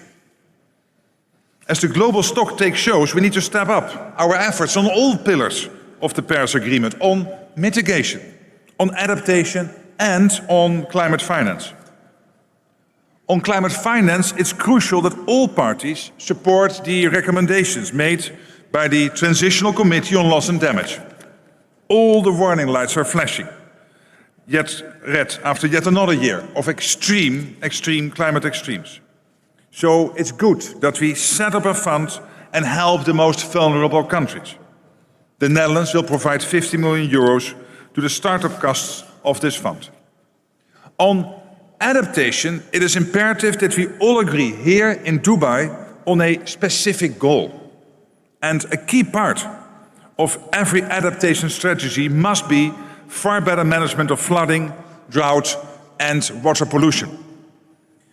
And on mitigation too, we urgently need to scale up our efforts. In my country, the 2030 goal of a 55% reduction in emissions now seems to be within reach for the first time. I won't deny that it is a painstaking process, but the good news is it can be done. In the Netherlands, we are committed to accelerate our efforts. We are investing in large-scale renewable energy with a special focus on green hydrogen both in the Netherlands and abroad. By 2030, we want to provide 100 million people in Africa with access to clean energy. But millions of people need to become billions of people. So I urge all of you here to step up your efforts as well in support of the proposed goal of tripling renewable energy by 2030.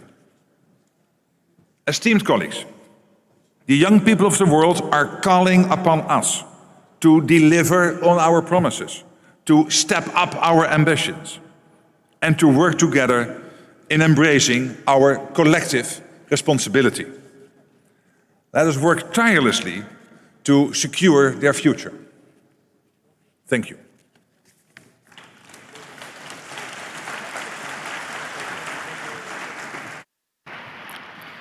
I thank you, Your Excellency, for your statement. It is my pleasure to welcome His Excellency Mr. Pedro Sánchez Pérez Castellón, the President of the Government of Spain. Your Excellency, you have the floor. Excellencias, Your Excellencies, the COP in Dubai should be an opportunity en estos próximos años. For the next few years. This is Spain's strong wish. This is not a dream. The climate emergency is causing damage, and we are far from fulfilling the fulfillments under Paris. But this is an opportunity to adopt a new climate agenda that is stronger, just, and equitable, that will be driven by the result of the global stock taking. First, with respect to financing, we need a new architecture that will facilitate access to funds and will eliminate barriers and identify new sources. We must include climate objectives at the center of our economic and fiscal policies and develop robust carbon markets and tackle the problems of debt and increase fiscal space for the most vulnerable countries. But we must also work on a new international tax scheme governed by the principle of the polluter pays and to create conducive environments for investment, innovation, and climate cooperation. As part of our efforts to support our partners, in addition to the funds that we announced at the Climate Ambition Summit in New York, we wish to announce a further contribution of 20 million euros for the new Loss and Damage Fund, in addition to the 5 million euros that was already approved for the operationalization of the Santiago network. It is also urgent to halt deforestation and, more specifically, avert environmental degradation in the Amazon. For this reason, we'll be earmarking 2 million euros this year to environmentally sustainable and socially responsible bonds for Brazil, Colombia, Ecuador, and Peru. And with respect to mitigation, we have to maintain the limit at 1.5 degrees. That means the peak should be by 2025, and this should go down in the rest of the decade. And then there are also three essential measures. First, we must triple our renewable energy generation capacity by 2030, and then double our energy efficiency objectives in that same decade, and then put an end to the production and consumption of fossil fuels for energy. We have technologies to rethink our energy restructure and to meet these objectives, and Spain is already committed to reducing greenhouse gas emissions by 56% and the objective of renewable energy by 81% to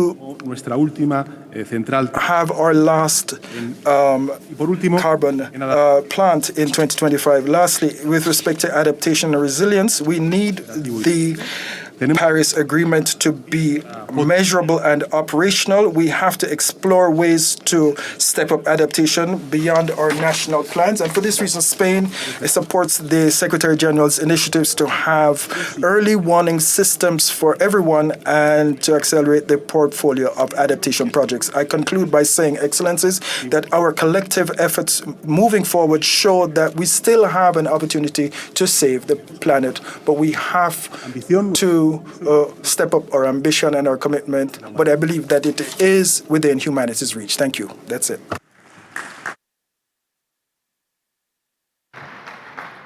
I thank you, Your Excellency, for your statement. It is my pleasure to welcome Her Excellency Ms. Mette Frederiksen, the Prime Minister of Denmark.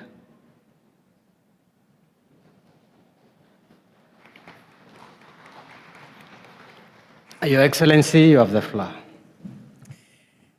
Ladies and gentlemen, dear friends, much is being said and written about the time we are currently living in. A time of conflict and competition, where new wars are testing us, while old conflicts continue to create despair for millions of civilians around the world. Where global tensions are reaching new highs, while inflation, poverty, food insecurity remain unsolved challenges. And in the middle of all this division, we are facing the biggest common challenge we have yet seen: climate change. A challenge that no country or continent can face alone. The easy thing would be to put off the difficult decisions, because it simply requires too much of us. That can, of course, never be the answer. Therefore, we need to take upon the responsibility, show what we are capable of, how we can turn things around if we choose to work together. And the developed countries and the biggest emitters have to do the most. No country in the world have the right to say, we are doing enough. That also goes for my own country. We all need to do more. At this COP, Denmark has 3 focus points. We are working for an agreement to phase out fossil fuels, global targets to triple renewable energy, and double energy efficiency. And we need to do more for those countries that are hit the hardest by climate change. Access to financing, that has to be a key pillar on climate action. That is why we contribute to mobilize more than 1% of the $100 billion pledge.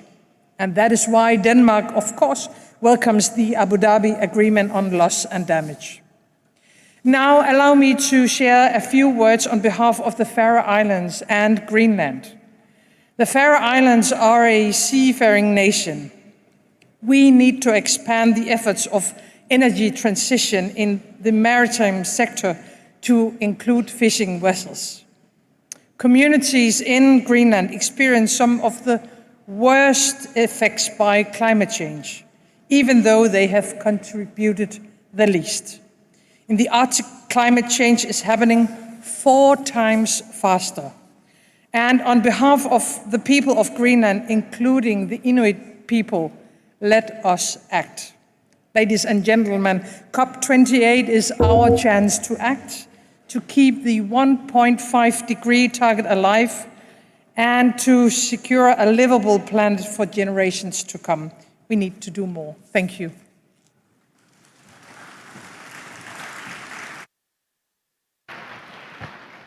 I thank you, Your Excellency, for your statement. It is my pleasure to welcome His Excellency Mr. Rishi Sunak, Prime Minister of the United Kingdom of Great Britain and Northern Ireland.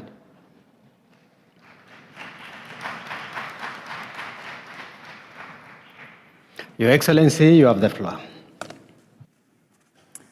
As we conclude the first global stocktake, we must be brutally honest. Although we've made great progress together, the world is just not moving fast enough. Climate science shows that we're off track. And climate politics is close to breaking point because the gap between pledges and delivery is undermining credibility. While we make new commitments here, major emitters must dramatically accelerate delivery of what they've already promised. We all need to do more. And we must address the disconnect between lofty rhetoric on stages like this and the reality of people's lives around the world. And the way to do that is by delivering a truly just transition. Let me be clear, the United Kingdom is totally committed to net zero, the Paris Agreement, and to keeping 1.5 alive. That's why we've decarbonised faster than any other major economy. Our 2030 target means the deepest cuts of any major emitter, and we're determined to deliver. But instead of putting more pressure on working people, we're choosing a pragmatic new approach. We're ramping up renewables and embracing the opportunities of technology and green industry because we've shown that you can cut emissions while growing the economy and creating jobs. Now, those facing the worst impacts of climate change are desperate for the world to do more. So we're also working to deliver a just transition globally, and that means more support for those most in need. The UK is already one of the largest global climate donors, and we're tripling our adaptation finance. I've announced a further £1.6 billion for the Green Climate Fund, the UK's biggest single international climate commitment. And today, we've gone further with an additional £1.6 billion of support for clean energy and innovation, and to deliver on the historic Glasgow Forest deal, because we can't get to net zero without nature. This also includes up to £60 million for loss and damage, £40 million of which is for the new fund. And to succeed, the fund must be open to all sources of support. And because the UK is a world-leading green finance centre, we're also helping to unlock trillions in private finance to meet this need and keep 1.5 degrees within reach. I believe we can deliver here in Dubai, but we've got to work together. The debate is too divided. Developed versus developing, ambition on mitigation versus finance for transition and adaptation. The truth is simple. We need both. In place of division, we need ambitious collective action, like we promised in Paris and Glasgow. That's how we'll get back on track, by bringing everyone with us. Because a truly just transition leaves absolutely no one behind. Thank you.